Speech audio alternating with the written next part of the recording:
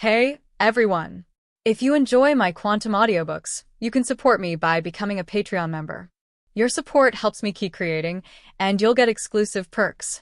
You can also access my audiobooks directly through Google Drive. Check out the link in the description. Now, let's get started.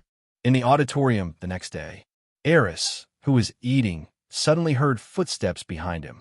Then a pair of hands were placed on his shoulders, and soon after, Harry and Ronald sat on either side of him. What happened to Aerys yesterday? Was what Hermione said true? Is Voldemort back again? Harry's tone was a little hurried, and he seemed very eager to know the answer. It can't be true. Isn't he dead? How come he can appear in Hogwarts twice in the main series? What's going on this time? Ronald's voice also came over. You all know about this? Aerys frowned.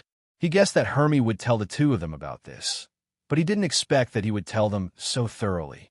At this time, everything is still unknown and the whereabouts of the diary has not been found, so it is really not appropriate to spread the news. Otherwise, it is very likely to cause panic in the school. Other small storage rooms do not have the vision and mentality of Aerys. Once word got out that Voldemort might return again, the whole school would be in chaos. Ronald, who is a big mouth, likes to brag about this matter everywhere, and it may have spread throughout the Gryffindor. Didn't you say so? Last night, Hermione told us about the diary. Tom Riddle, right? Do you think it's really Voldemort's Horcrux? Harry looked at Aris seriously. First of all, I have to explain something. The diary belongs to Tom Riddle, a wizard of the same period as Voldemort. Is he Voldemort? I'm not sure yet. Aris didn't intend to tell Harry and the others everything at this time. Firstly, it was unnecessary, and secondly, he really didn't want to cause panic among the teachers and the school community. That would not help him in investigating the truth of the matter at all. It would only create more obstacles. He didn't want more people to know about this. And you'd better not spread this matter, otherwise the professors will talk to you, understand? Aris looked at Harry and Ronald seriously. We understand, but... Harry paused, then said worriedly, we can't keep it secret forever, right? I am really Voldemort who has returned. We must let the professors know. This is too dangerous. Yes, Aris, what are your plans? Ronald asked carefully. Of course I have my own plan. Aris looked at the two and asked seriously, do you believe me? Of course. Harry and Ronald nodded almost without any hesitation. Then study hard. Keep this matter to yourself, and pretend that nothing happened. I will handle it. Aris patted the two on the shoulders, then stood up, turned around, and left the auditorium. Is it really possible? Harry looked at Aris back worriedly and asked. We should trust him. At least he is much better than us, isn't he? Lewin shrugged and ate the bread on the table. He has solved all the problems before. What should we worry about? Come on and eat. He reached out and pushed Harry onto the stool, then pushed a pile of donuts in front of him, regardless of whether Harry liked it or not. Hermione, when will the Defense Against the Dark Arts Club event be held? Has it been confirmed? Cho and Hermione walked together in the corridor towards the Defense Against the Dark Arts classroom. It should be in the next few days. Something happened yesterday, so I'm not completely sure yet. I'll ask Aris again today. Hermione said, I think we should try to be faster. Now that school has just started, many people are very active, which is very helpful for our activities.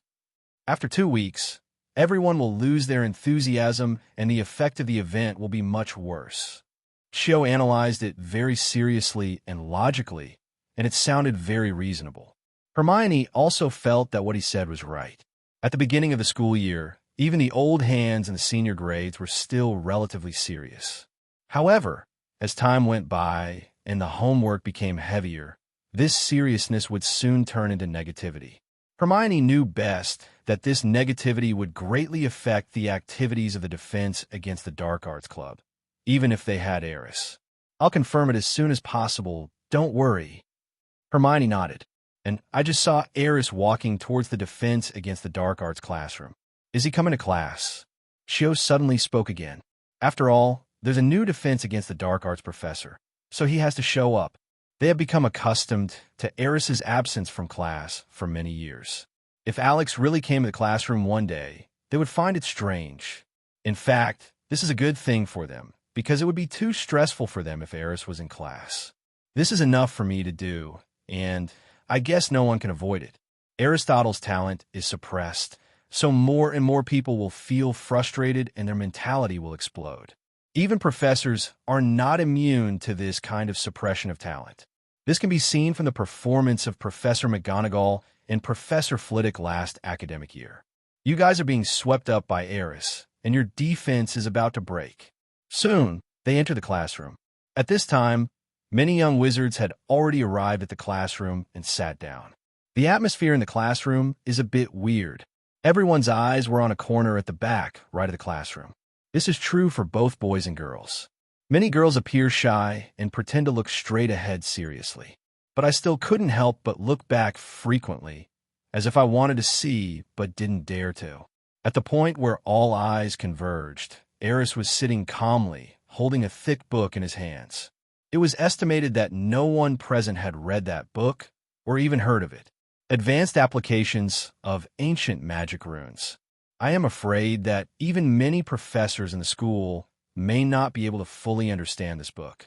But Aris flipped through the pages very quickly. It takes about 10 seconds to turn a page, and the whole classroom is so quiet that you can hear a pin drop. Only the crisp sound of Aris turning the pages of the book could be heard from time to time, quickly and regularly. Aris, you actually came to class. This is definitely a rare thing for the little wizards present. Aris, you're really here. We were just discussing why you might be in class today. Hermione and Cho sat on either side of Aris, with excited smiles on their faces. In fact, they have always been looking forward to taking classes with Aris one day. This feeling is wonderful. Although they may be frustrated, they feel very happy if they can see Aris in class every day. Well, after all, this is the first defense against the dark arts class, and there's a new teacher, so we have to meet him to show respect. After hearing this, Hermione and Cho stopped asking questions. This answer was pretty much what they had guessed. But what they didn't know was that this reason was just something Aris said casually. After all, he had seen Professor Lockhart, played by Grindelwald, more than once. He was just curious and looking forward to how the famous Dark Lord Grindelwald would teach a group of teenage wizards. Aris is full of anticipation and curiosity. Hello everyone, I am Gilderoy Lockhart. I will be your defense against the dark arts professor for the next year. I hope we could get along well during this period.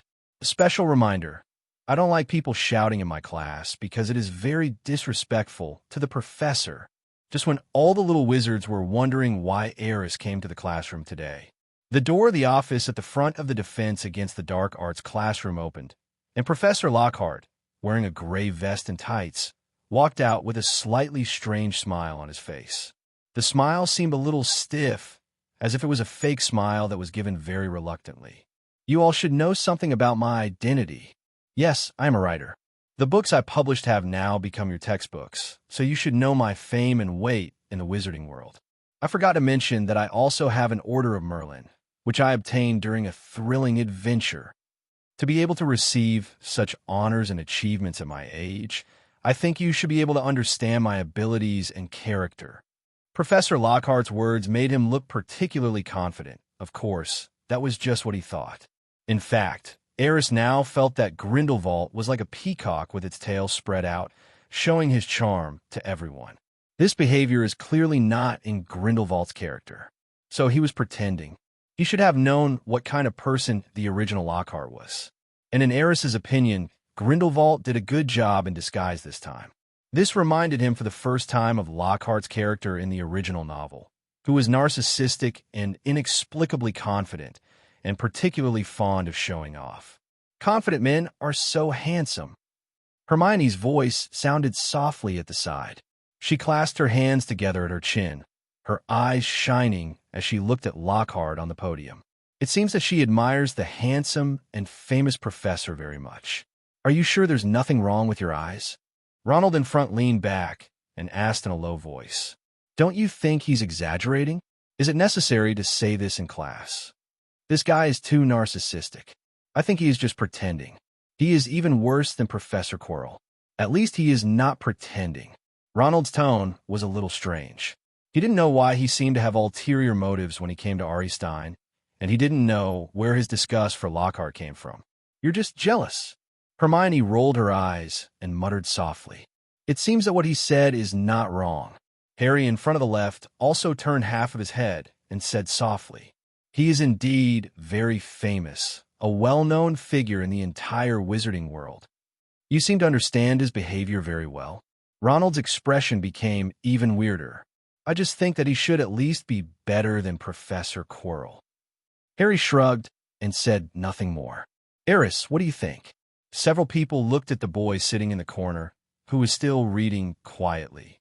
Aris turned the last page of the book and gently closed the thick book. "You are all right, but I think he is not that simple." As he spoke, Lockhart's voice sounded again from the podium. "I brought you some little surprises today. I hope you like them." Lockhart raised his hand and patted a small cage covered with black cloth on the podium. "Do you want to know what this is?" Below the stage, a group of young wizards began to discuss in low voices. "What is that? The cage doesn't look big, so it should be something small. I seem to hear some strange noises. Could it be some magical creature? Could it be a goblin? Is the first class going to be this exciting? This Professor Lockhart seems to have something special. I'm beginning to look forward to today's class." The buzzing sound spread throughout the classroom, and finally Lockhart looked at Aris with a noticeable smile on his face. "Student Aris, can you guess what this is?" Professor Lockhart, played by Grindelwald, asked with a smile. "Professor, if you just lift up the black cloth, everyone will know what it is." Aris said speechlessly. It can be seen that Grindelwald is not very experienced in attending classes, and he probably didn't write his own syllabus. Otherwise, why would he come up with that cage? That's obviously the authentic course prepared by Lockhart, right? Don't you think this creates more suspense? Come on, guess what you think is in it. Lockhart still looked at Aris with a smile. To the other little wizards, this scene seemed like the two were confronting each other. Only Aris knew that Grindelwald was just playing a prank to see how he would react. "If I had to guess, could there be Cornish elves in here?" Aris said expressionlessly. "Thank you for your correct answer." Even though Aris's answer was perfunctory, Professor Lockhart was very happy. "Because of Aris's wit, I think I can give Ravenclaw Academy 5 points. Yes, this is the Cornish elf, and it was just captured. It is very ferocious and very dangerous." When he said this, there was a sudden burst of laughter from below the classroom. The young wizards couldn't help but smile when they saw the black cloth being lifted, and they started discussing it without any concealment. "What? It's a Cornish elf. What danger can this little creature bring to us? I don't understand. This is too common. My aunt in Cornwall often complains that the elves can do nothing but make trouble. They need to be dealt with every other day." "Professor, your surprise is really unique, isn't it? We are really surprised. Haha, this class is really interesting.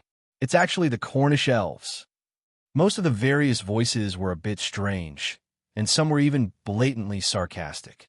The ignorant little wizards were so happy that they had no idea what they were about to face. "Since you are so familiar with the Cornish elves, you should know how to deal with them, right?"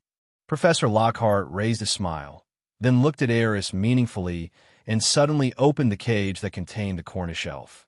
Then, those elves whose bodies were dark blue and about 8 inches tall, all flew out of the cage and began to wreak havoc in the classroom like dark wizards who had just been released from prison. "Ah, damn it, these troublesome little creatures flew out, Ron. Professor, you haven't taught us how to deal with them. Stop pulling my hair. A asterisk hole. The chandelier is going to fall. Everyone run. Disarm yourself and get out of here. This is a disaster." Professor Lockhart folded his hands across his chest and looked calmly at the chaotic situation in front of him, with no intention of intervening. Not only that, he even had a smile on his face, as if he was watching a show, which made people feel inexplicably uncomfortable. "Professor, are you really not going to do something about it?" Aris came to Lockhart's side without knowing when. "This is what they should go through, isn't it?" Lockhart shrugged. He did not directly throw the mess to the young wizards like Lockhart in the original book did, but he had no intention of intervening. He just stood there with a smile on his face, quietly watching the show. It seemed that such scenes brought him great pleasure. If you don't take action, then I'll do it. When Aris saw a Cornish elf grabbing Hermione's hair and shaking it, he finally couldn't help it. The scene was so chaotic that it made one's scalp tingle. Get out of the way! At this moment, a scream suddenly rang out. Then, Aris saw a Cornish elf snatch someone's wand and gently knock it on the dinosaur bone hanging above the classroom. The entire dinosaur fossil shelf suddenly fell down with a loud noise. Fortunately, the shelf of dinosaur fossils that fell down at this time did not hit the little wizards, but this thrilling scene still made Aris frown. That's enough, freeze them all! At this time, most of the little wizards in the classroom had already hidden outside, leaving only Hermione and Harry and a few others in the classroom dealing with the flying elves. Hermione suddenly let out a roar, and then a little light burst out from the tip of the wand in her right hand. Then the whole world was quiet. All the elves, no matter what they were doing, stopped now, nailed in midair, unable to move.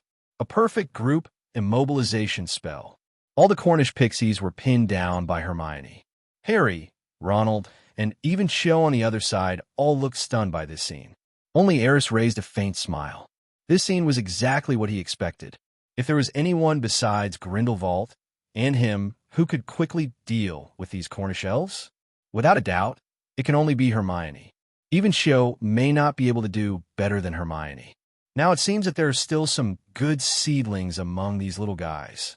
Grindelwald looked at Hermione, who was staring at him angrily, and finally a satisfied smile appeared on his face, and he murmured softly.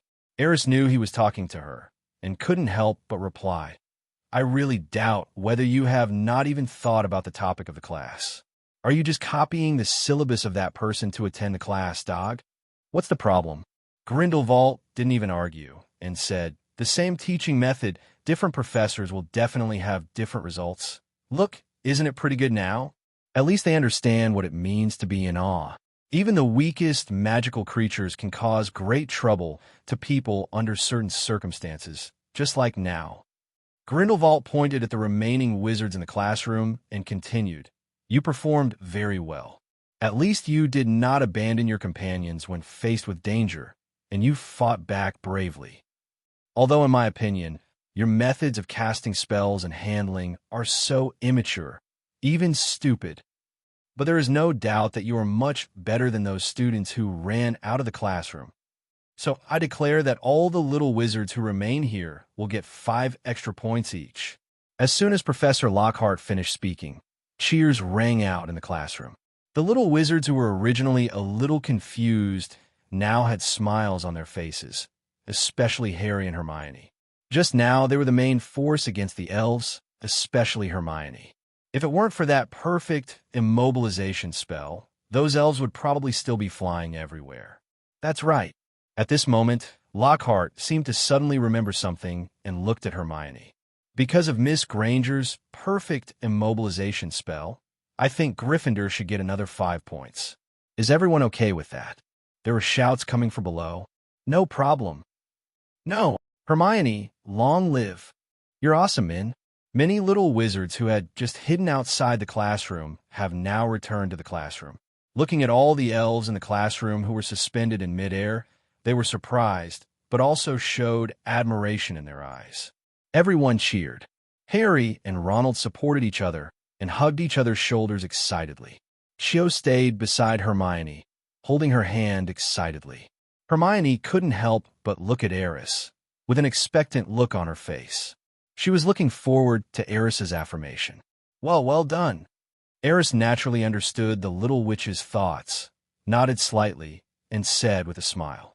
Lockhart's eyes moved back and forth between Hermione and Aris, and then he revealed a faint smile. Okay, I think you should know what to do next. At this time, Professor Lockhart clapped his hands, attracting the attention of all the little wizards. Catch these Cornish elves back to the cage. He pointed at the Cornish elves that were frozen in the air and unable to move, and said, Although these little guys are difficult to deal with and like to play pranks, they are not very strong. With your current second-year magic reserves and the spells you have learned, you can easily deal with them.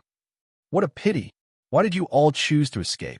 If it was 50 years ago, you would have died miserably on the battlefield if you behaved like this. I'm very disappointed in you." Professor Lockhart's expression turned serious, and his eyes slowly swept across the classroom, over the young wizards, and finally landed on Chio. "And you, Chio Zhang, your strength is obviously almost the same as Hermione's, but what did you do when facing these elves?" Hearing this, everyone couldn't help but look at Chio Zhang. Chio Zhang also lowered his head unconsciously, and his face turned red instantly. She knew that her performance must have disappointed the professor and Aris. But she was really confused by the scene just now, and her mind was blank. "I have no idea what to do. This class ends here. You don't need to blame yourself or feel guilty. On the battlefield of magicians, no one can predict the future.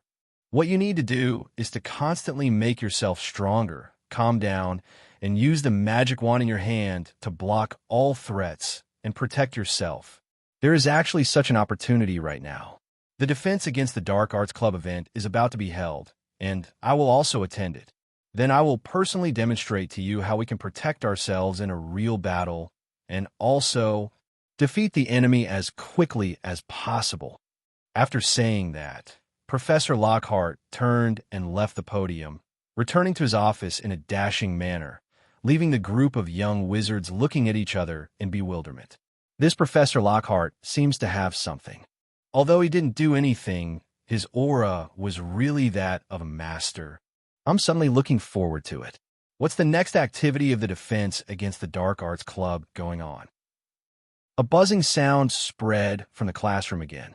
Along with the excited discussions of the young wizards, the expectant voices even reached the corridor, attracting the attention of many senior students passing by. "Have you heard? Professor Lockhart has prepared a practical battle in the classroom today." "Actual combat? Really?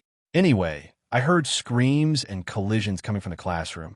The scene was very intense. I heard that someone was injured. This professor seems to be different from the previous professors. He actually dares to arrange a practical combat. Will Professor Dumbledore really agree? This is too dangerous." "You may be mistaken. I was in the classroom before.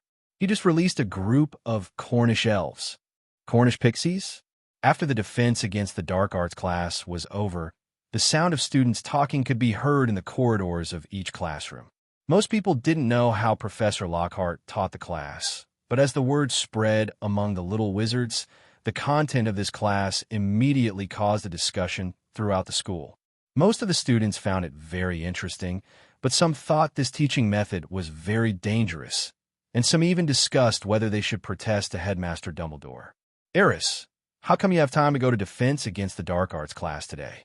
In the auditorium, Harry and others were eating together, with Aerys sitting next to them. "There's no other reason. I just want to see how the Defense Against the Dark Arts professor teaches and whether there are any different styles." Aerys smiled. "So what do you think now?" Harry asked curiously. "Not bad.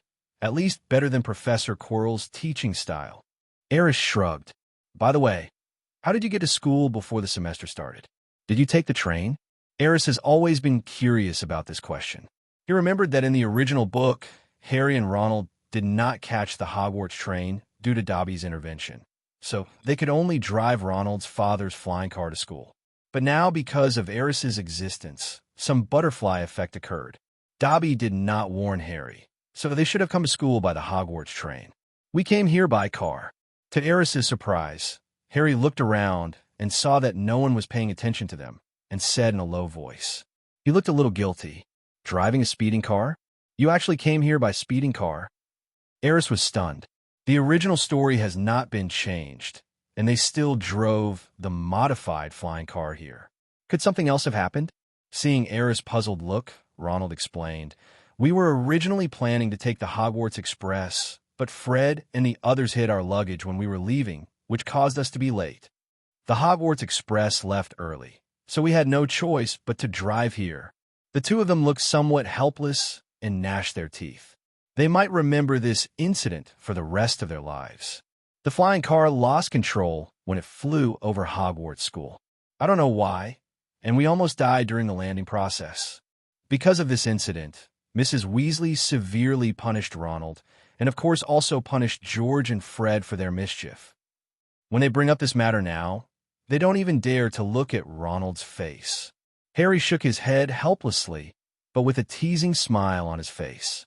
You guys are awesome. Where's the car now? Aris shook his head and continued to ask. We crashed in the Whomping Willow, and the car was badly damaged. It ran into the Forbidden Forest by itself. We didn't dare chase it. Harry explained. Did you go to the Forbidden Forest again? Aris frowned slightly and sighed in his heart. It seems that everything that was supposed to happen has basically happened, and it has not changed at all because of the butterfly effect he caused. No wonder the door to the secret room had to be opened after all. The power of correction in this world seemed unexpectedly strong. We have potions class this afternoon. Aris, will you go? Hermione's voice came from the side. I probably won't go. Aris shook his head slightly, and he was ready to go to a laboratory that would grant any request. Tom Riddle's diary has not been found yet, and he wants to call upon the core power of Hogwarts rules to look for again. If this matter is not resolved, he will always feel uneasy in his heart, always feeling that something will happen, something that cannot be avoided. That's bad for us, Ronald wailed. We were spotted by Professor Snape when we drove here. He will definitely find all kinds of reasons to cause trouble for us. Maybe Professor Snape has forgotten about this. Aris said absent-mindedly. Zero request flowers. By the way, Aris, do you know why the car went out of control? Harry seemed to have suddenly thought of something and asked. I think it's because of the restrictions in the castle. Aris thought for a moment and said, the castle is full of various magical restrictions. That's why I can't apparate in the school. That flying car is theoretically a magical item, so some of its functions will be affected by the castle's restrictions, causing it to crash. So that's how it is. Harry and Ronald both looked enlightened. Only Hermione, who was standing aside, curled her lips speechlessly. How could this happen if you didn't commit suicide? My car left, and you drove over here. You are really good. 0-0. Is this the only way to come to school? Hearing this, Harry and Ronald both looked embarrassed and lowered their heads. Aris, don't worry about them. When do you plan to start the club activities? Hermione turned to look at Aris. Today, Professor Lockhart said in the classroom that he would participate in the event. Is that true? Did he agree in person? Hearing this, Harry and Ronald also looked over with a strange look on their faces. Is Professor Lockhart going to be the guest? Did you really invite him? Aris, do you know how strong he is? Don't embarrass yourself on stage when the event starts. I heard that Professor Lockhart is very powerful. He has been on adventures in many places and even fought against vampires and werewolves. Aris, can you handle this? Harry and Ronald both looked at Aris with some concern. They all took the activities of the defense against the Dark Arts Club very seriously, so they definitely didn't want to see any problems with the activities. Of course, they don't want to see Aris fail. That is something they cannot accept. Don't worry, the event will be held as normal this weekend. Aris stood up, gave a few people a comforting look, and then stroked Hermione's frizzy hair. Well, it feels pretty good. Looking at Aris's leaving back, Harry and Ronald looked a little strange. Hermione blushed, and, for the rest of the afternoon, Alex stayed in the laboratory of the Room of Requirement. Even Hermione and Cho didn't know what he was doing in there. The last class of the afternoon is herbology. Will Aris come? In the corridor, Harry looked at Hermione and asked, How should I know? Hermione rolled her eyes in annoyance. You all know his mysterious whereabouts, and no one can guess what he is thinking. I think Aris seems to have a different attitude towards this new defense professor. Ronald suddenly whispered to the two of them, You're thinking too much. Hermione glanced at him. Just because Aris went to the defense against the dark arts class? I can't explain it. I just feel something is wrong. Ronald shook his head. Okay, stop thinking too much. The herbal medicine class is about to start. Hurry over. Harry looked at the time and couldn't help but quicken his pace. Today I will introduce to you a dangerous yet extremely precious potion.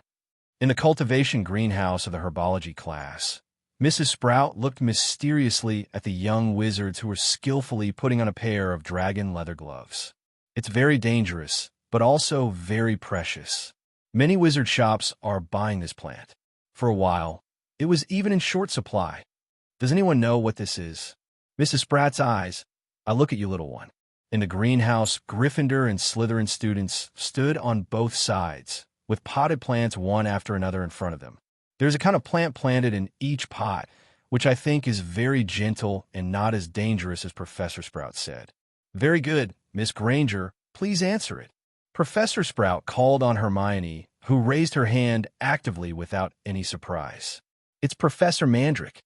In some places, Mandrake is also called Magic Apple. Its rhizome looks like an ugly human baby and has extremely high medicinal value. Cut off its rhizome and use it to make Mandrake Resurrection Potion, an important component of most antidote potions. For example, a potion made from Mandrake can restore a petrified person to normal. The cry of the Mandrake is very sharp, so you need to wear special earmuffs before pulling it out, otherwise it will be life-threatening. Hermione realized without hesitation that the effects and properties of Mandrake were highly appreciated by Mrs. Sprout. That's right. I think Gryffindor can get 5 extra points for Miss Granger's outstanding performance.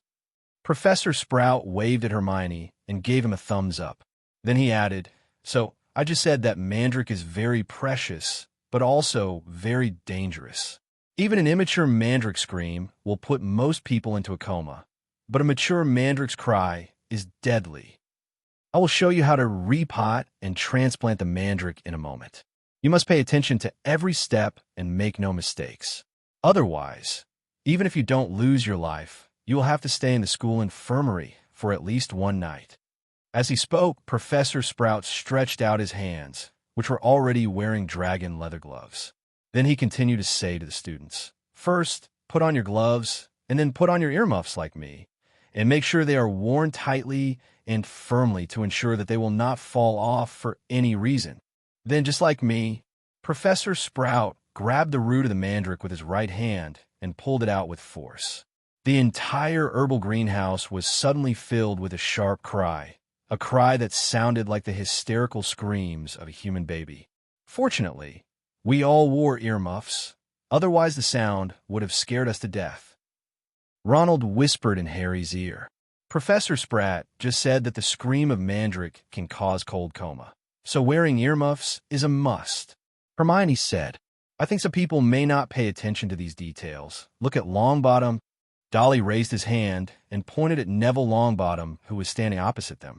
At this moment, Longbottom's figure was already somewhat unstable. His eyes began to roll blankly and gradually turned upwards. It looks like he's about to die. Then there was a plop. Neville Longbottom fell to the ground. Professor Longbottom seems to be dying. Seamus, who was standing next to Neville, looked at Mrs. Sprout with some horror.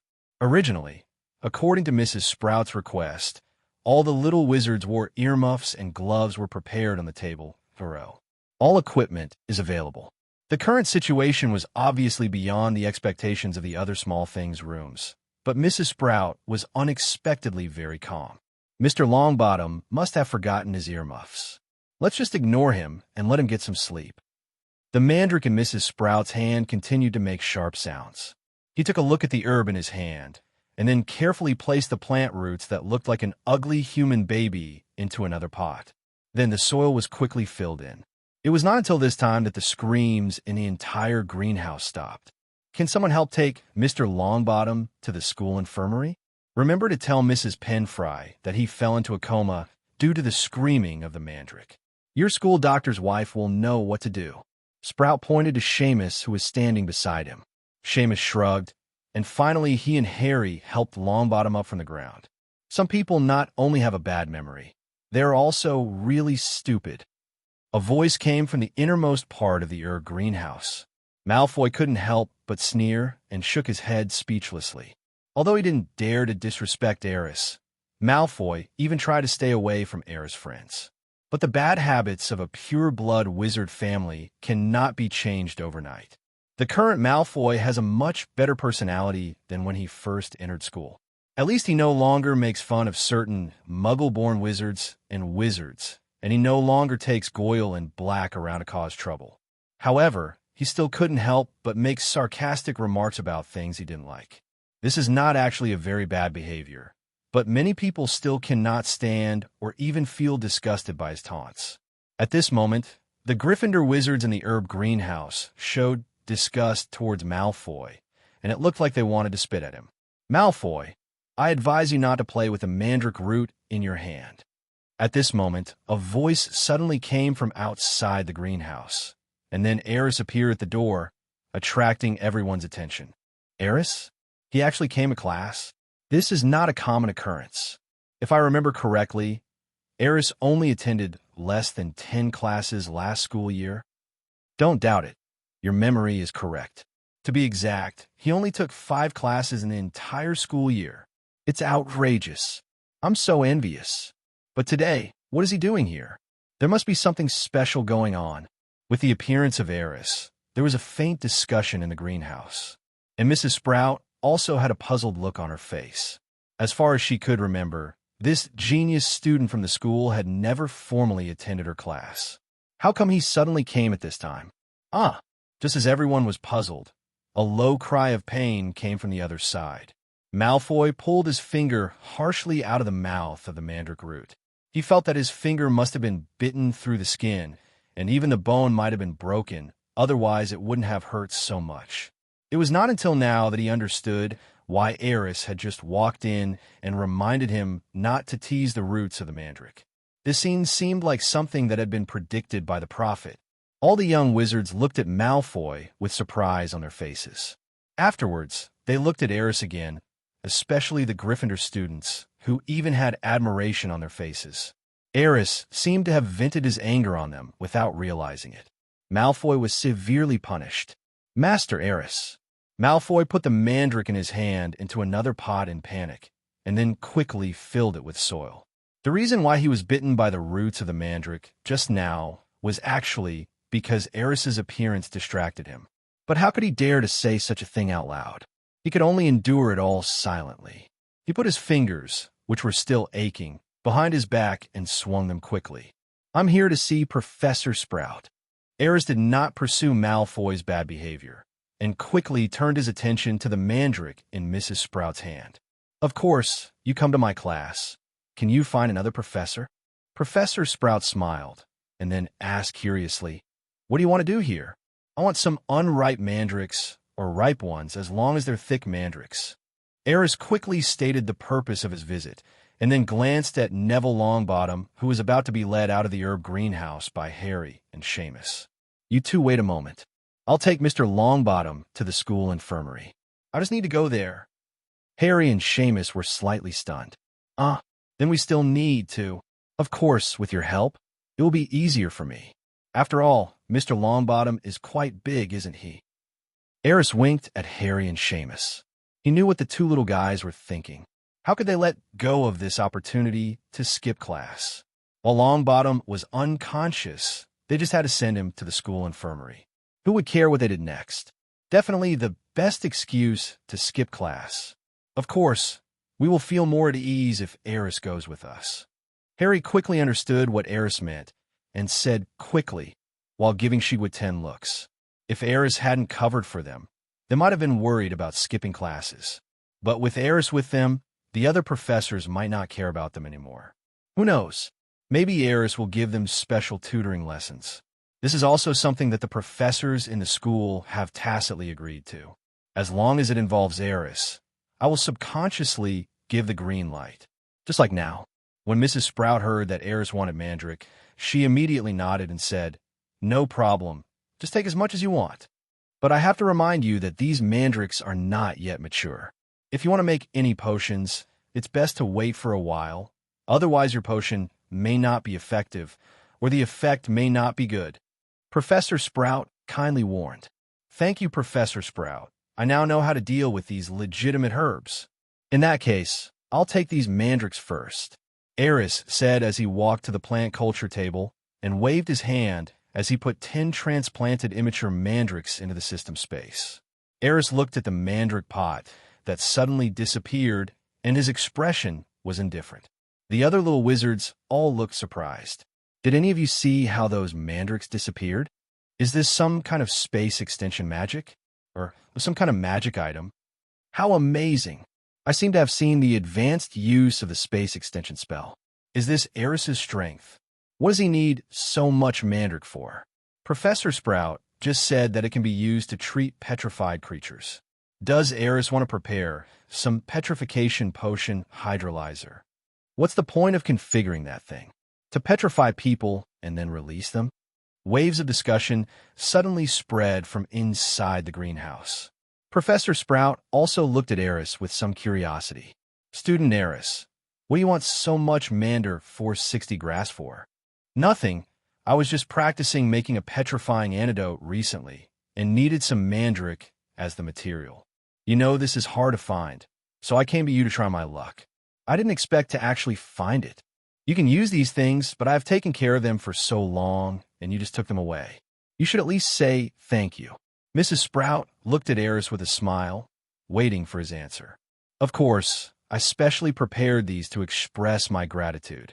I think you will like them, Mrs. Sprout. Aris handed a small bottle to Mrs. Sprout. Is this an anti-aging potion? Mrs. Sprout was stunned. It seemed that he didn't expect Aris to take out such a precious thing. Yes, it's the anti-aging potion. Aris nodded and said with a smile, it was just made some time ago, and the effect is quite good.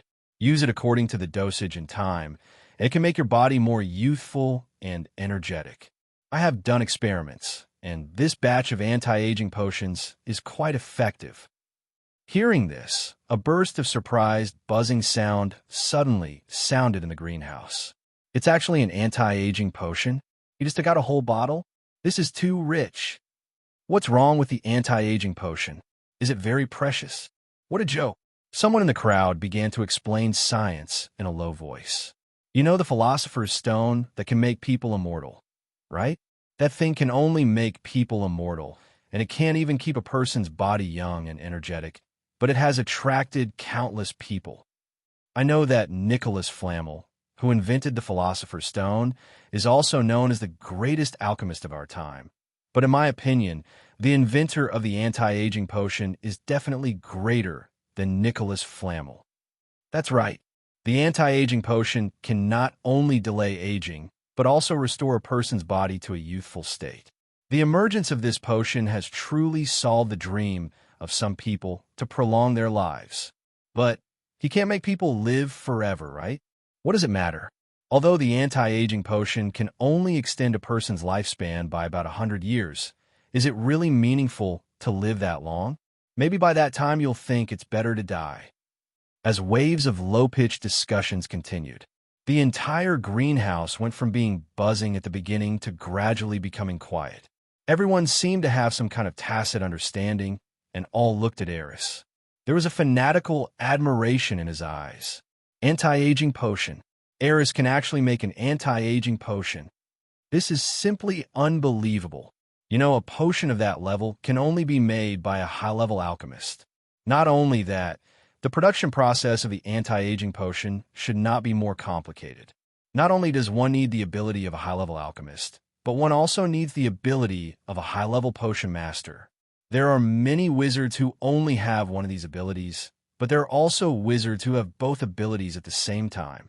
This is probably a rare existence in the entire wizarding world. And there is actually such a person hidden in their Hogwarts school of witchcraft and wizardry. The most outrageous thing is that this person is not only a second-grade little wizard. Ahem. Finally, Sprout's cough broke the strange atmosphere in the greenhouse. She looked at Aris and said, "It seems like I made a profit. ? But what I'm more curious about now is why you know how to make the anti-aging potion. The most important thing is how you did it. Even Professor Snape may not be able to make this." Facing Sprout's somewhat confused and curious gaze, Aris did not hide anything and explained, "I have to thank Professor Dumbledore for this.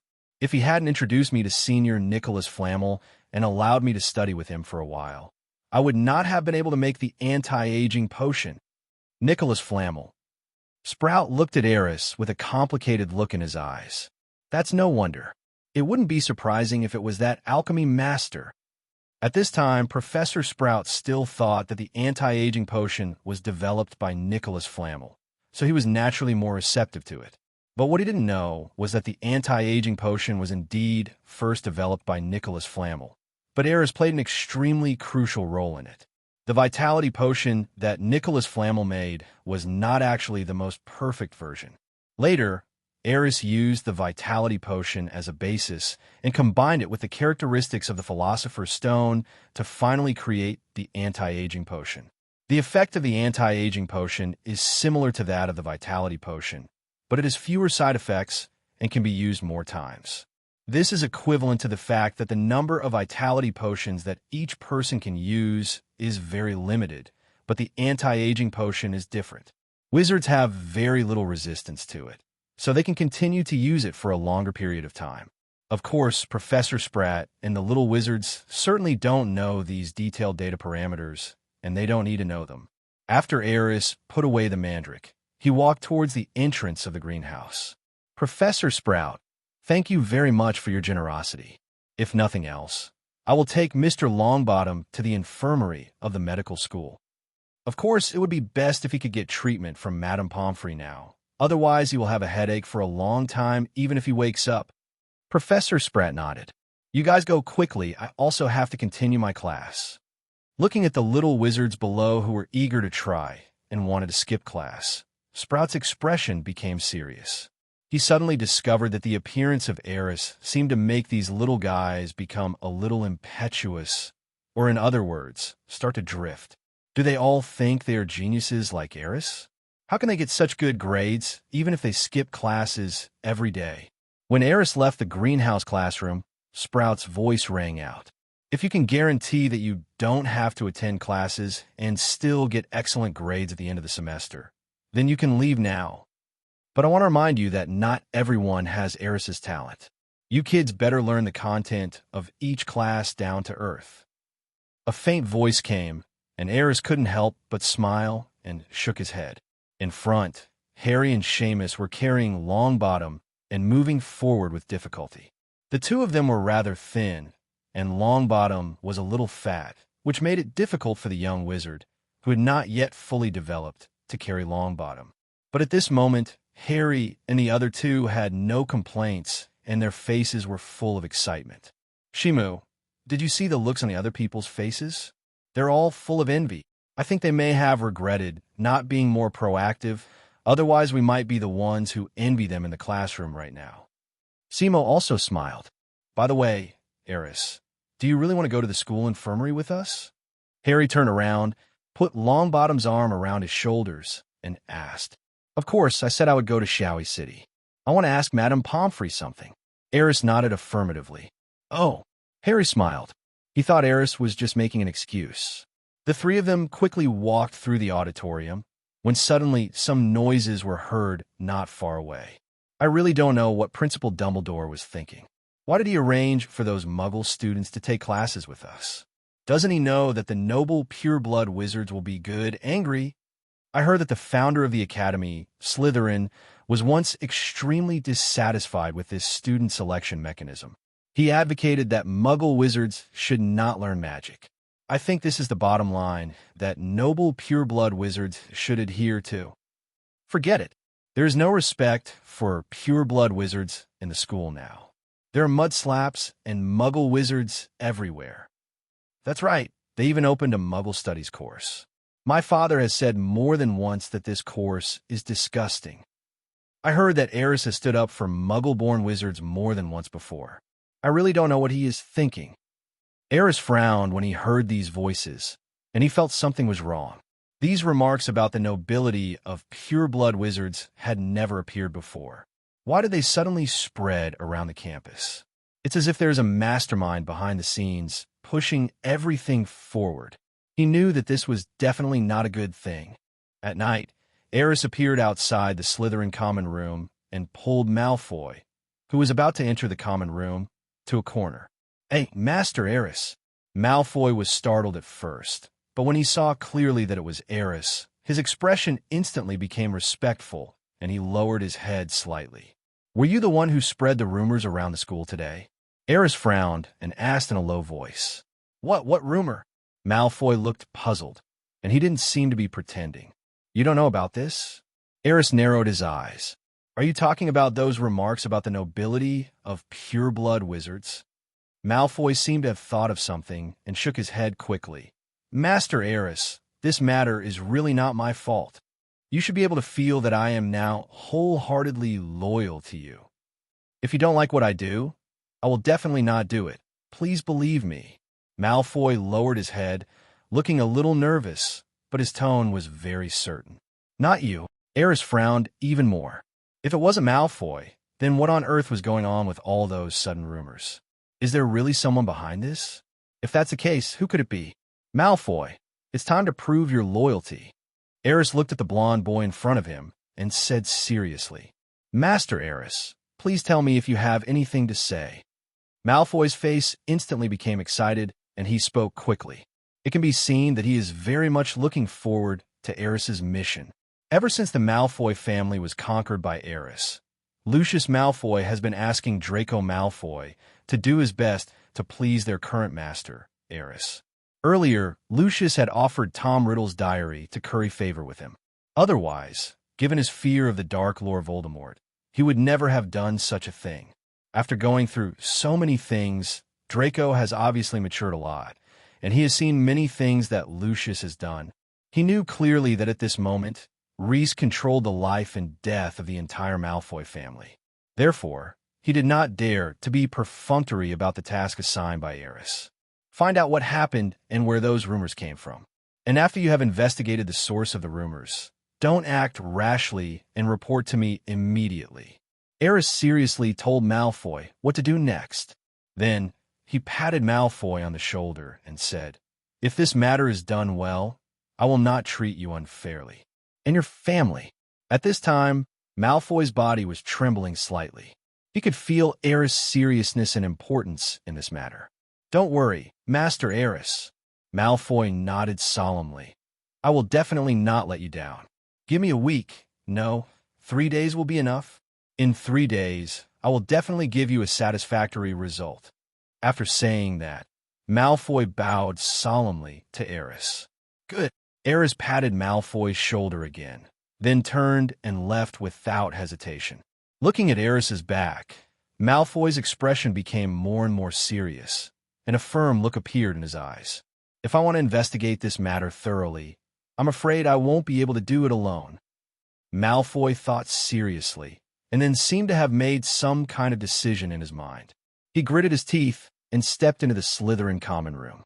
The next morning, in the auditorium, Harry, look here. Camera flashes rang out in the hall, and Clint Creevy kept taking pictures of Harry Potter with excitement and admiration. What are you doing? You're just having a meal. Why are you taking pictures? Harry Potter said helplessly to the little boy holding the camera. Creevy is a new student this year, and is a young wizard from the Muggle world. At this time, school had just started, and I was still extremely curious about the magical world. I was thinking about exploring the secrets of this world every day. Among them, he was most interested in those moving photos, so he spent a lot of money to buy a camera. This camera is different from the cameras in the Muggle world. The characters in the photos taken by this camera can move. Creevy had already thought about it. He wanted to take more photos of the wizarding world and send them to his parents in the Muggle world so that they could also feel the magic of the magical world. And recently, Harry Potter has become his idol because the whole world is spreading the stories about Harry, which can even be called an epic historical miracle. Of course, he heard all these from other little wizards, as well as those newspapers. He was very interested in the Daily Prophet and other newspapers, and would read those newspapers and magazines carefully every day. Harry, I've already told my parents that I'll send your photo back this week. You don't know how much they're looking forward to it. Creevy said to Harry Potter in a flattering manner with a look of desire in his eyes. So, just let me take some pictures, please. Are you sure you just want to take a few photos? Harry Potter looked at Creevy with some suspicion. The excitement in his eyes were not fake. Harry had no doubt that if Creevy was given a chance, he might give him an exclusive interview or even publish a book. Aris, you're here? Ronald looked at Creevy helplessly, taking photos of Harry Potter nonstop, even himself being included in those moving photos. After seeing Aris appear, Ronald quickly waved his hand and spoke. "Well, leave me alone. I'll just eat something and leave." Aris glanced at Colin Creevey and said. He remembered that in the original book, this little boy seemed to be one of the first people attacked by the basilisk in the Chamber of Secrets. However, the plot is still developing according to the original progress. The little boy might be in danger soon. Aris frowned when he thought of this. "Aris, it's really you."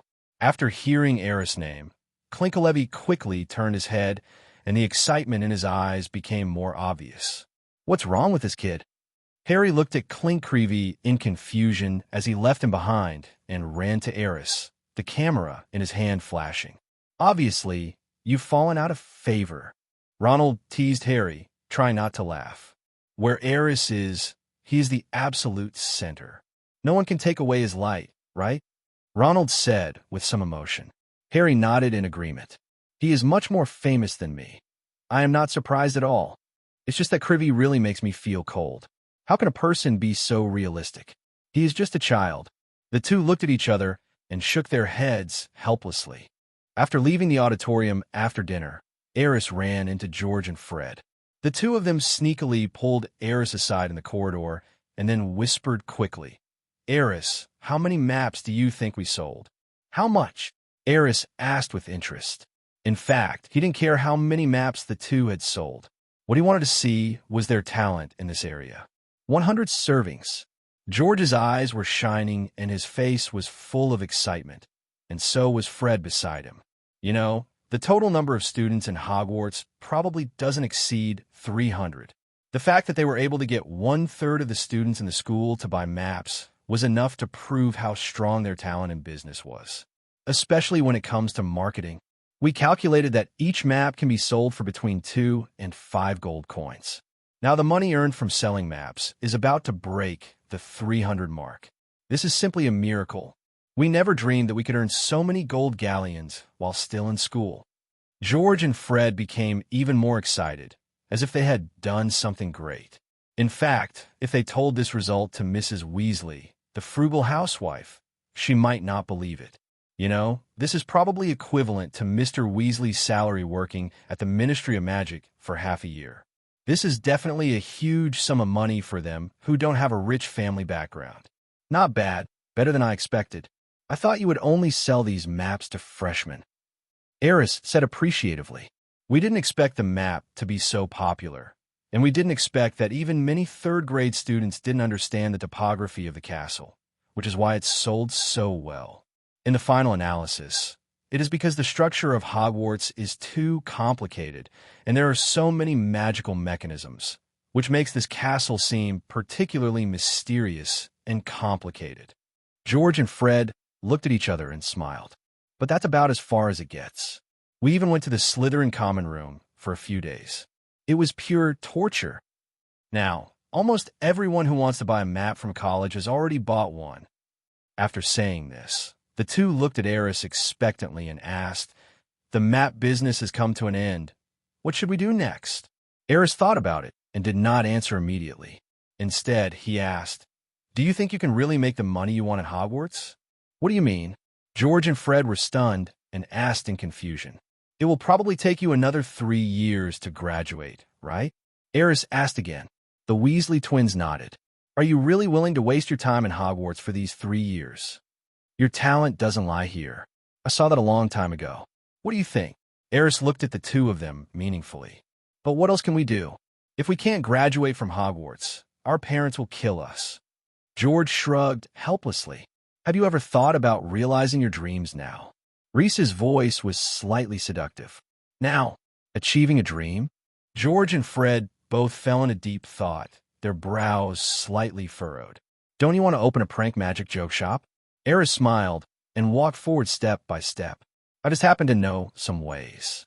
If you are willing, you can leave Hogwarts and open a shop in the Diagonal House tomorrow. Of course, if you need it, I will introduce you to the complete supplier chain. You can give full play to your abilities and fully display your talents to create more and more fun magic joke toys. Of course, it's not just a toy. I once thought about developing a wand that can cast spells automatically. Now I've made some progress. If you're willing to join me, I think this product will definitely be popular in the entire wizarding world in the future. Aerys' words gradually excited George and Fred, their eyes shining. A wand that can automatically cast spells. Open your own magic joke shop. Go live your dream. Prove our talent to everyone. George and Fred murmured to themselves, and the light in their eyes became brighter and brighter. At this moment, it seemed as if there were two different people in their hearts, fighting fiercely. One is fighting for freedom and dreams, while the other is backing down due to various constraints, responsibilities, and concerns. Once this decision is made, it will bring tremendous changes to their lives. They were not sure whether this change was good or bad, but just thinking about the feeling of fighting for their dreams and moving forward for freedom, an indescribable power emerged in their hearts. They knew that was what they were supposed to be doing, instead of staying at Hogwarts and playing pranks with some little kids all day. 0 request flowers. Aris, can you really help us open the store? Jing Dianguang looked at the boy in front of him with a look of surprise. You know, opening a store is not that easy. It's not something you can do just by having money. Just talking about the Diagonal store, the annual rent is an astronomical figure. And even if you have money, you may not be able to find a suitable store, right? Fred nodded in agreement. I told you I can help you solve all these problems. Don't you believe in the ability of the Shafik family? Aris smiled faintly. Of course we do. At this time, the Visley twins seemed to have made a decision, and their eyes became firm. If you are willing to trust us, we will not let you down. The two men stretched out their hands, clenched their fists, and pounded them solemnly in front of their chests, with an extremely affirmative tone. At this moment, they no longer have any worries. They just want to leave school and find the unknown and dreams they long for. Now that you've made your decision, get ready. It shouldn't take too long. Alex smiled. Although he didn't make any clear promises, his attitude was clear. The wheel of fortune begins to turn. It was as if everything was proceeding according to the original trajectory, but some different changes had occurred. Even Aris didn't know what the final result of these changes would be. But he thought, that's what makes it interesting, isn't it? Next, he would arrange everything and wait for the Weasley twins to leave school, paving the way in advance according to his plan. In the future, the two of them might be able to bring surprises. Here are some blueprints. You should study them carefully during this period. They will become the signature and treasure of your store in the future. Aris took out a stack of drawings from somewhere. Each of them was marked and fixed with clips. George and Fred took the drawings and glanced at them subconsciously. The cover of the first blueprint reads, Automatic Casting Wand Structure Diagram. Second copy, Magic Scroll, Wind Whirl. The third, Prophecy Crystal, One Time. The fourth one, Card Game, Three Kingdoms Kill. The fifth part, Guardian Game, Athena's Lackeys. George and Fred only glanced at the first 3 drawings and were completely attracted by the 4th and 5th real-life wizard games. The excitement in his eyes became more and more intense. After returning to the dormitory, Aris wrote a letter, arranging for the Weasley twins to open a store, and at the end asked Henry to do another thing. Of course, this letter was encrypted, and even Dumbledore could not discover the contents. It was directly transmitted to Shafik Castle through a magic teleportation array, not through the owl. This way, it is not only fast and safe, but also ensures that only Henry can see the letter. The promotion of elemental magic needs to be accelerated, but the most important thing now is the secret room. If we don't find out the hidden dangers, we will always be a little constrained. A murmur of voices was heard in the dormitory. Afterwards, Aris used his mind to chat with the little red dragon Iris, who was far away in the depths of the forbidden forest through the system for a while, and then he lay down on the bed and fell asleep. No words were spoken that night. 3 days passed in a flash. During this period, Alex has been searching for the person behind the scenes who is secretly manipulating and pushing forward the opening through the core rules of the castle. But that person hid it too well. Although it was Tom Riddle's diary, he had already determined who had taken it. But that's not the point now. he discovered that Tom Riddle's diary had become a little strange and seemed to be somewhat different from before. Perhaps this was another trick of Voldemort. That diary is breaking apart. In addition to the tattered, old-fashioned diary at the beginning, he has now discovered 2 other diary clones. One of them was at Hermione's.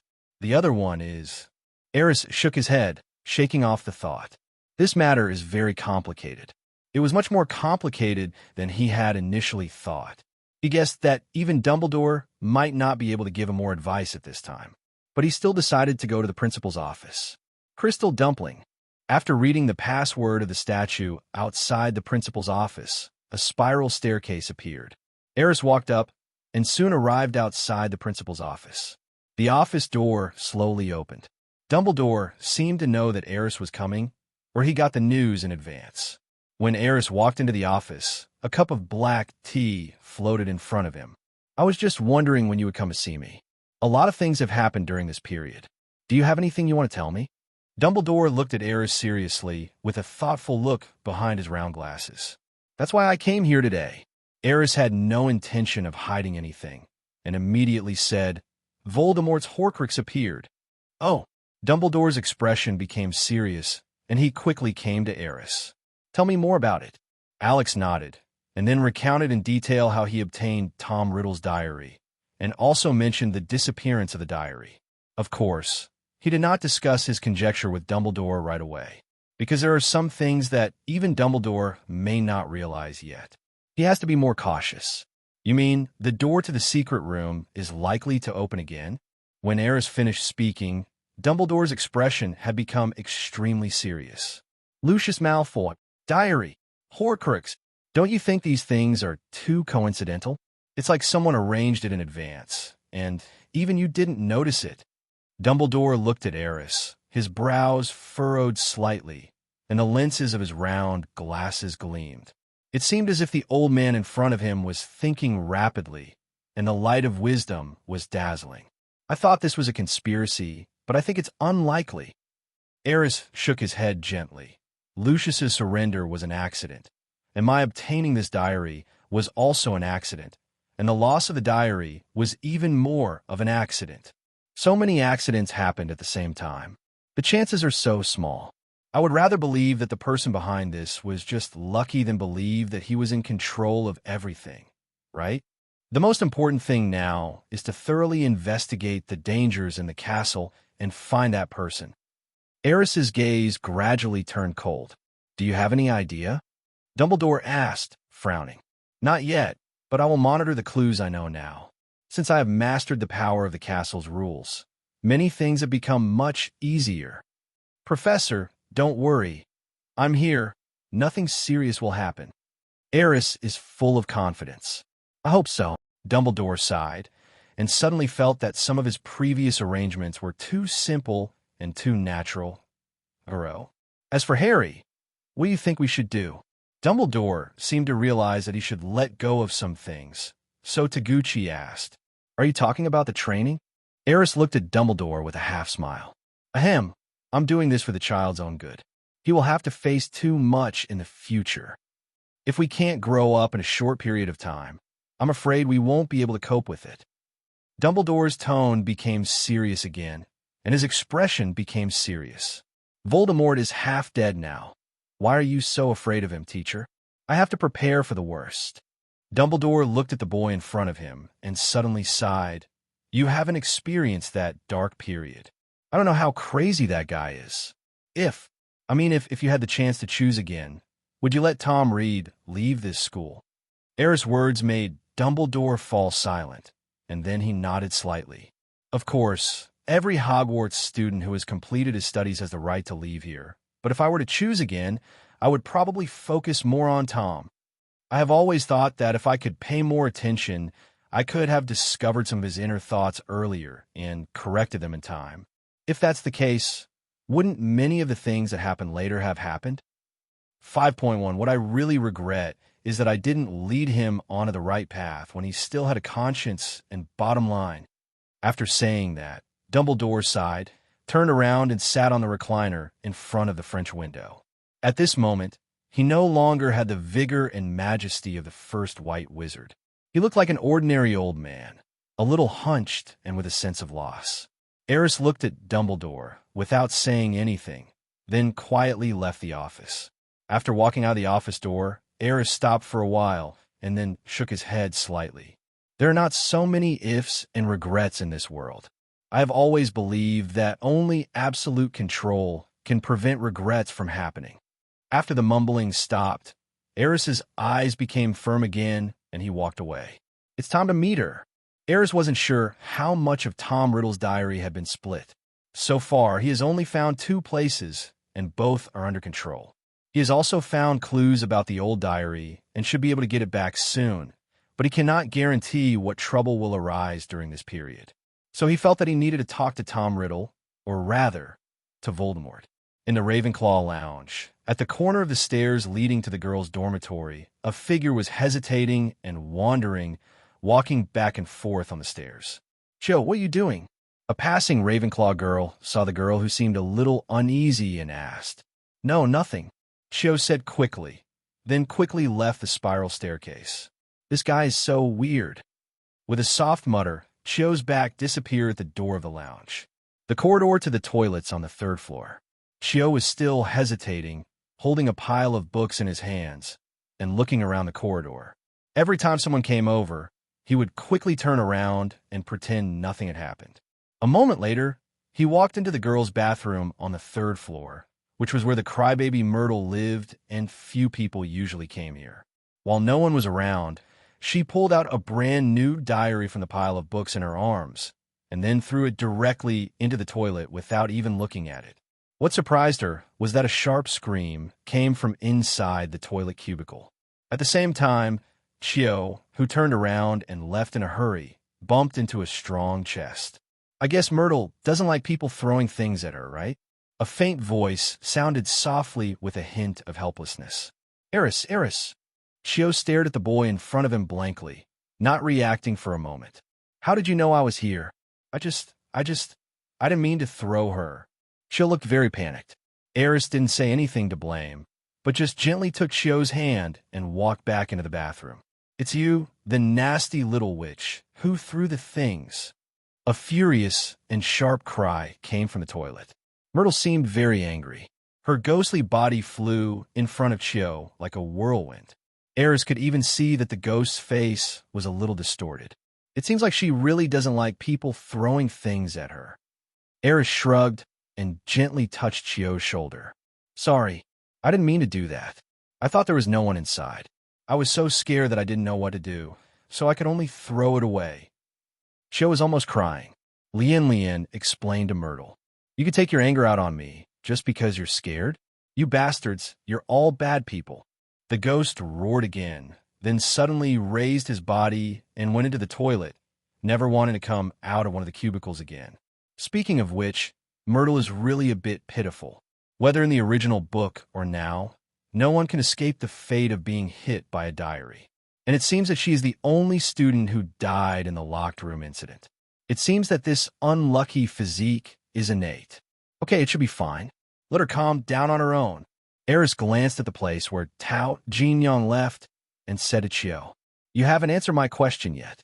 Chio mustered up the courage to look into Aris' eyes and said in a low voice, "Why am I here?" Alex smiled and continued, "Of course it's because of you. So do you want to tell me in detail what's going on?" You know everything." Chio looked at the boy in surprise, seeming a little puzzled. "I know something, so I want to ask you for confirmation instead of taking direct action." As he was talking, Aris walked into a cubicle and picked up the notebook that Xiao Biao had dropped on the ground.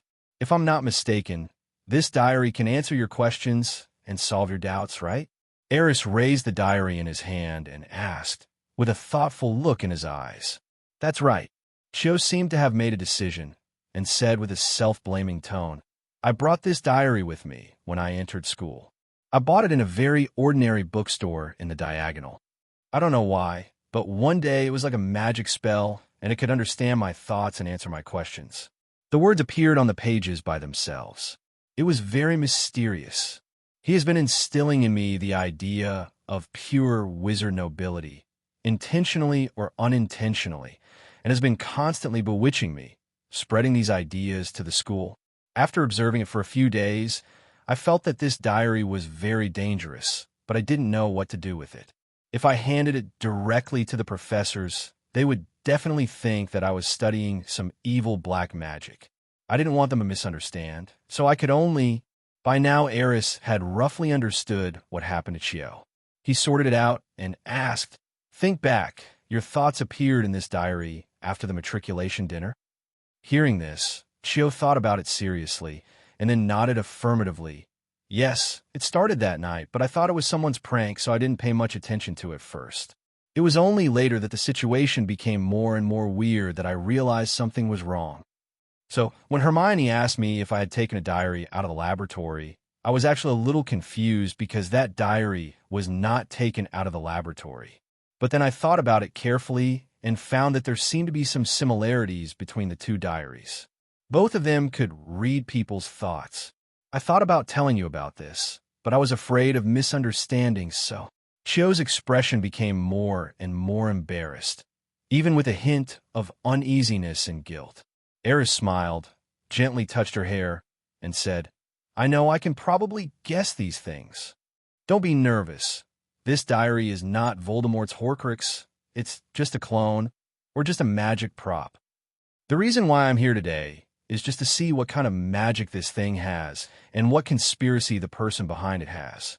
Are you saying that this diary was tampered with by Voldemort or the enemy hiding in the dark?" Chio looked a little surprised, but soon she figured everything out. No wonder her newly bought diary suddenly changed like this, as if some kind of black magic had been cast upon it. Thinking about it carefully, it was simply terrifying. "Aris, you already knew there was something wrong with my diary. But how did you know that?" Chio still hadn't figured out the question, so he just asked directly. "There should be very few things in this castle that I don't know." Aris smiled and didn't explain too much. Let's go find Hermione and the others. This matter must be resolved and can't be delayed any longer. Even if the person behind the scenes hasn't been found yet, we can't just stay passive like this." After saying that, Aris took the lead and walked out of the girls' restroom. Chio had no thoughts of her own at this time, so she followed closely. The Quidditch competition of the new school year was about to begin, and the captain of Gryffindor was much stricter in training Harry and his friends. Maybe it was because Malfoy became Slytherin's seeker, but Harry was feeling P**********D and wanted to teach that guy a lesson on the court. "I can't believe Malfoy can become a seeker. This is outrageous." In the corridor, Ronald looked incredulous and mumbled to Harry. He must have relied on his family connections and spent money to get in. Ronald was sure. The entire Slytherin Quidditch team has switched to Nimbus 2000. Your guess may not be wrong. Harry frowned slightly. Did he really get in through the back door? Ronald looked puzzled. If so, then can I also join the Gryffindor team? What a joke. If he can get in through the back door, then so can I. My two brothers, and you are all on the Gryffindor team, right? Ronald seemed very unbalanced. But I heard that Golf joined the team after a formal interview, and those Nimbus 2000s were just a friendly sponsorship from the Malfoy family. I also heard that Malfoy even had a big fight with Lucius, his father, because of this, saying that he shouldn't do this kind of special thing. Harry's tone was odd. Ronald was even more stunned. Are you sure he has a back door? Just then, a voice came from behind. Are you surprised? You dirty red-haired guy. Although our Malfoy family is not as respected as before, our background is not comparable to that of poor people like you. My family's wealth is my family's business and has nothing to do with my joining the Slytherin team. It's surprising, right? Harry Potter is so famous. Do you think someone like me has no other ability except backdoor? Malfoy bumped into Ronald hard and strode forward without looking back. You'd better be alert. I'll let you know who is the best seeker in Hogwarts in the next game. Malfoy's voice came from the front, with a hint of warning. He didn't lie. The brooms for Slytherin were indeed sponsored by the Malfoy family, but it was a decision Lucius Malfoy made out of joy after he got the position of seeker for the team. The current Malfoy family is no match for the past. For Lucius, sponsoring brooms for the entire team is a considerable expense. Malfoy certainly didn't want him to do that, because he felt that he could get what he wanted without relying on his family. He joined the Slytherin Quidditch team just to prove that he was no worse than Harry Potter, especially to prove it to his current master, Master Aerys. Malfoy had experienced so many things at this time, and his mind had matured a lot. He did not do the absurd and childish things in the original novel. At this time, he had only one thought in his mind: let Aris see that he is not better than anyone else. Did he take the wrong medicine? Ronald looked at Malfoy, who was walking away in front of him, with a puzzled look on his face.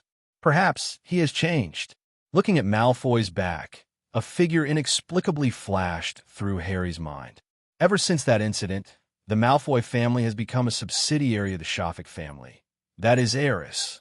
Didn't you notice that Malfoy has become more calm now? Harry murmured. Perhaps he just wants to show off to his new master. Ronald curled his lips. Don't you want to? Harry suddenly turned to look at Ronald. I remember that you never read books much, but you have been studying defense against the dark arts like crazy recently. No way. Ronald's face suddenly turned red. I just think the defense against the dark arts professor this time is quite reliable, so I want to study hard. Isn't it because Aris went to class? Harry looked at Ronald with amusement. As if his inner thoughts were exposed, Ronald rolled his eyes and stopped talking. Indeed, it's not just Ronald. Ever since Aris started taking the defense against the dark arts class, some of the young wizards who admire Aris have become more enthusiastic about this course. Especially, Aris is the head of the defense against the dark arts club, and many people want to get Aris's approval in this course. This feeling is like being a star. Some people have even fallen into a state of madness, such as Terry and Anthony from Ravenclaw. Their enthusiasm for defense against the dark arts has reached an unprecedented level. After learning that Ronald and Harry's skills have been personally taught by Aris, the two of them pestered him for advice for several days. The content of the inquiry was not the content of the defense against the dark arts textbook, but how to get Aris guidance. It's outrageous. Wait, did you hear anything? Suddenly, the two people walking in the corridor stopped, and Harry turned to look at Ronald and asked puzzledly, "What?" Ronald pricked up his ears and listened, then shook his head in confusion. "Didn't you hear that voice?" Harry's tone became more serious. "No, I didn't hear anything."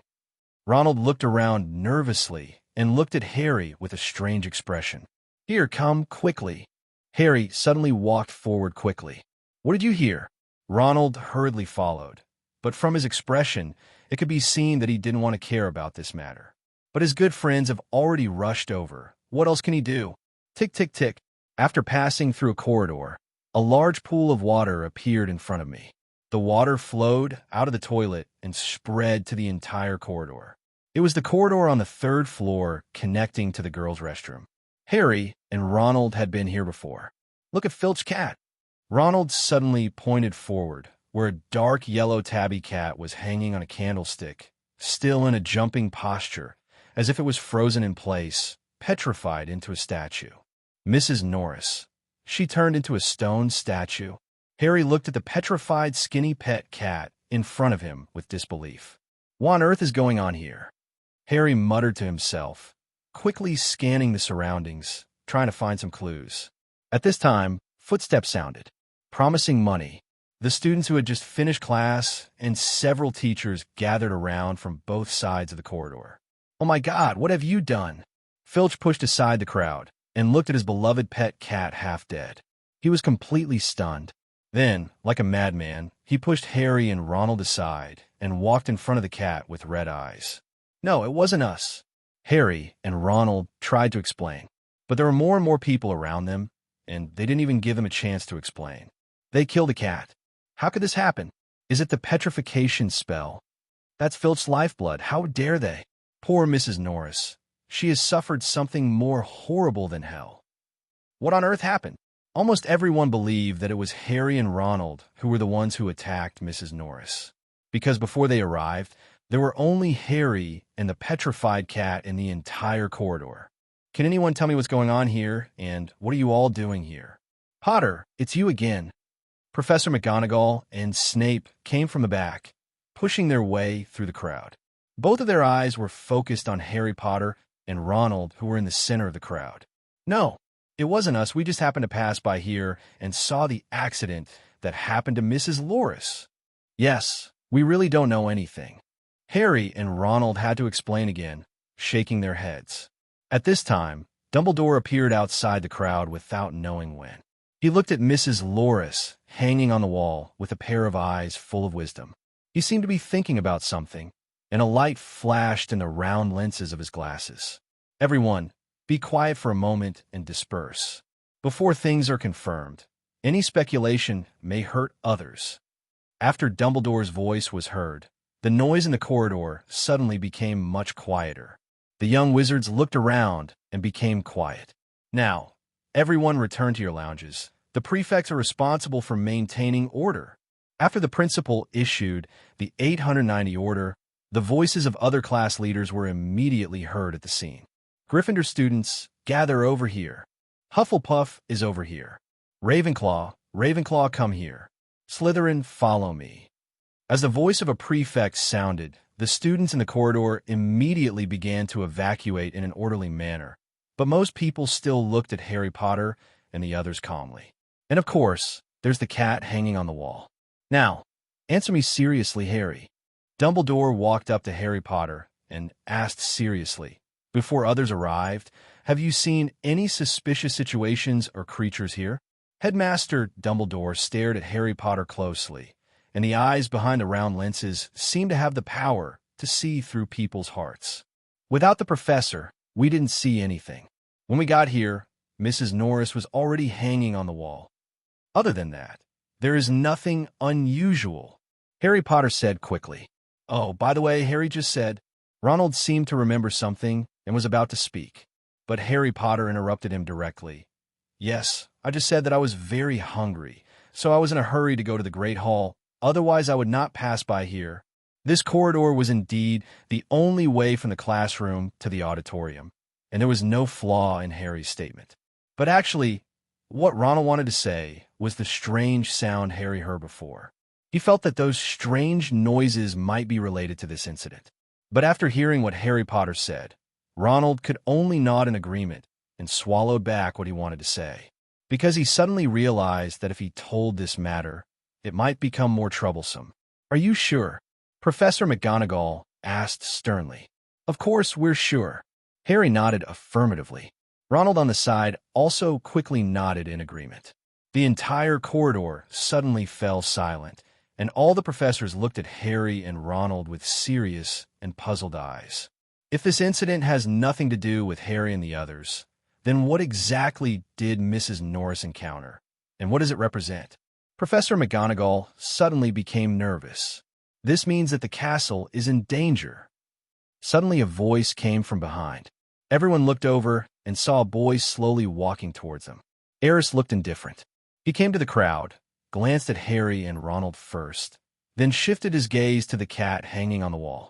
This matter is far from as simple as it seems, right, Principal? Aris looked serious as he played a riddle with Dumbledore. What do you mean? Dumbledore seemed to have thought of something, and his eyes trembled slightly. Let them go back first. It's better not to spread the truth of this matter. We may need to find a way to solve this problem as soon as possible. Otherwise, the tragedy may not stop and the whole school will be unsafe. Aris's eyes swept across the professors and finally fell on Dumbledore. Do as he says. Dumbledore's tone also became serious. But what about these two little guys? Professor McGonagall looked at Harry and Ronald again. Leave them to me. Aris glanced at the two of them and said, You are not a professor at the school now. Snape said sarcastically with a hint of sarcasm in his tone. In fact, he was already very unhappy when Aris first appeared. He is clearly just a student, but when he appears, it seems that everyone is revolving around him. What's even more outrageous is that even Dumbledore seems to have gotten used to it. Snape couldn't understand when Aris's prestige in Hogwarts became so high. It seemed that everything had changed without him noticing. It was totally inexplicable. Precisely because I'm not a professor, it's best to leave these two people to me. Aris said lightly, What do you think, Professor Dumbledore? Everyone's eyes immediately turned to Dumbledore, waiting for his final decision. Just do as Aris says. Dumbledore said nothing more. He glanced at Mrs. Norris hanging on the wall again, then turned around and left decisively. When Snape heard this, he looked at Aris angrily and then left. Then Harry and Ronald are left to you. I think you should know what to do. Professor McGonagall patted Aris' shoulder. Then he looked at the cat with some worry and turned away. Soon, Aris and Harry were the only ones left in the corridor. He looked at the two little wizards, then smiled and shook his head slightly. Aris, you're still in the mood to laugh at this hour. Ronald complained unhappily. I'm laughing because you were so unlucky. You're simply born with bad luck. Aris teased. What? Holy Eucharist. Harry was stunned for a moment and looked at Ronald beside him. Obviously, Ronald didn't understand what Aris meant and shook his head blankly. Nothing. Let's go. I can tell you everything you want to know, but before that, call Hermione first. As he spoke, Aris was already walking towards the room of Requirement Laboratory. Harry and Ronald looked at each other. I quickly followed him. Where have you been? I've been looking for you everywhere. Just as Aris and the other two were about to go to the Gryffindor common room to find Hermione, a voice suddenly came from behind them. Hermione appeared. I was just about to ask where you've been. Harry and Ronald looked at each other and then looked at Hermione strangely. Such a big thing happened in the corridor just now, but Hermione didn't even show up. They were both surprised. A moment later, in the room of Requirement Laboratory. Hermione, what's wrong with you? At this time, Harry finally noticed the little witch's expression, which seemed to be a little off. You look a little flustered. Ronald also noticed and couldn't help but speak. Hermione's eyes were not on Harry and Ronald, but on Aris. I feel something is wrong. Hermione frowned. My diary seems to have its own consciousness. This is incredible, a little abnormal, right? You also encountered this situation?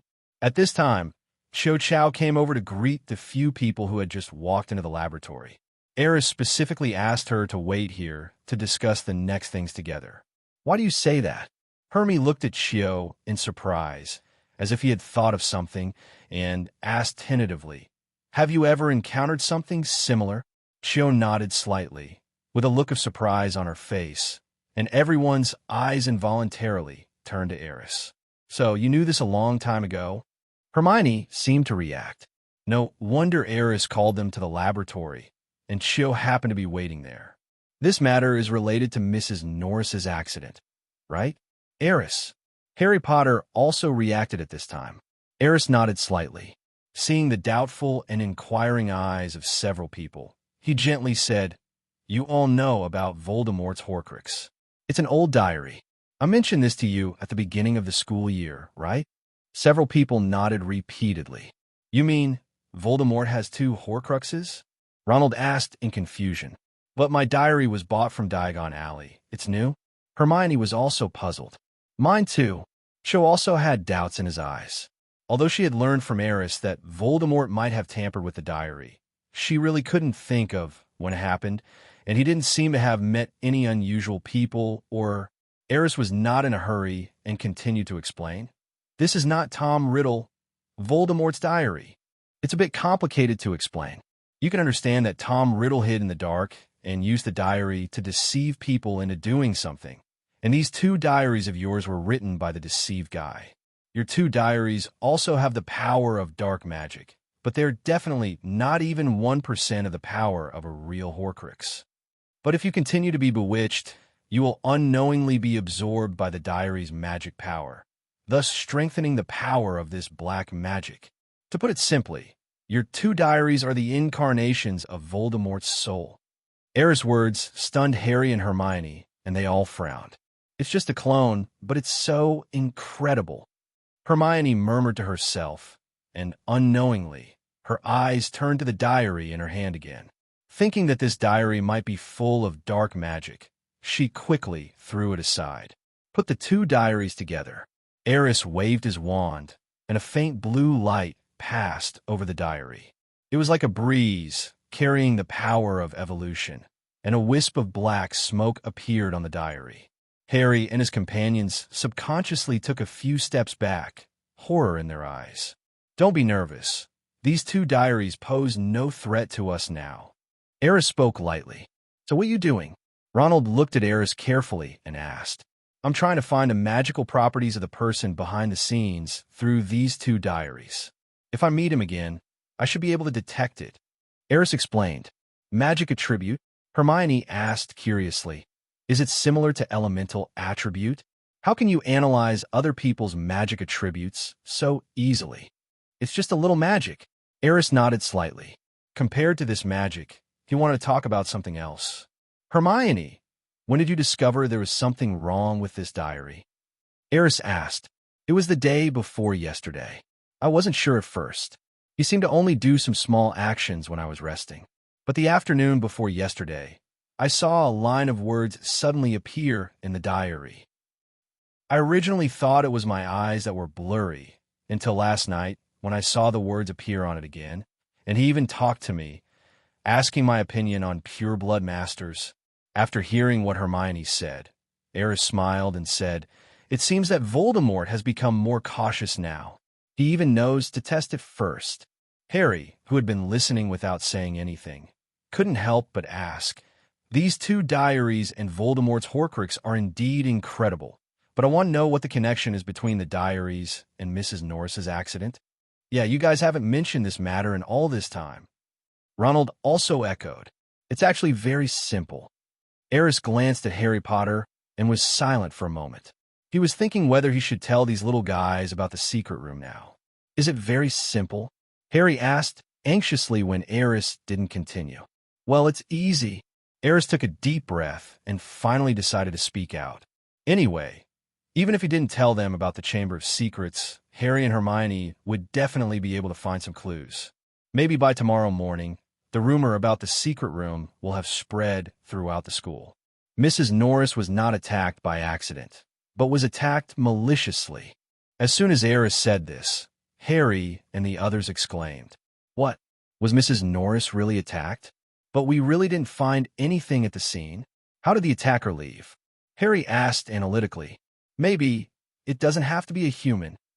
Aris looked at Harry meaningfully before continuing. Do you all know the legend about the Chamber of Secrets? I know.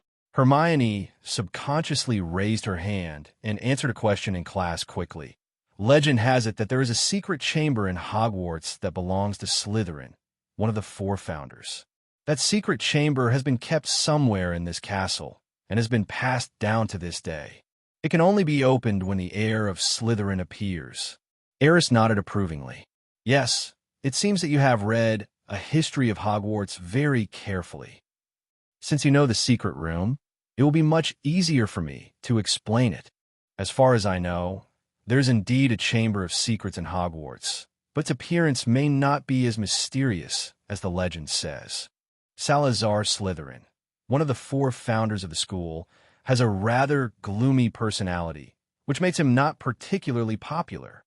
Plus, he had no good feelings towards non-pureblood wizards and always believed that only true purebloods were the future and masters of the wizarding world. This also led to disagreements between him and several other academy founders.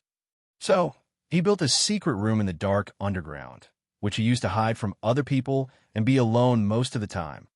Gradually, perhaps because of loneliness, he kept a pet in the secret room, and the pet grew bigger and bigger, and then the news spread outside and turned into another version of the story. Aris paused slightly. At this time, Hermione looked at Aris with a strange expression and said, 607, the pet you were talking about, is it not the monster deep in the secret room? Aris shrugged and continued. According to some conclusions I have derived from many books, this may be more in line with the facts. And the rumors about this secret room have become even more outrageous and mysterious because of the monster attack in the past. A monster hurting people? Hermione frowned. You mean the pet that Slytherin kept got out and hurt someone? Aris nodded slightly. As time went by, the little pet had grown into a giant creature.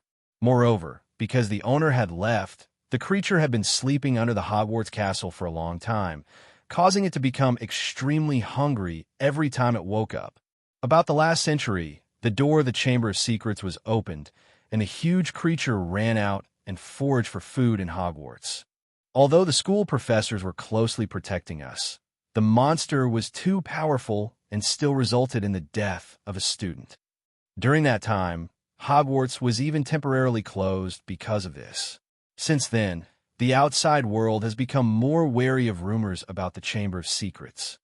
Some people say that the horrible monster hidden under the Chamber of Secrets is a cleansing method left by Slytherin to purify the bloodline of the wizarding world. As long as the door of the Chamber of Secrets is opened, the non-pure blood wizards in the school will be in trouble. Everything is the will of Slytherin. So only the true heir of Slytherin can open the door to the Chamber of Secrets. As Aris continued to talk, the laboratory gradually became quiet and silent. Hermione and Harry seemed to be absorbed in the story Aris told, and their facial expressions changed from time to time. Finally, when Aris finished speaking, everyone's eyes were filled with curiosity and suspicion. So, there really is a monster in the Chamber of Secrets? Harry asked. As far as I know, Slytherin should have had a pet. Aris nodded. If that pet really lived for a whole century, then its size should not be small now. This is too unbelievable, Ronald muttered to himself.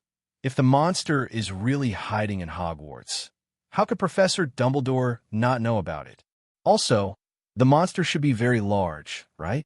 How does it stay alive? He's been sleeping all the time. Isn't he hungry? This is outrageous. Ronald's words were actually what everyone else present wanted to ask and say.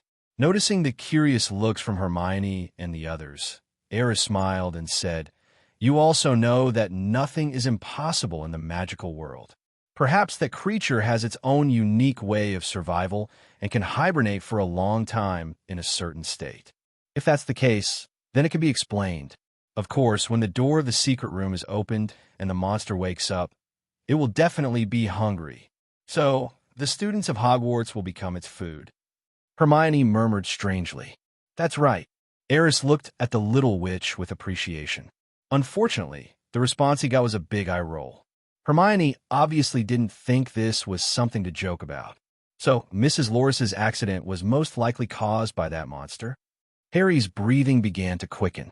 This possibility is very high.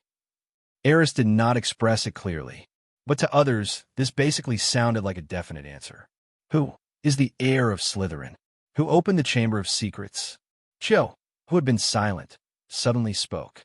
I'm afraid no one can answer this question for you, Aris said thoughtfully. To be honest, even he was not sure who the heir of Slytherin would be after deviating from the original book. Ginny? Uncertain. At least after observing for a while, Aris didn't find any abnormal behavior from Ginny Weasley. As for Cho and Hermione, it's even more impossible.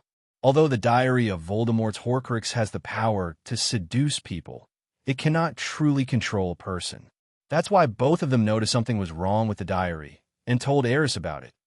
0013904130502305311051. Apart from these people, the current clues are not enough for Alex to make a more accurate judgment. Are we just going to watch the situation develop and become more and more serious? Harry said anxiously. His feelings were understandable. After all, most people in the school felt that they were responsible for Mrs. Norris's accident. Of course not. Aris shook her head slightly. I brought you all together for this very purpose. Maybe we can do something in advance, just in case. Of course, the most important thing is to find the legendary Slytherin heir. Several people looked at Aris. What should we do? Aris thought for a moment before speaking. Prepare for the activities of the defense against the Dark Arts Club as soon as possible. I will teach you some self-defense tips then. What else? Harry asked eagerly. This is all you have to do for now. Aris patted the boy's shoulder. Club activities? Just do this. Hermione frowned again. I can't think of any connection between these two things. Secret room and club activities? Ronald also looked strange. Indeed, these two things can be said to have nothing to do with each other. You'll know later, Aris concluded. Okay, that's all for today's discussion. Hermione, the club's affairs are now in your hands. After saying this, he did not stop, but turned around and left the laboratory, leaving a few little wizards looking at each other in bewilderment. Harry always felt that Aris seemed to have said everything, but also seemed to have said nothing. Is the situation really that optimistic? If something like this happens in school, how will the professors deal with it? What on earth does Aris want to do? Inside the laboratory, the atmosphere was somewhat solemn. After Aris left, Cho left right after him, leaving only the three saviors here. Who do you think will be the successor to the Chamber of Secrets? Harry asked with a frown. I don't know. Even Aris hasn't found out the results yet. How can we know?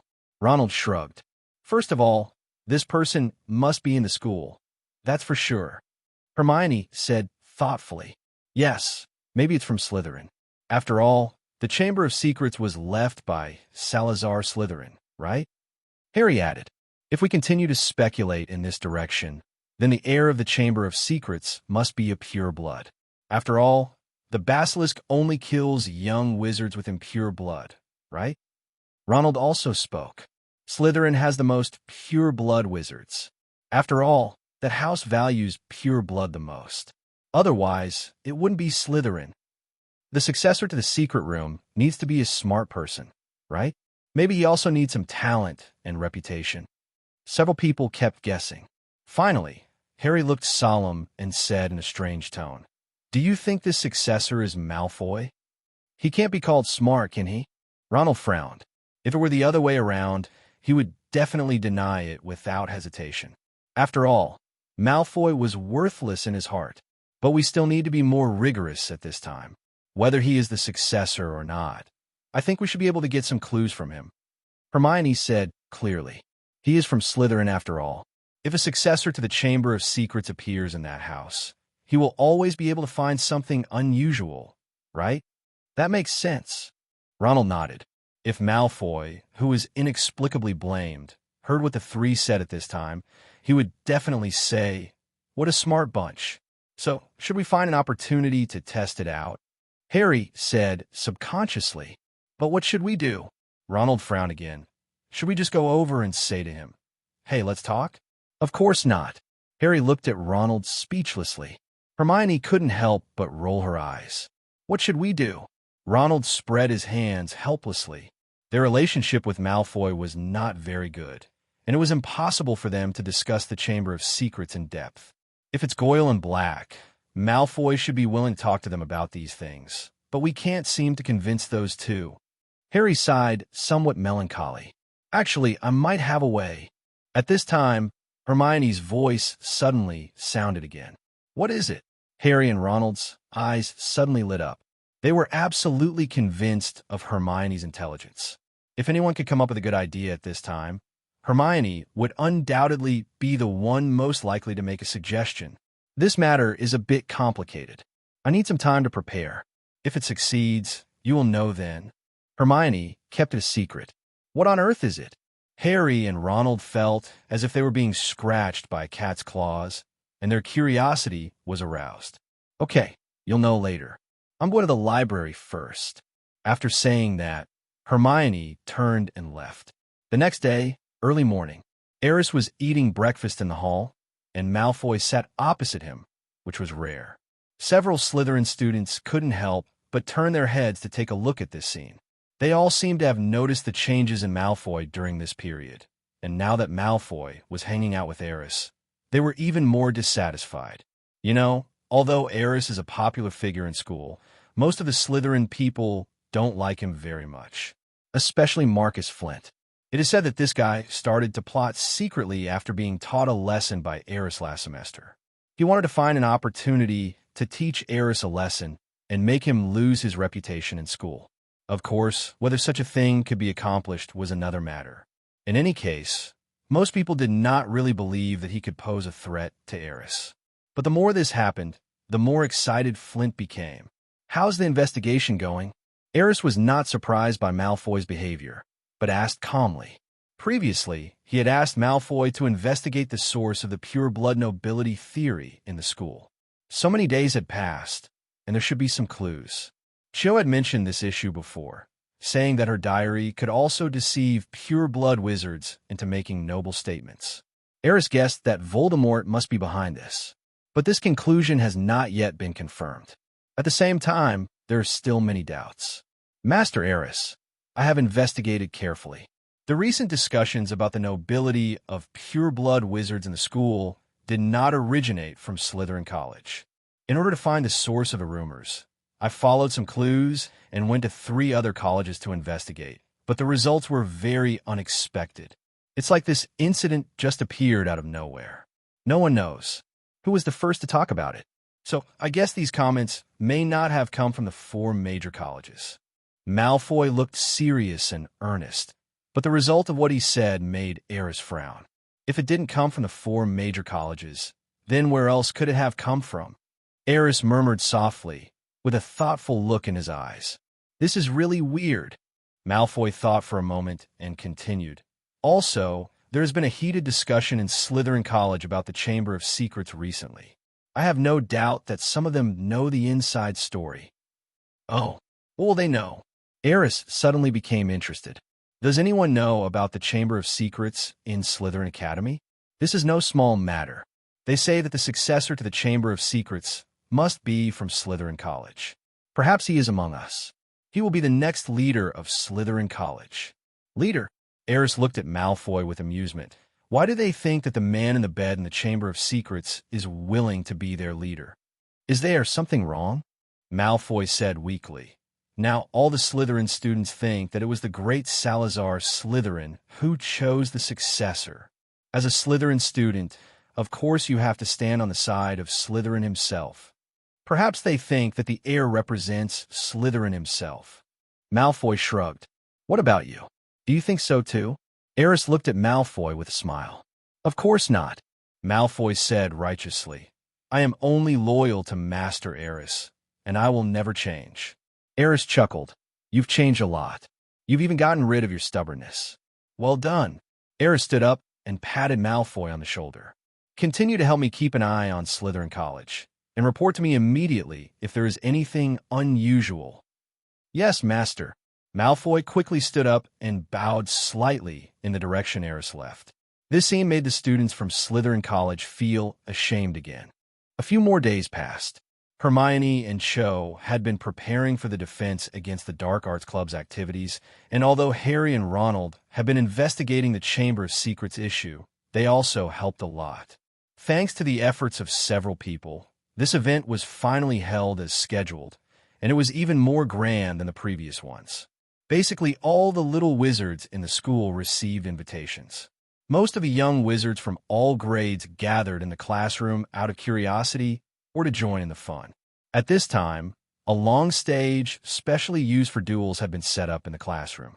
As more students came in, the room gradually became lively. I heard that not only will Aris Shafik appear at this event, but a mysterious guest will also be invited. I think it's the defense against the dark arts professor. Anyway, it's definitely more fun than last time.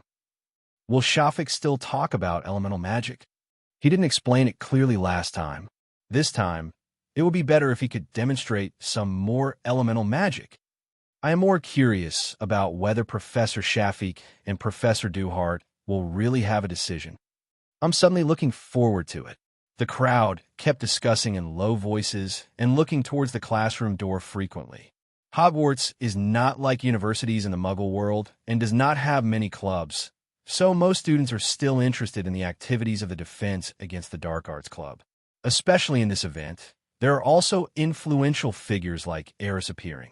Meanwhile, Aris and Grindelwald, now Lockhart, were walking side by side towards a classroom where the club activities were being held. Do you really want to fight me on stage? Grindelwald looked a little weird. In his opinion, Aris's strength was indeed good, but if the two of them really fought, it would definitely cause a lot of noise. The small classroom would probably be blown away, and the scene would definitely not be very good, and it might even cause a riot. Don't take it so seriously. It's just a teaching demonstration. Do you really want to fight with me? Aris rolled his eyes speechlessly. What's your purpose? Grindelwald was a little confused. Why do you want to do this? He felt that with Aris's personality, there must be a reason for doing things. I have a plan. Aris thought for a moment and explained, the elemental magic I have been studying has a completely different effect and power from the spell system. In some ways, Elemental magic may be the future of the wizarding world. So, I want to use Hogwarts as a starting point to promote the use of elemental magic. Of course, this will take a long time, but everything is done step by step. What I have to do now is to let the little wizards of Hogwarts get in touch with elemental magic first. And this duel is the best opportunity for them to show it. Plus, the secret chamber incident has spread throughout the school recently, causing many young wizards to become a little nervous. I would also like to take this opportunity to teach them some self-defense tips. After Aris finished speaking, he looked at Grindelwald. He originally thought that Grindelwald would show disdain or confusion, but he didn't. Grindelwald looked very calm and simply said, "Is this what you want to do?" "That's right." Aris nodded. "Okay, I'll help you." After saying this, Grindelwald smiled. "Whatever you want to do, I can help you. Your attitude makes me very worried." Aris sighed.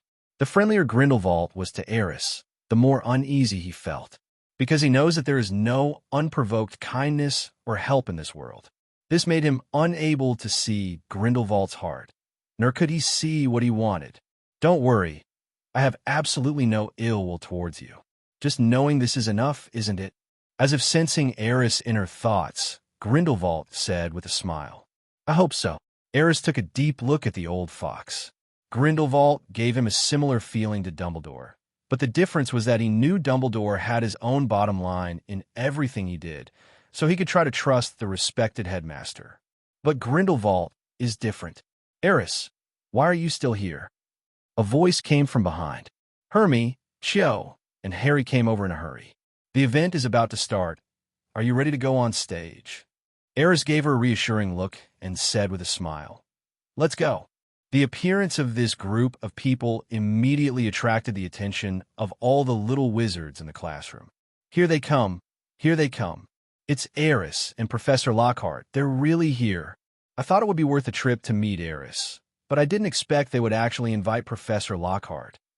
There was another burst of discussion in the crowd, and it was obvious that there were some fans of Lockhart among them, and the scene suddenly became lively. Some people even whistled. "Everyone, please be quiet."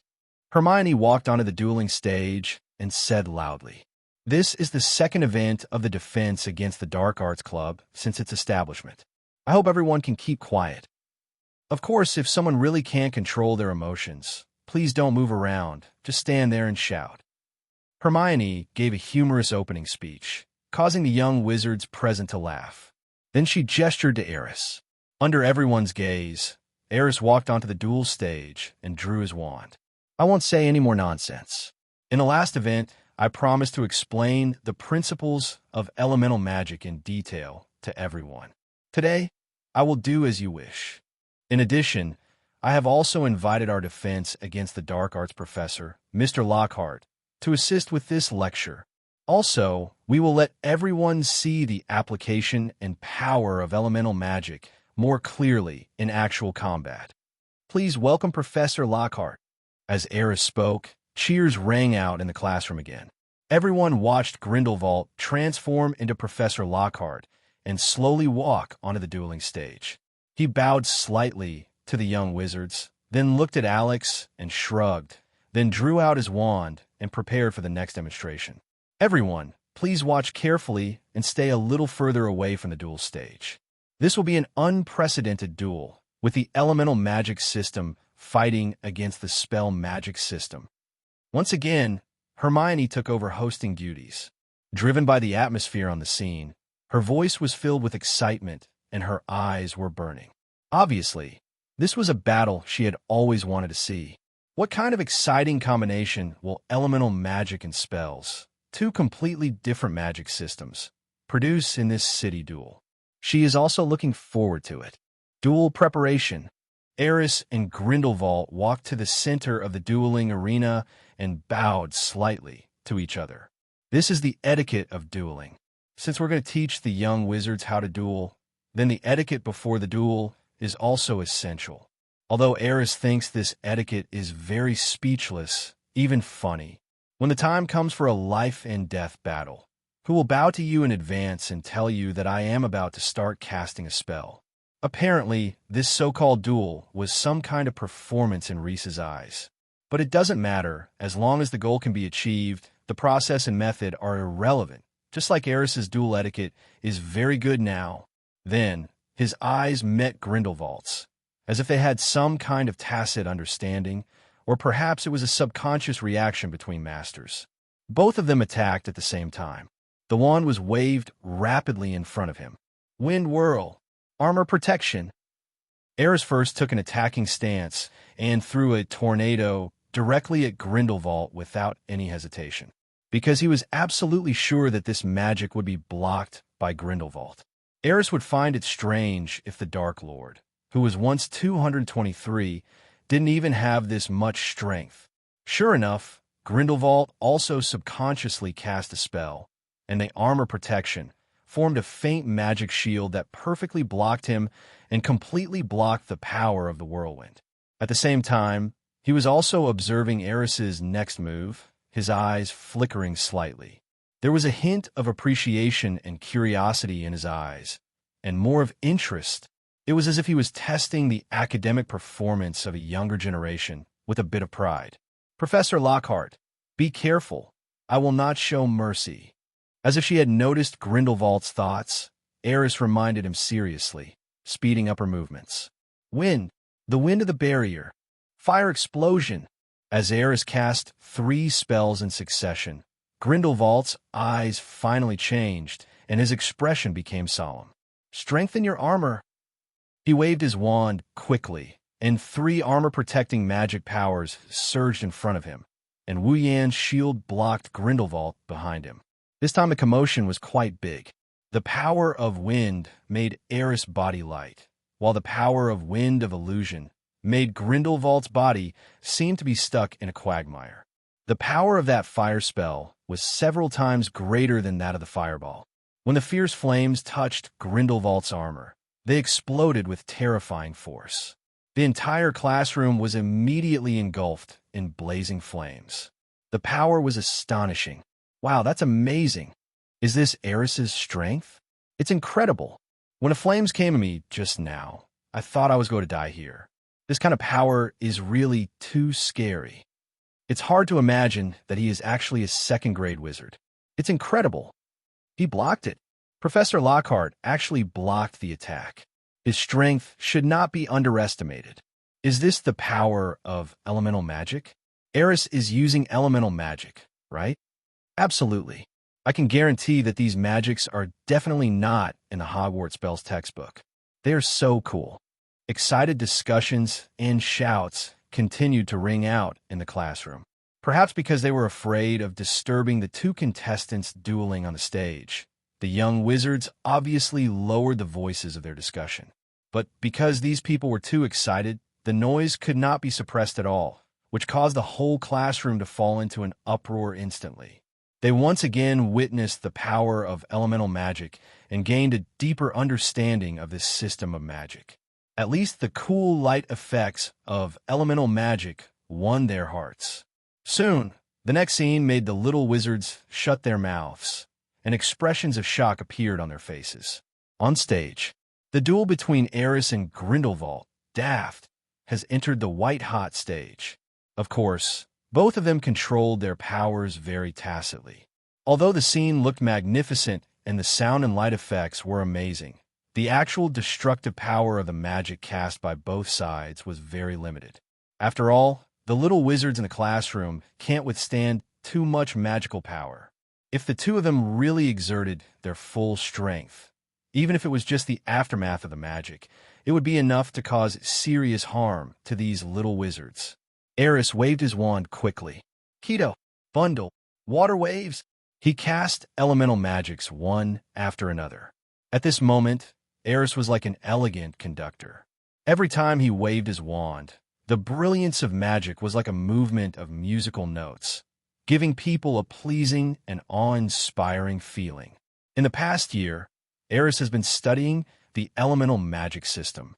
His own talent allowed him to cast magic of all elements. In order to study this system, he basically understood every type of magic and even studied in depth. Therefore, the elemental magic that Aris now masters is no longer the same as before. If it is purely for showmanship, he can even cast more than 30 elemental magics in a short period of time without repetition. You know, these magics were all developed and researched by him bit by bit, without any help from predecessors and no textbooks to learn from. The magic cast by Aris made the entire duel arena seem to come alive. The wooden boards on the ground quickly deformed under the influence of magic, forming flexible wooden pieces like vines, which surrounded Grindelwald. Such a sharp yet elegant spell casting is like art. You really amaze me more and more. Grindelwald muttered to himself while waving his wand with a serious expression. He was also able to cast spells extremely quickly, and with the help of the silent casting technique, he swung out beams of magic power from his wand one after another, forming wave-like beams of light. When those beams come into contact with Aris's magic, it's like some ability is activated, where they form barriers and shields, or they explode into sparks, which is also very cool. The two attacked and defended very quickly, just like well-trained warriors, and each move and form did not require much thought. Pung Fong performed it naturally.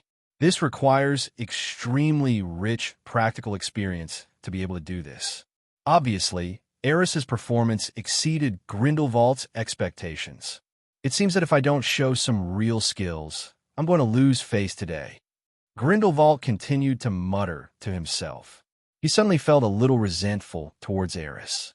It was clearly an exhibition match, so why did he seem to be under so much pressure? If he used his full strength, Grindelwald could not guarantee that his human transformation technique would remain in the best condition. If my identity is exposed because of this duel, it will be more trouble than gain. While thinking, Grindelwald suddenly felt the pressure relieved. He looked at Aris and found that he had stopped moving his hands, looking at myself with a smile. He seemed to have sensed Grindelwald's concerns and the limits of his disguise and stopped attacking at that very moment, even thinking of a reason. Thanks to Professor Lockhart's cooperation, this duel can end here. The purpose of this duel demonstration is to let everyone understand the process of fighting and how to switch and predict between offense and defense.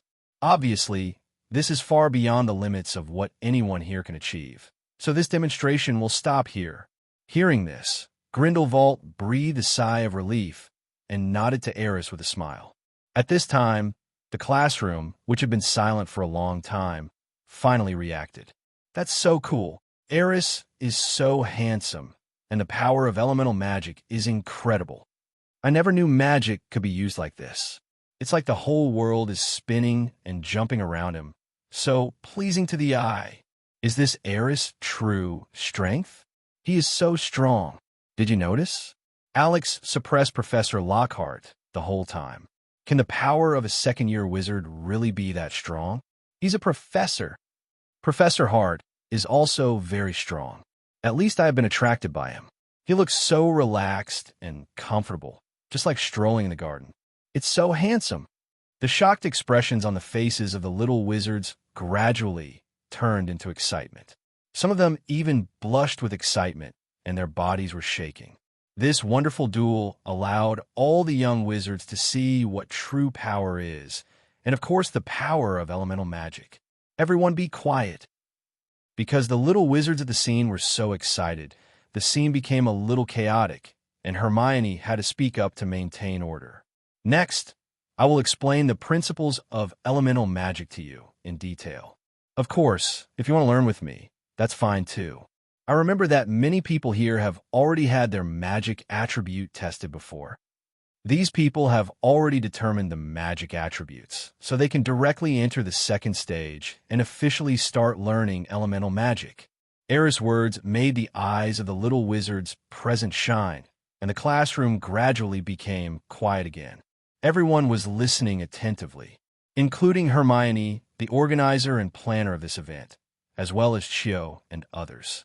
I am very sure that the power, practicality, and future uses of elemental magic in various fields will not be less potential than the current magic system. Of course, elemental magic is still in its infancy, and there is definitely a long way to go in the future. It's like a magic spell. It needs constant experimentation and improvement by the inventor before it can finally spread in this world.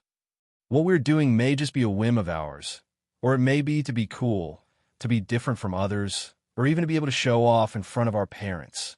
At this point, Aris looked at Ronald with a faint smile on his face. But as long as we hold on to our faith and keep studying elemental magic, maybe we can change the world. No one can predict what will happen, right? Aris' words made the young wizards present think seriously, especially some senior students. The lower grade students may just want to learn it because Mr. Aris's elemental magic is so cool. But those senior students are different. They're already able to judge things on their own. The emergence of elemental magic makes them think about many things, including whether it is allowed by the school. Will Dumbledore stop Aris from teaching everyone elemental magic? After all, this system of magic has never appeared in books. If they learn from Aris, will the school issue them a certificate? These are all questions they are considering, especially for those senior students who are facing the pressure of graduation exams. They don't have much time to learn the 10 new magic systems mentioned by Aris. Aris, when can we start learning elemental magic? At this moment, a voice suddenly sounded in the crowd, and George, one of the Weasley twins, suddenly raised his hand and asked. This voice broke the strange atmosphere of the scene, which was somewhat serious, excited, and full of various emotions. George had already taken the magic attribute test last semester, and he was the first batch to take the test with the help of Aris. Therefore, if he follows what Aris just said, he can start learning elemental magic now, which is also what he has been looking forward to for a long time. Some people have doubts, while others have no hesitation. George and Fred were such determined people that they had no reason to doubt Aris, not just because Aris helped them make money. 0 request flowers, 0. Also because they could clearly see the changes in Ronald. Ronald's magic power had already reached the normal magic power of a second-year student and was even close to that of a third-year student. His spellcasting ability had also greatly improved. Look at Hermione again.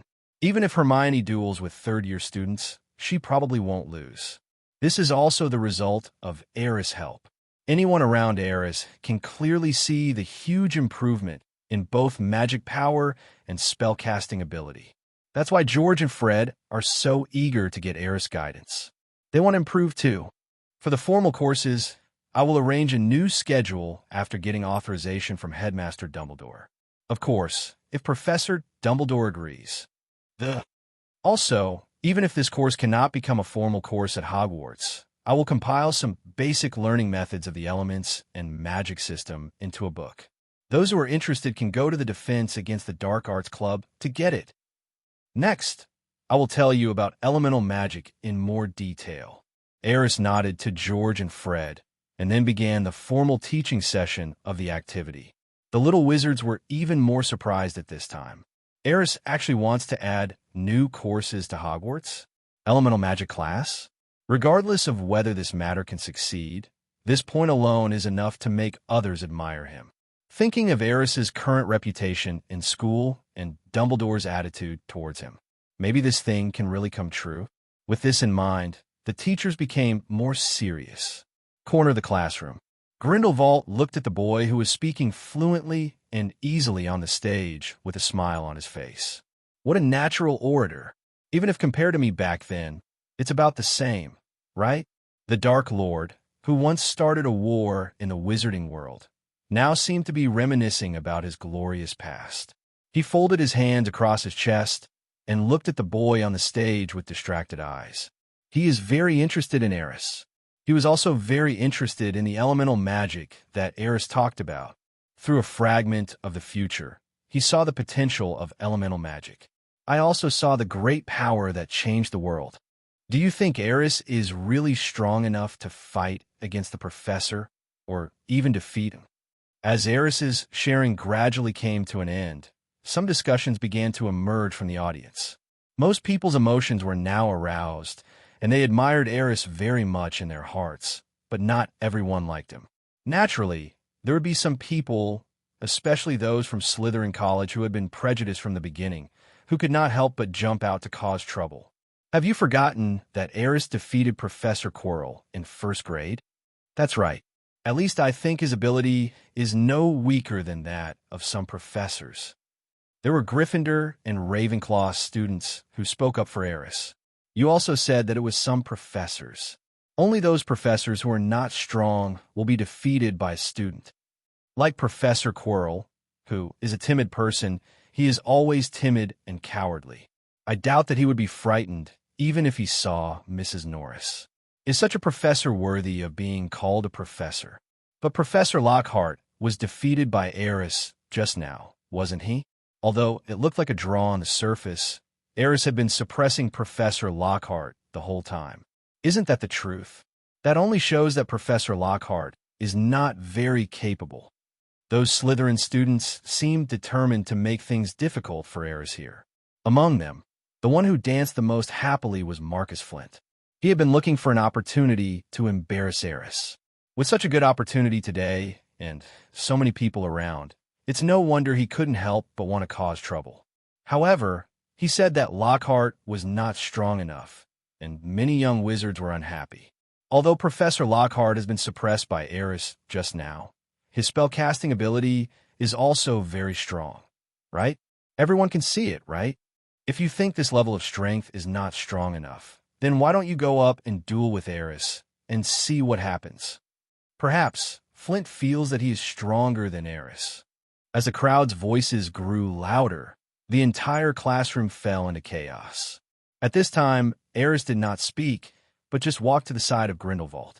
It seems that you have been watched by these little guys, Aris said, fanning the flames. Really? It's your ability that's being questioned, isn't it? Grindelwald watched the show very calmly. Actually, your performance just now still had some flaws, Aris reminded seriously. Oh, Grindelwald thought about it and nodded seriously. It seems so. I performed too well. Lockhart, that idiot, doesn't have the strength I just showed. It seems that you know a lot about Professor Lockhart, who disappeared, Aris said meaningfully. Ahem. Grindelwald coughed lightly and wisely chose not to continue this topic.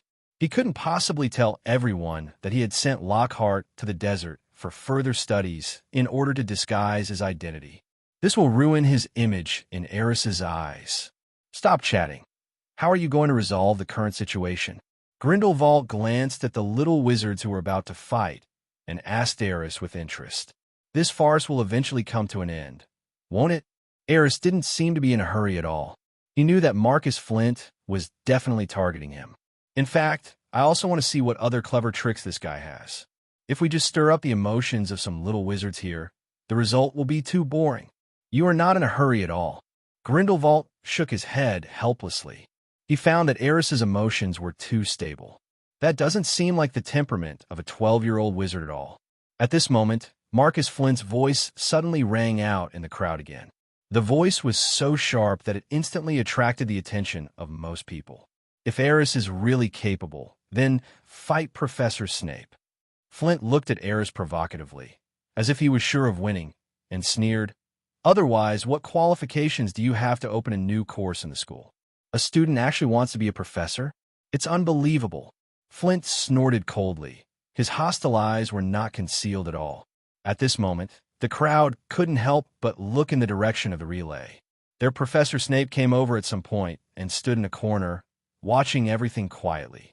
He was a little stunned when Flint suddenly called him, but with so many people's eyes on him, he instinctively felt that he should react. So, his face darkened, and he looked at Flint with dissatisfaction. A complete disaster. Snape originally just wanted to watch the show, although he felt uncomfortable watching what Aris said on the stage. You're planning to start a new course at Hogwarts. Do you really think you're a professor? He never thought that Dumbledore would agree to this, so he didn't bother to expose Aris.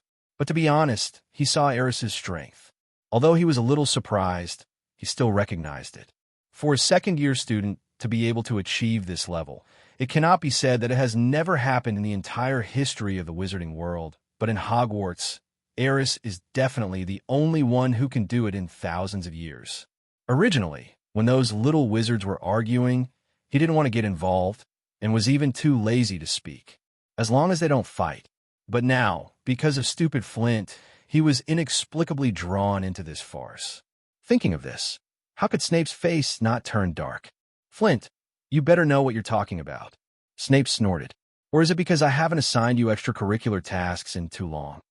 Professor, I just can't stand Aris's high and mighty attitude, as if there is no professor in the whole school who is better than him. Flint lowered his head quickly, but continued to speak. You are one of the most powerful professors in Hogwarts in my heart. Are you just going to watch this guy act pretentiously here and trample on the dignity of the professors of the entire school? What qualifications does he have to teach everyone defense against the dark arts here? In my heart, only you are qualified to teach this course. At this moment, Flint didn't know why, but it seemed like his run and due meridians were opened up, and what he said was more eloquent than ever before. Not only did it elevate Snape's status, but it also secretly sowed discord between Aris and the school's professors. Although his method still looked obvious, he finally caught Snape's weakness. The defense against the dark arts class has always been a pain in Snape's heart. He applied to be the professor of this course every year, but was rejected by Dumbledore every year. At this time, Snape's gaze towards Aris had become somewhat dissatisfied and strange. I think Mr. Flint's suggestion is very good. Grindelwald looked like he was enjoying the fun, and smiled at Aris and said, "Why don't you fight Professor Snape and let these little wizards see if you have what it takes?" "What do you think, Professor Snape?" Grindelwald looked at Snape again.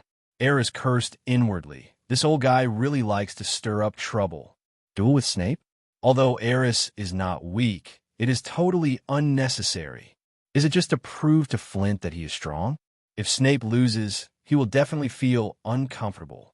Aris rejected this kind of duel that was meaningless regardless of winning or losing.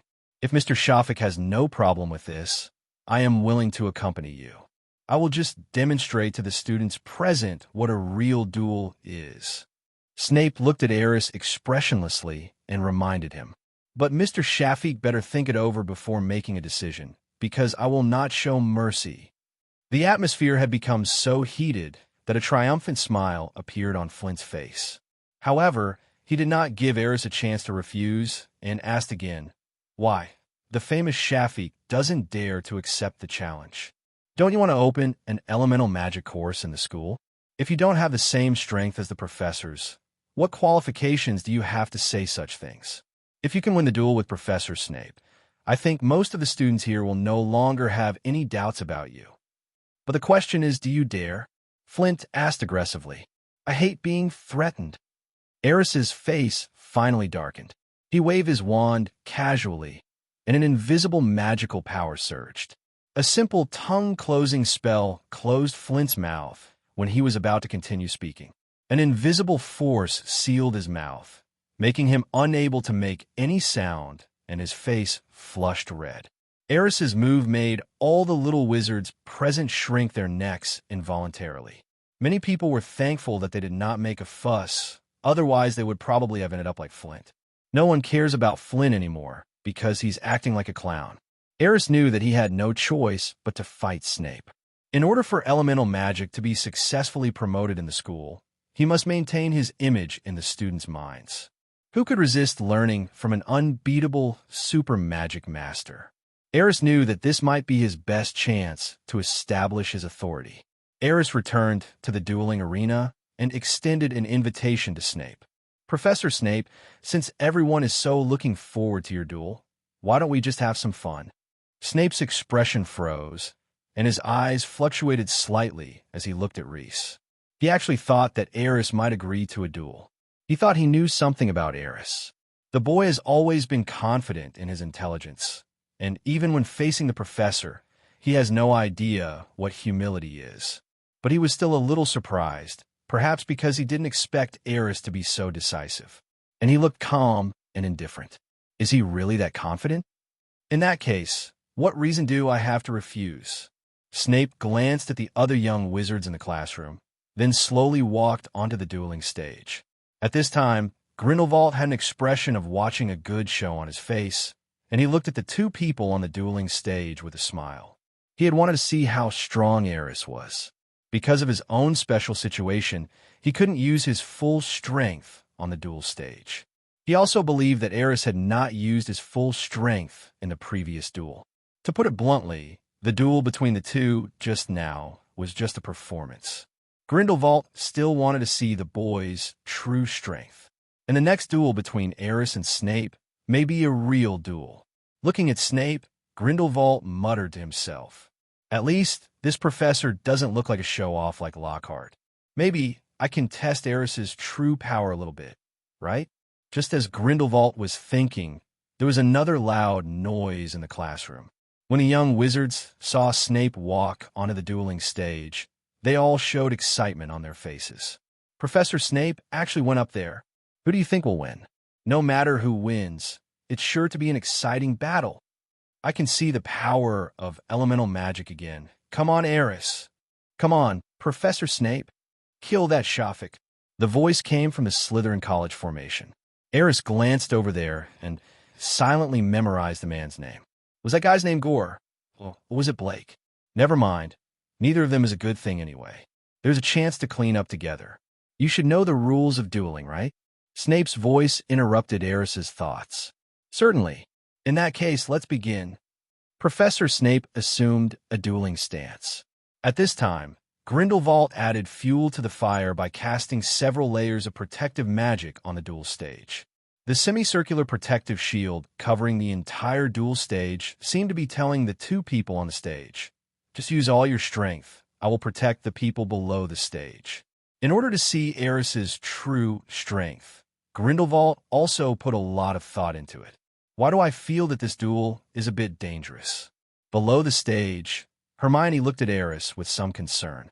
I thought Aris wouldn't be provoked by that flint. Harry sighed. I heard that Professor Snape is one of the strongest deans of the 4 colleges. There are rumors that he is even stronger than Professor McGonagall and Professor Flitwick. Can Aris really beat him? Ronald said worriedly.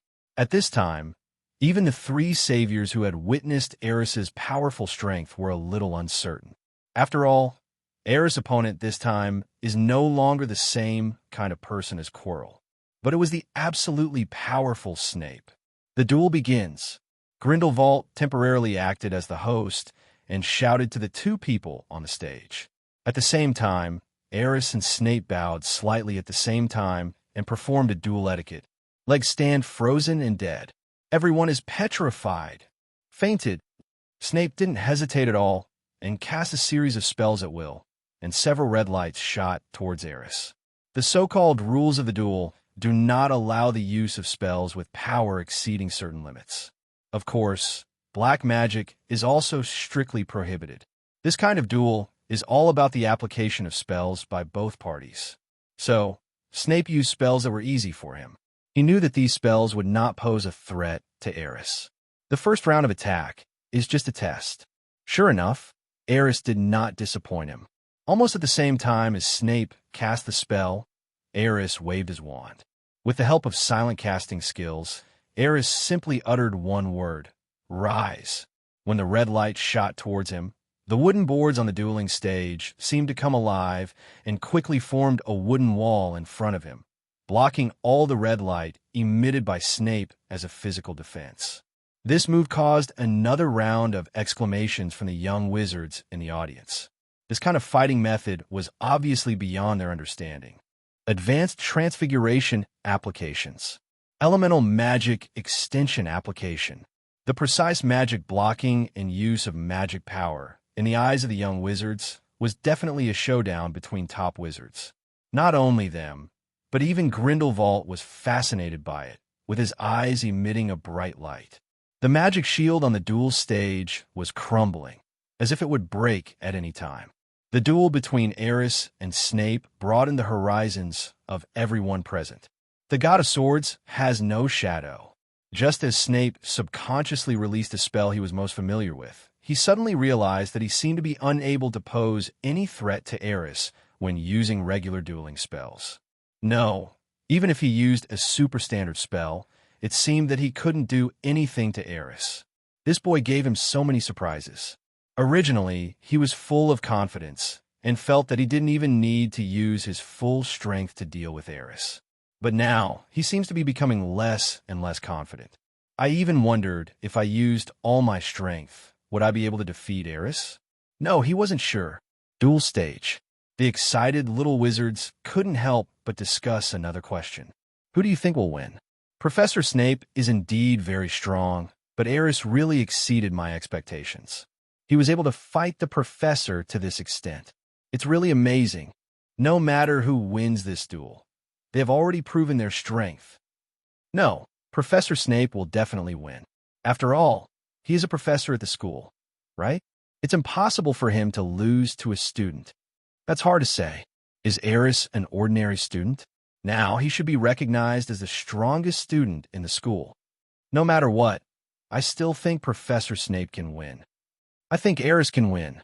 The young wizards were secretly competing with each other again, although their ideas had nothing to do with the outcome of the two people on the stage. Maybe they just think it will make them feel more involved. Who knows? Professor Lockhart. At this time, Hermione came to Grindelwald's side and said, "The magic shield you released should not be broken, right? It seems to be shaky. You have too many students. If you're not sure, should we ask Aris and the others to stop first?" Hearing Hermione's words, Grindelwald felt like laughing. Are you kidding?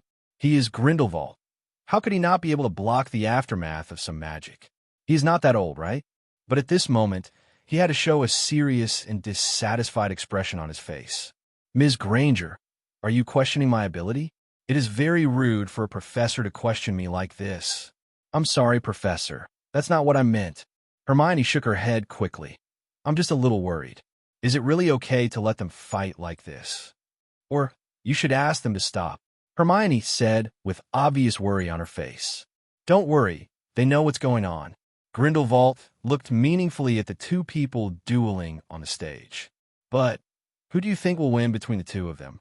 After hearing what Grindelwald said, Hermione calmed down a little, but still couldn't help asking.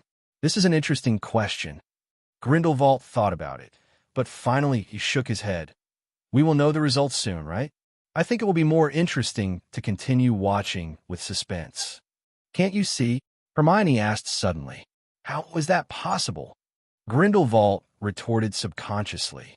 But soon, he came to his senses and coughed lightly. "If I reveal the result in advance, it will be meaningless, right?" Of course, he could see that if it was a life-and-death duel, given the strength of the two people on the stage, the outcome would be hard to predict.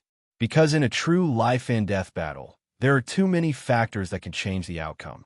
Sometimes a top auror may die at the hands of an unknown minor character. All it takes is a killing curse.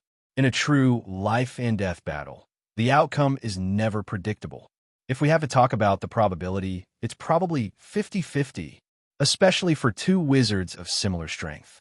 But this battle is not a life-and-death battle, so the situation is different. He could see that Aris actually had the upper hand at this point. Under the constant bombardment of magic, Snape was already somewhat stretched to the limit, especially since there were a lot of dark magics that were not suitable to be cast in this situation. The result of this duel should be known soon. "You just don't know," Hermione muttered softly. He thought Grindelwald couldn't hear, but he didn't expect the old man had very good hearing. Grindelwald was instantly unhappy. He was once the instigator of war that everyone in the wizarding world feared, the Great Dark Lord. Now, I'm being looked down upon by a second-grade little witch? Is there any justice in this? He wanted to remind Miss Granger what it meant to respect teachers. But at this time, the situation on the duel stage changed. The magic shield, which was already somewhat shaky, was shattered directly by the collision of magic between Aris and Snape. Several beams of magical light burst out from the duel arena and flew toward the ceiling of the classroom. For a moment, the magic beam formed a firework-like light. The little wizards present also exclaimed. At this moment, Reese and Snape also subconsciously stopped what they were doing. The duel came to a dramatic halt. "Didn't you say that the shield wouldn't break?" Miss Granger's voice came faintly, causing Grindelwald, who was still a little dazed, to blush. "I just forgot to replenish the magic power of the shield for a moment. This was an accident." Grindelwald instinctively wanted to explain, but Hermione had already walked away. That back figure told the former Dark Lord that the little witch didn't believe it at all. Merlin's stinky socks. I'm really embarrassed this time. Grindelwald muttered to himself, then shook his head helplessly. At this time, cheers rang out again in the classroom. The two people who had finished their duel on the stage breathed a sigh of relief at the same time. Qian especially Snape. He knew very well that if he continued to fight, he would probably be the loser, because on the stage, he really couldn't do anything he wanted. There are little wizards all around, and Aris on the opposite side is so powerful. Apart from releasing powerful black magic, he probably has little chance of winning. But he couldn't cast evil black magic in front of so many little wizards, unless he didn't want to be a professor anymore. The result was that he was defeated by Aris. Thank you, Professor Snape, for your guidance. Over there, Aris spoke calmly with a smile on his face. Snape was secretly surprised. This boy had just fought, no, strictly speaking, 2 fierce battles, and his opponents were both very strong. It was amazing. He didn't show any signs of excessive consumption of magic power. How many cards does this guy have hidden? This time, Snape was completely unable to see through the boy in front of him, under the gaze of all the little wizards. This match is a draw, Snape said, then pointed at Flint and said, "Come with me." Then, cheers rang out in the classroom. Aris looked at Flint, who looked like he had lost his parents, and followed Snape with a grim expression, moving slowly. It can be imagined that Snape's punishment on him this time will not be light. After all, other young wizards might not be able to see the situation just now, but Snape himself knew very well that he lost this duel. And the instigator of all this was Flint. Without his initial instigation, there would have been no duel at all. Snape had no choice but to vent his anger on him. Aris gently pressed down with both hands as cheers were heard. Under the gaze of the young wizards, he slowly said, "For the specific teaching time of the Elemental Magic course, please pay attention to the news from the Defense Against the Dark Arts Club. Today's activities end here." After saying this, Aris bowed slightly to the little wizards. Then he turned around and quickly left the classroom. Grindelwald quickly caught up with the boy in the corridor. "Aris, tell me honestly, has Miss Granger always been so ignorant?" Why do you say that?" Aris asked curiously. What did Hermione do to make this old man so angry? That's not right. The little witch is obviously very well behaved. This old guy must be disrespecting his age again. Aris quickly figured out the key. Ahem. Thinking of how Hermione had looked down on him before, Grindelwald coughed lightly. He felt that it would be better not to say such things out loud. Otherwise, he would be embarrassed again. It's okay, this event seems to be quite successful. Seeing Grindelwald's somewhat embarrassed expression, Aris became more certain of his guess. This old guy is really disrespectful. He actually teased Hermione. Such a good little witch. That's too much. Yeah, it's okay. Aris replied perfunctorily. She had already made up her mind to stay away from Grindelwald in the future. This old guy is not a good person. What are you going to do next? Grindelwald's expression grew slightly more serious. How to do it? Didn't I just tell you? Just follow the procedure and do it step by step. Aris shrugged. He never thought that promoting elemental magic was an easy task. This is true even within the confines of Hogwarts School. This matter still needs to be done slowly. Dave, are you really going to ask Dumbledore to offer an elemental magic course? Grindelwald was really surprised this time, and couldn't help but show astonishment on his face. What's the problem? Aris asked. You know, this has never happened in the history of Hogwarts. A student applied to open a course. Even the 4 founders of this school probably didn't expect such a thing to happen, right? Grindelwald still couldn't believe Aris' decision. Just because it hasn't happened before doesn't mean it won't happen in the future. Rules are made by people, and there will always be someone to break them, right? Aris smiled nonchalantly. Looking at the boy in front of him, Grindelwald's astonishment gradually disappeared. Soon, it turned into appreciation and relief. There was even a hint of excitement in his eyes, and they were shining slightly. You're right. Rules are made by people, and there will always be people who break them. Do you want to be the one who breaks the rules, or the one who makes them? Aris stopped, and turned to look at the old man beside him. A smile suddenly appeared on his face. Breaking the rules and making the rules. Is there any difference between the two? How can we remake the rules without breaking them? Aris smiled, as if he had said something very lighthearted, and continued walking forward. Grindelwald stood there in a daze for a moment, and then the expression on his face became more interesting. Break the rules, make the rules. Will these two be the same? It seems that what this little guy said is not wrong. Grindelwald muttered to himself, and as he spoke, a smile appeared on his face. Finally, he burst into laughter. His laughter echoed throughout the corridor. At this moment, he seemed to see the dazzling figure in the future becoming clearer. That glorious and great world is also becoming clearer and clearer. Grindelwald once again confirmed that the path he was following was not wrong. That boy may be the only one who can change this world. Office of the Vice President. Professor McGonagall was marking students' homework with a slightly frown on his face. She looked at the homework of the little wizards in front of her, and her expression became more and more complicated. The second-year Transfiguration course was not that difficult, but there were still too few people who could grasp the essence of it. Except for a few people like Hermione, the others were really confused. Being a professor of Transfiguration is really tiring. However, what surprised him was that Harry, Ronald, and others seemed to have completed their homework well during this period, and their performance in class was much better than before. When did this change begin? It seems it was after returning from the Christmas holiday in the first semester. I heard from Dumbledore that they went to Aerys' manor for special training during that holiday. Yes, those two guys even ran away secretly. Professor McGonagall adjusted his glasses and muttered to himself, with a hint of dissatisfaction on his face. It seemed that she remembered how angry she was at that time. It seems that Aris has had a great influence on them. McGonagall looked at the homework of Hermione and others on the table and nodded slightly. It seems that the few people who have a good relationship with Aris have made some progress in their studies. Even though they are just students from the same college, the progress of Terry and Anthony is very obvious. It seems the rumors are true. The students of Ravenclaw are all eager to surpass that boy. Sadly, that possibility, too small. Professor McGonagall picked up another assignment that was specially placed aside. That was Aris's. It is still so perfect, even more amazing than the standard answer. This little guy always makes people's eyes light up. A pleased smile spread across McGonagall's face.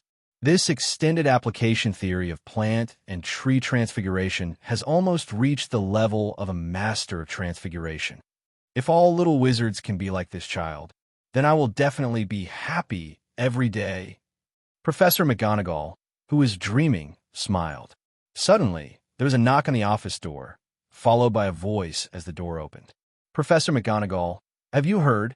Shafik has caused another big incident, and now everyone is gathering in the principal's office. Professor Flitwick walked into the office, looking out of breath. It looked like he was running here, as if something big had happened. What happened? Professor McGonagall's heart tightened. It involved Aris. Her instinctive feeling, trouble is coming again. Principal's office. Dumbledore sat behind a huge desk with his hands crossed and his chin on his hand, seemingly thinking about something. In front of him was an application form. The title of the application is Proposal and Application for Opening a New Course. The application is signed by Aris Shafik. When Dumbledore first saw the application, he didn't even know what Aris wanted to do.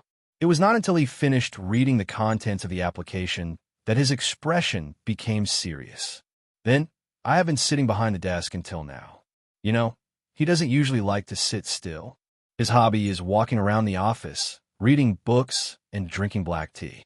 Everything is because of the application in front of me. The most important thing is that Aris did not ask or discuss with him before writing this application, which caught him off guard for a moment. This little guy still likes to do unexpected things. After a long moment, Dumbledore sighed and murmured. At this moment, the stone statue outside the principal's room suddenly made a turning sound. Then there was a knock on the door. Come in. Almost at the same time, Dumbledore spoke. The office door was pushed open quickly. Professor, I need to confirm that the purpose of your calling us together this time is to discuss whether to open a new course. And this suggestion was made by a student? McGonagall and Flitwick walked into the office and asked directly. Minerva, don't worry. Dumbledore waved his hand, signaling the witch who walked into the office to calm down, and then looked at Professor Flitwick. Good afternoon, Phileas. I think you were the one who told Minerva this news, right? That's right, Headmaster Dumbledore. The other professors should be on their way as well. Thank you, you helped me a lot. Dumbledore nodded. Minerva, I didn't know about this before, and I just got this application. I think it's necessary to discuss this with you, but it should be a calm discussion. Hearing this, Professor McGonagall calmed down a little. I'm sorry, Dumbledore. I'm a little anxious. This matter is too ridiculous. Ridiculous? I don't think so. As Professor McGonagall finished speaking, another voice came from the other side of the office door. Grindelwald appeared in front of Dumbledore with Lockhart's face. That's right. He actually dared to appear in front of Dumbledore like this. However, it can be seen that Grindelwald seemed a little afraid at this time. After entering the principal's office, he did not even look into the old principal's eyes. He was afraid that Dumbledore would recognize him. A person's appearance can change, but eyes are the only thing that cannot be changed. He knows this very well. So this time when he came to the principal's office, Grindelwald actually took the risk of being discovered. But he had to come, because he has to make sure that what Aris wants to do can be accomplished. Professor Lockhart, what do you mean? McGonagall looked at the person who came, and his face darkened again. Grindelwald's remarks were so obviously directed at her that they made her feel a little uncomfortable. As time passed, professors began to walk into the office one after another. The deans of the 4 major colleges must be present. In addition, substitute teachers for several other courses, and even the somewhat mysterious language professor Sybil Trelawney were also there. Hagrid's huge body had to squeeze into the back corner, because apart from that, no matter where he stands, he will block the people behind him. These professors, who rarely appeared in the principal's office, were a little overwhelmed when they saw McGonagall and Professor Harold arguing with each other. Professor Trelawney, in particular, always subconsciously looked at Snape beside him. It seemed like he wanted to say something, but he didn't dare to open his mouth. Snape looked like he was watching a show, watching everything in the office. He had known for a long time that Aris would definitely propose to Dumbledore to open an elemental magic course, but he didn't expect that it would come so soon. Apparently, Aris takes this matter very seriously. At this moment, Snape's attitude was actually somewhat hesitant. After witnessing the power of elemental magic, he even felt for a moment that offering such a course would be a good choice. But soon, a mentality called jealousy and unwillingness came into play. He had applied for so many years, but still failed to become a professor of defense against the dark arts. How could a second-year student take the course independently? What is going on? 0 request flowers. If word of this gets out, people will think there is no one left in Hogwarts. Need a second grader to teach. Not only would he think so, the school board would certainly think so too. It is definitely not easy to get this matter passed by the board of directors. Even with Dumbledore's intervention, it is estimated that there will be no hope in the short term. Therefore, Snape was just watching the show, neither opposing nor supporting it. In his opinion, this matter would not succeed anyway. This is absolutely impossible. Such a thing has never happened in the history of Hogwarts.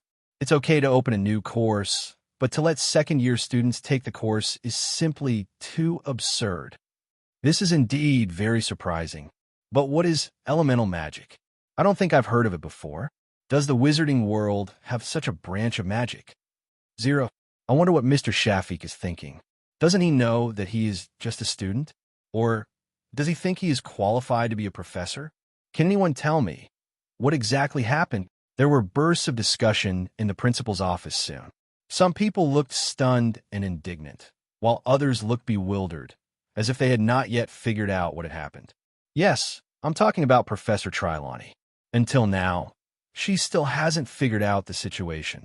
Professor Dumbledore must have his own ideas. Maybe we don't need to think so much about it. Amid the noise, Hagrid couldn't help but speak. Professor Dumbledore, what do you think? When that loud voice opened, everyone in the office heard it. Then, everyone's eyes were focused on Dumbledore. They knew very well that this matter was important. Such an important matter must be decided by Dumbledore in the end. After all, even if they all agreed, Dumbledore would still have to convince the board of directors in the end, and he would also have to explain it to all the students' parents. And even if all of them disagree, if Dumbledore agrees, they had no way to object. At this moment, everyone was looking at Dumbledore's attitude. At the same time, everyone is waiting for a reasonable explanation. I think most of the professors here may not know what elemental magic is or what it represents, so you're a little confused now. Then I should have the obligation to show and explain it to you guys. Dumbledore's eyes swept over everyone in the room. Then, in the surprised eyes of everyone, he gently raised his hand. The next second, a scorching flame suddenly bloomed in his palm. The heart-pounding temperature instantly spread throughout the office. Most of the professors present were startled and stunned at the powerful flame. Is this elemental magic? So magical? No need for a magic wand to cast spells. It's incredible that Headmaster Dumbledore has learned elemental magic.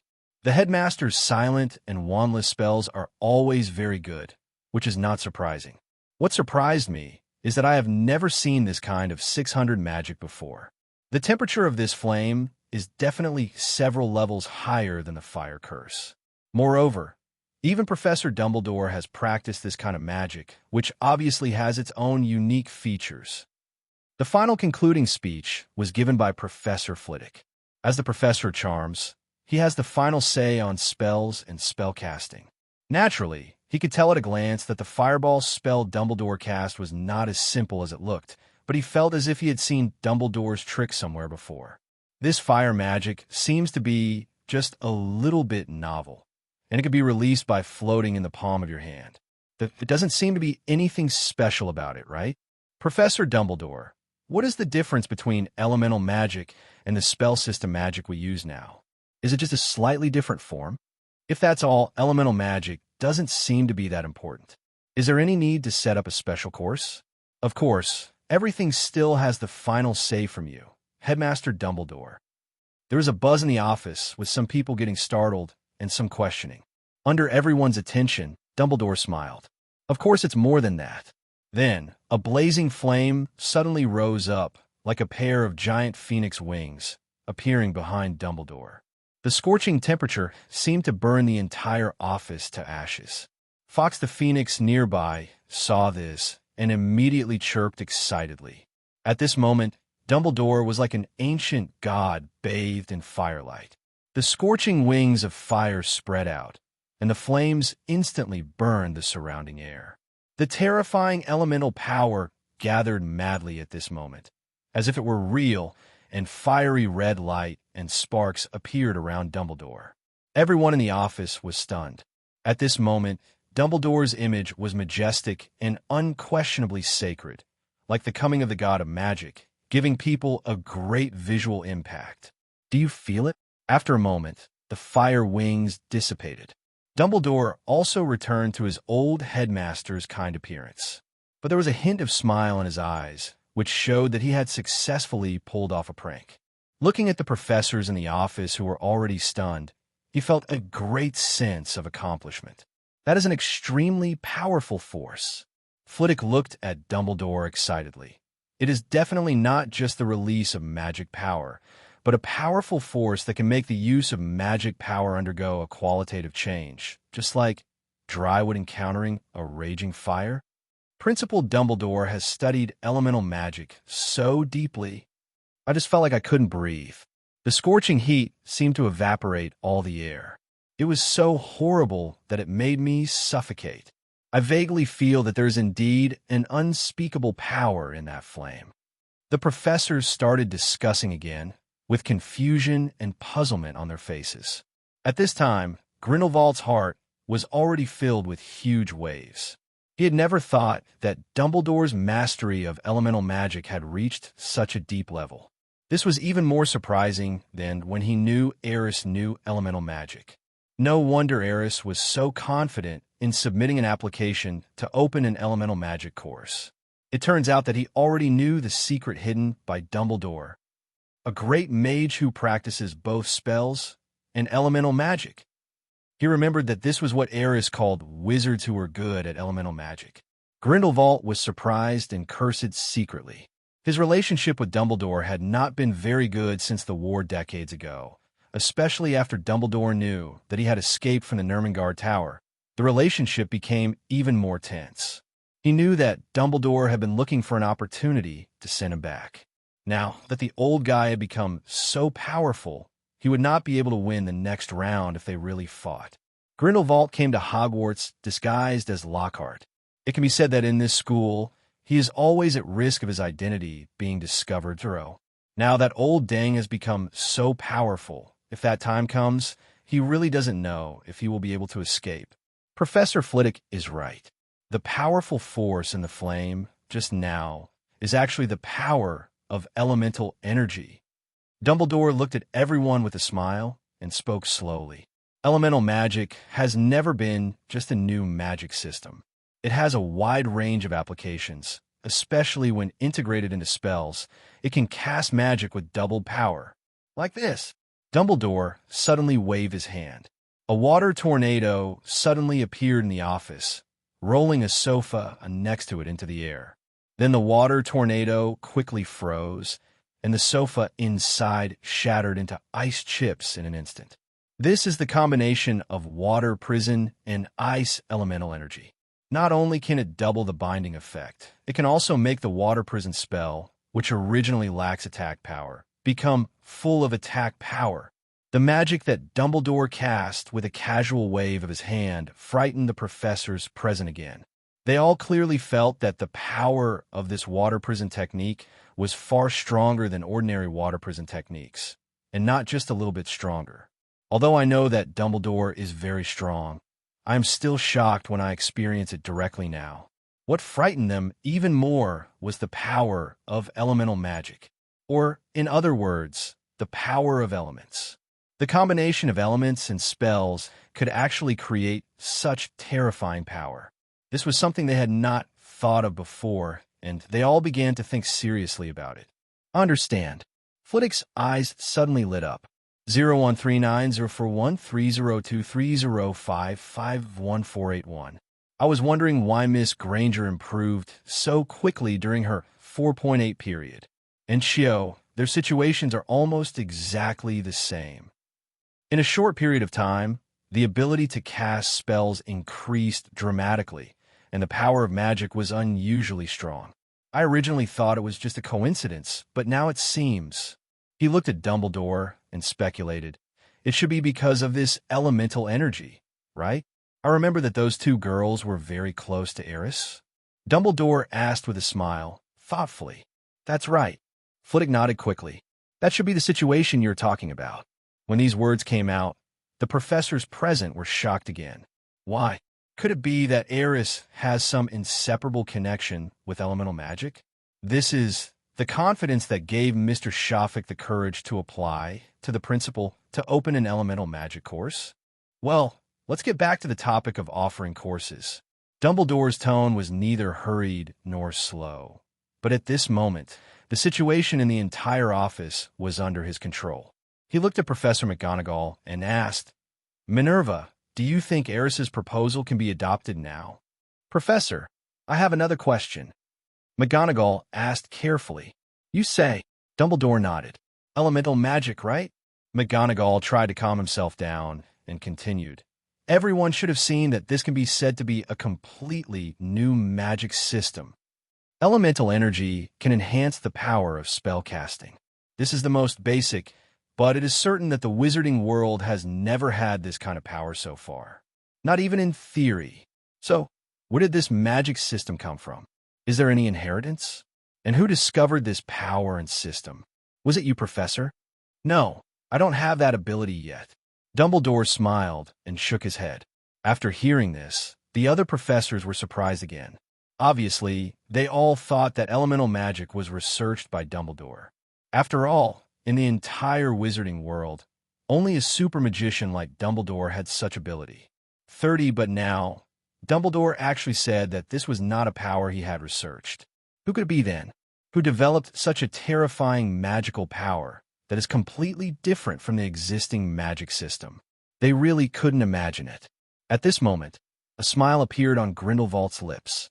Of course he knew who invented elemental magic. However, this matter was not suitable for him to say. On the other side, Snape's expression also became a little solemn. He had fought Aris before, during which Aris demonstrated the power of elemental magic. He didn't think too much about it at the time, and thought it was just some kind of spell he had never seen before.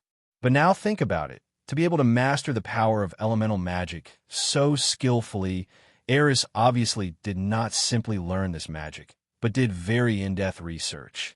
Plus, Dumbledore now said that elemental magic was not invented by him.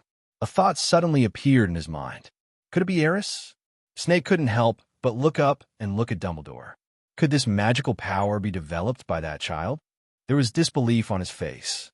You know, according to the information he learned from Dumbledore and Aris, the power and practicality of elemental magic are not inferior to the spell system. The most important thing is that this is a brand new magic system. The possibilities are endless. If this kind of magic can be passed down in the wizarding world, as the founder and initial promoter of the magic system, he will definitely become a transcendent existence comparable to people like Merlin. The history of the wizarding world will be rewritten because of him. Even the existing magic system will be subverted. Snape thought a lot. He was a smart man with broad vision. Naturally, I can think more and further than others. After getting these results, he suddenly became excited. It's not because of excitement, but because of fear, deep fear and dread. Once this magic system spreads, what a huge wave it will cause. Regardless of whether Aerys developed this magic or not, Hogwarts can be regarded as the birthplace of this magic. In the future, what kind of changes will happen here, and what kind of storm will it be involved in? He couldn't imagine. Don't get too excited, Severus. Dumbledore seemed to sense Snape's thoughts and gave him a calming look. Some things can be discussed later. What we need to confirm now is the elemental magic course. I can tell you responsibly that this magic system has infinite possibilities. If possible, I hope to promote it in Hogwarts. This will help expand children's understanding of the diversity of magic. As for who invented elemental magic, please allow me to keep this question secret for now. Perhaps you will all know the answer to this question naturally in the near future. But now, the time is not right. By the way, Dumbledore's eyes swept over the professors with a serious look. I also hope that everyone will not be too persistent in pursuing the answer to this question. This is also for everyone's consideration. After saying that, Dumbledore turned around and went back behind his desk. Well, now let's vote. Please raise your hands if you are against the introduction of elemental magic courses. After the voice fell, the professors present looked at each other, all silent and motionless. In fact, by now, all the professors present knew that the matter had been settled. Dumbledore had clearly expressed his wish to offer an elemental magic course at Hogwarts, and his attitude was very clear. Naturally, no one will be the first to speak out at this time. Of course, some people still have questions, such as Professor Flitwick. Professor, I have a question. He raised his hand cautiously, looked at Dumbledore, and asked, if this course is offered, can we as professors attend the class? As soon as these words came out, the other professors' eyes lit up. At this time, many professors had actually become interested in elemental magic. Naturally, there is a desire for this kind of power. It would be great if they could also learn this kind of magic. Facing everyone's expectant gazes, Dumbledore smiled and said affirmatively, of course, as professors, we also need to keep learning so that we can better teach children to wrest crystal. Hearing this, all the professors smiled. Even some professors who had some concerns before 263 had now completely put aside those concerns. Well, next question. Those who disagree with Mr. Shafik teaching this course, please raise your hands. This time, everyone in Lee's office looked a little unhappy. They had no objection to opening an elemental magic course, but a second-year student was asked to teach the course. It was too absurd for them, the professors, to have to listen to a child's class. Soon, someone raised an objection. Professor Dumbledore, I think we need to think carefully about who should be the instructor for this course. That's right. Although Mr. Shafik has great talent and strength, he is too young after all. He has no teaching experience and does not have enough prestige. Even if we agree to let him teach, the students' parents will definitely not agree, right? What's more, what should we do about the board of directors? This is ridiculous. I don't think there has ever been such a thing in the entire history of Hogwarts. A group of professors spoke at once and put forward their own opinions. At this time, only one person stood up. I think there's absolutely no problem with that. Grindelwald said calmly, his voice standing out amid the clamor of opposition in the office. Even Snape, who had been silent and a little frightened, couldn't help but look over. So, Professor Lockhart is the only one who agrees that Aris should be the professor of the elemental magic course, right? Dumbledore glanced at Grindelwald, then spoke slowly. The other professors also looked at Grindelwald. Professor Roart, you may not know how difficult the Hogwarts Board of Directors is, and those parents of students. McGonagall frowned slightly and said, I think this matter still requires careful choice and consideration. Aris actually has a wealth of knowledge, and it turns out that he has helped Miss Granger and Cho improve their grades a lot. At this time, Professor Li Wei also spoke. I think it's worth considering having Aris as the professor of this course. The problem now is that he is too young, and it's difficult for the students' parents and the board of directors to handle it. Of course, if Professor Dumbledore can solve these problems, I think Aris can still give it a try. This is a bold attempt by Hogwarts, isn't it? Hearing this, Dumbledore nodded slightly, and a smile appeared on his face. So, does anyone else have any suggestions? He looked at the other professors again. Severus, what do you think? Seeing Dumbledore looking at him, Snape shook his head. I don't have any suggestions. At this time, he was still wondering whether Aris would be the founder of elemental magic. If it was Aris, he would certainly be qualified to teach this course, because no one would know elemental magic better than him. Even Dumbledore might not have studied this magic more deeply. He even wondered who introduced Dumbledore to elemental magic. There is no doubt that this must be the person who created this magic.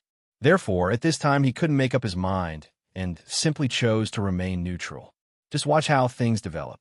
Dumbledore seemed to be asking, but in fact he had already made a decision. The other professors also chose to remain silent, and did not speak any further. Since no one has a better suggestion, let's just decide on this matter. Dumbledore spoke again. Of course, in view of Minerva's concerns and Aris' lack of experience in teaching, I will set up an additional associate professor position for this course, and personally serve as an associate professor to assist Aris in teaching. Should everyone have no objection to this? Hearing this, the professors showed surprise on their faces again. You know, Dumbledore hasn't taught a class in person for a long time. This is something that countless students dream of. It is conceivable that with Dumbledore as the associate professor, the course Elemental Magic will definitely be popular among Hogwarts students. The professors were even more certain that Dumbledore had probably already made his decision. At this point, they didn't know what to say anymore and could only remain silent and acquiesce to Dumbledore's arrangement. Now that the matter has come to a conclusion, everyone should go about their own business. Professor McGonagall, please rearrange the class schedule. Elemental magic courses will be included in student schedules starting next week. Please cooperate with each other. After saying this, he looked at Grindelwald meaningfully and said with a smile, Thank you, Professor Lockhart, for your support. This glance made Grindelwald's heart tremble, and he subconsciously forced a smile. I just made the choice I thought was right. Professor Dumbledore, you're welcome. After saying that, he didn't dare to stay in the principal's office any longer, so he turned around and walked out of the office door. Immediately afterwards, other professors also left the principal's office one after another. Dumbledore watched the professors leave, frowning slightly. His eyes rested on the back of Professor Lockhart, and he fell into deep thought. Professor Dumbledore actually agreed to the suggestion of opening an elemental magic course. In the hall, Hermione and Harry exclaimed and looked at Aerys in surprise. Aerys actually just got the news from Grindelwald, and by the way, she also saw that old man making his presence felt. He himself had not expected that things would go so smoothly. He thought Dumbledore should at least talk to him, but this would save a lot of trouble.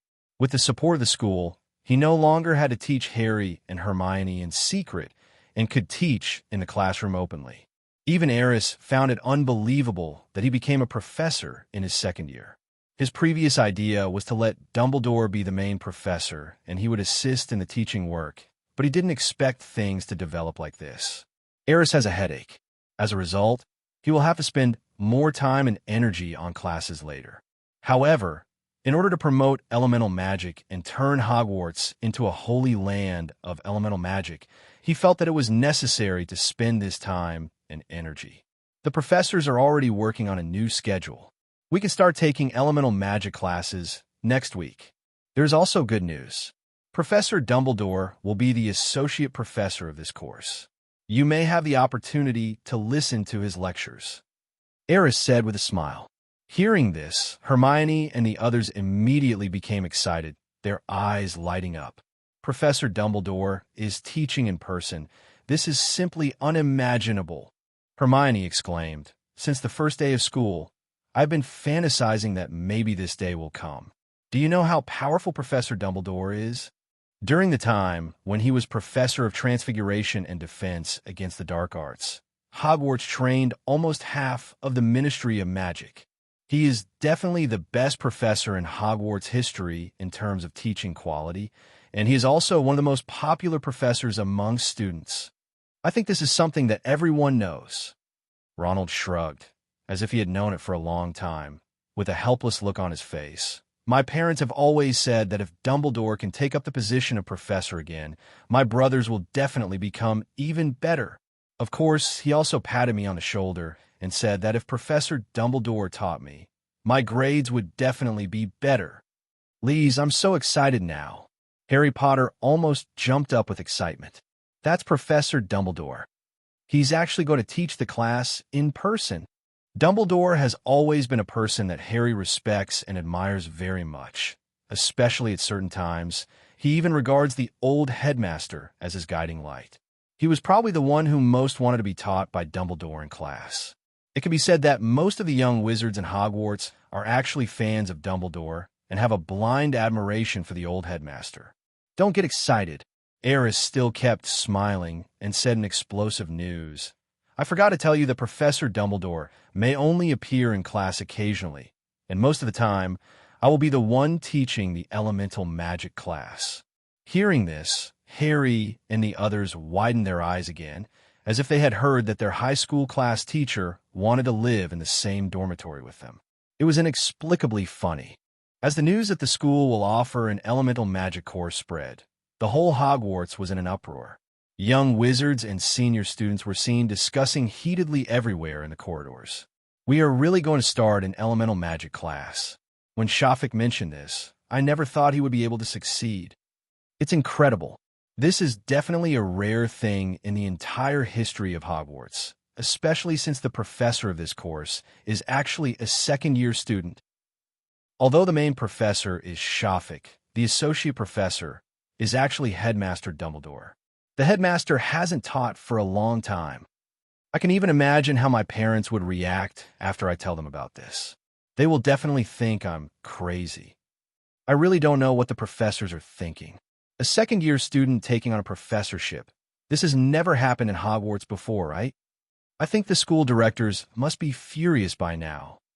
Oh, they should just wait and prepare to face the wrath of the school's teachers. Most of the young wizards were shocked, and some were surprised that Dumbledore would return to the teacher's podium. Some senior students thought that the professors at the school must be crazy to agree to this and let Aris be the professor. Among them, the students of the Cullinan College were the least optimistic about this matter. They even felt that the school directors must have been discussing how to hold Dumbledore and the professors accountable. Can you guys use some brains? Malfoy couldn't help but ask when he heard a group of Slytherin students discussing something as he passed by them. Whether this thing can be accomplished or not, what does it have to do with you? Malfoy said mercilessly, this course is an elective. Even if you want to take it, Master Aris may not accept your application. Besides, I've heard the news from my father. Malfoy sneered. At least half of the school's directors have voted in favor, including my father.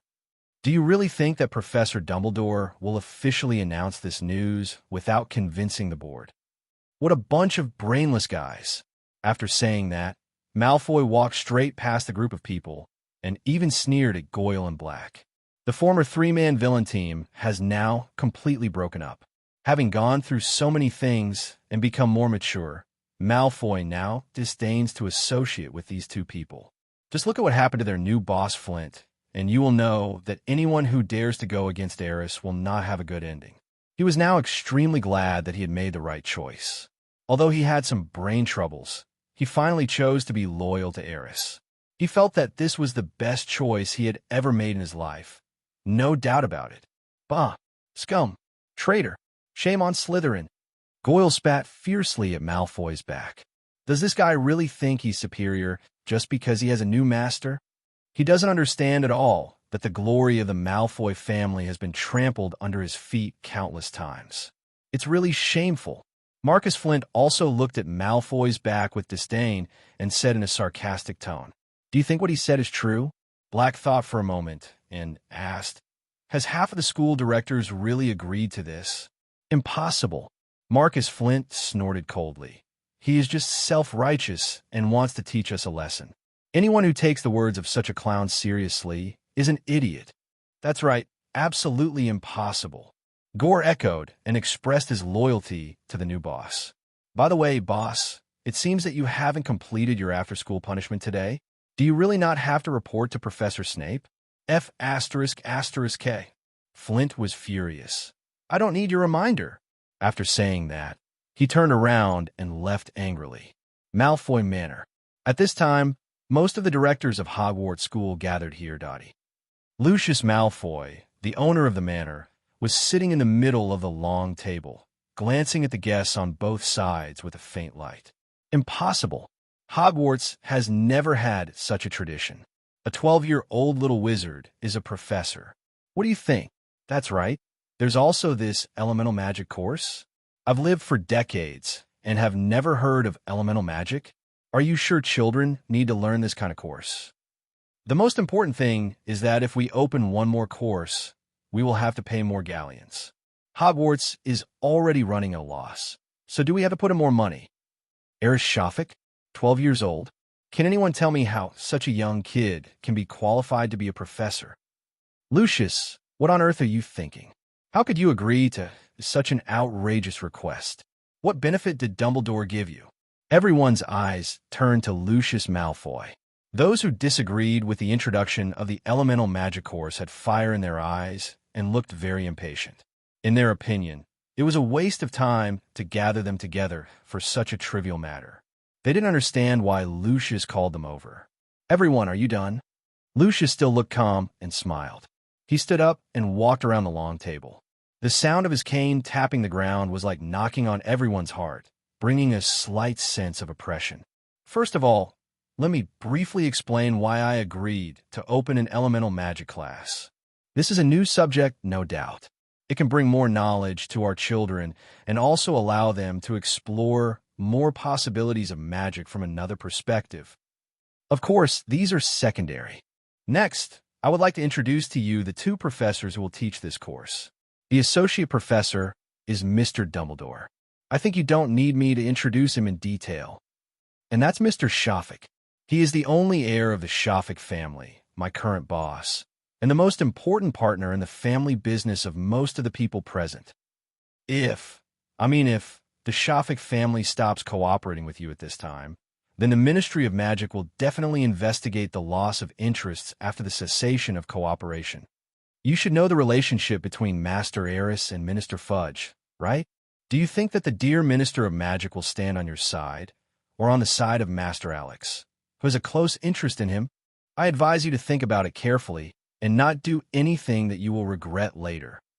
After saying this, Lucius walked around the long table and returned to the center. His eyes swept across the school directors, with a faint smile still on his lips. In stark contrast to his smile were the ugly expressions on the faces of those school directors who originally disagreed with offering the elemental magic course. The long table fell into deathly silence.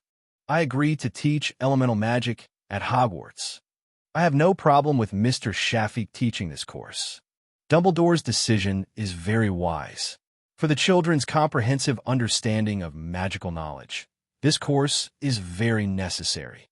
Lucius, we didn't think it through before, so let's just leave it as it is. We can send out the official consent letter tonight, and the elemental magic class will officially begin next week. After a brief silence, the voices of the crowd at the long table were heard again. But this time, those school directors who originally disagreed with offering elemental magic classes at Hogwarts suddenly changed their attitude 180 degrees. Everyone began to support the opening of the elemental magic class. Moreover, Aris was designated as the professor of this course. Even Dumbledore praised it, saying it was a wise choice. You know, these people were originally very caring towards Dumbledore. Well, thank you all for making the right choice. Lucius had a smile on his face, but he breathed a sigh of relief in his heart. He was not sure that he could convince these old guys in such a short time. But I didn't expect that Mr. Shafiq's name would be so useful. Just a brief mention to these old guys, and they all changed their stance. It can only be said that the Shafiq family's influence in the wizarding world is too great. Especially since Aris became the only heir, the development of the entire family has entered a period of rapid development. The sales volume of Manor Butler alone around the world is enough to shock the entire wizarding world. Because of the affordable price, probably more than 70% of wizarding families in the wizarding world today have installed Manor Butlers. Although the wealth this product brought to the Shafiq family was just a drop in the bucket in comparison. But most importantly, this product put the Shafiq family back on the radar of everyone in the world. Let the Shafiq family be known to the world again. The influence of this kind of fame or reputation is far beyond what money can measure. This is why, when Lucius mentioned the Shafiq family, the attitudes of these school directors changed so much after they knew that Aris was the only heir of the Shafiq family. Because in the eyes of these people, the Shafiq family was an insurmountable mountain. As the only heir of the Shafiq family, Aris was someone they could not afford to offend. Thank you all. Today's school board meeting was a perfect success. Please enjoy the food and don't be shy. Lucius was so happy that his attitude towards these school directors also changed greatly. The banquet ended successfully in such a relaxed and pleasant atmosphere. Hogwarts Hall. Harry and Hermione were having breakfast. Have you heard? Hermione said mysteriously. It seems that the school director has sent a confirmation letter. Aris's elemental magic class has now been officially approved and can start next week. It seems that this matter has spread throughout the school. Ronald shrugged. I still don't understand. How did Dumbledore do it? Hermione asked, puzzled. As far as I know, this has never happened in the history of Hogwarts. A new course has been approved so quickly, and it has not been added to the curriculum at the beginning of the semester. What's even more outrageous is that a second-year student is the professor of the course. I originally thought that this thing would never succeed. Hermione spread her hands with an exaggerated expression. Then do you know why Dumbledore agreed to offer this course? Harry asked. The key point is not Dumbledore, but the school board. Hermione analyzed. The school board is the fundamental factor that determines whether this course can be opened. Dumbledore may have played a role in it, but it is definitely a limited role. Then why do you think the school board agreed to this? Ronald also asked. Hermione thought about it, then shook her head helplessly. This is also what she couldn't understand. Do you think it's because of Aerys? Harry suddenly asked. How was that possible? Hermione rolled her eyes. This kind of thing was not something he could predict. But he became the professor of elemental magic, didn't he? Harry retorted, unconvinced. That must have been arranged by Dumbledore. Why did Dumbledore arrange this? Maybe it's because Aris is talented. Think about it. Who was the first to use elemental magic? It was Aris. Harry seemed to have suddenly come to his senses and was very sure that he had discovered the truth. Haven't you ever thought about it? Why did Dumbledore agree to teach elemental magic? It's because of Aris. Since Aris has always been the most important character in this matter, doesn't the school board realize his importance? The reason they agreed was definitely not just because of Dumbledore's proposal, but more likely because of Aris. Am I right? Looking at Hermione and Ronald, who were already in a daze, Harry shouted excitedly. You mean Aris has dealt with the school directors? Ronald asked subconsciously, but quickly nodded. But it seems that there is no problem with this. Hermione frowned, as if thinking about something. I seem to hear Professor McGonagall mention yesterday that Aris's ability is so great that he can even influence the school board. Hermione murmured uncertainly. .00. I'm not sure if I heard it right, but if Professor McGonagall is referring to the opening of the course, then your analysis is very likely correct. So, it's really because of Aris that the school directors agreed to offer the elemental magic class. Ronald's face showed surprise. We should have thought of it earlier. Harry's face was still full of excitement. Aris is the only heir of the Shafik family, and he is so powerful. More importantly, he is also friends with the Minister of Magic. Do you remember? Last time at Shafik Manor, the Minister of Magic was so kind to Aris. So, it's not surprising that he can do this. It seems it's true. The three of them fell into silence, but there was a gleam in their eyes. At this moment, they seemed to get to know Aris again. Aris is really making it harder and harder for them to see through him. But for some reason, they seemed a little proud in their hearts. After all, they were all Aris's friends. Of course, there is awe. At the same time, all the school directors have agreed to offer elemental magic courses. Most of the young wizards in the school have already received the news, and some are even speculating about what the class schedule will be like next week. As for Draco Malfoy, he was sitting calmly on the sofa in the Slytherin lounge, accepting the admiring gazes from other Slytherin students. And his face had an expression of, I knew this would be the result. The matter of the elemental magic class has come to a temporary end. Now we just have to wait for the classes to officially start next week. Many young wizards are curious about what Aris will learn in the first elemental magic class, or are wondering whether Dumbledore will show up. But another thing also aroused heated discussion among students. That is, the Quidditch match between Slytherin and Gryffindor is about to begin. The corridor outside the auditorium. Malfoy found Aris again. Master Aris, after what happened in the elemental magic class, I have now re-established my prestige in Slytherin College, and it is now easier for me to monitor those guys. Do you have any other tasks for me to assign? Since accepting Aris's mission, Malfoy would come to visit from time to time. Aris is used to it now. Hearing this, he thought for a moment and said, the Quidditch match between your house and Glan, 057, Finder will start soon. I remember that you joined the Slytherin team and are now a Seeker, right? Yes. Malfoy nodded. Then you should be a little more careful on the court. Aris thought for a moment and spoke again. Pay attention to what? Malfoy seemed a little puzzled. It's just a Quidditch match. What could possibly go wrong? Aris did not answer immediately because he was not sure whether there would be any trouble in this game. In the original book, because of Dobby's appearance, Harry Potter was chased by a magical bludger for the entire game and was finally hit on the arm by the bludger, causing his arm to be broken. If it weren't for the protagonist's halo protecting him, it would probably not be as simple as breaking a hand. Now, Dobby should still be staying in Shafik Manor. But Aris is not sure if there will be other accidents, because what happened during this period has actually exceeded the scope of the original plot.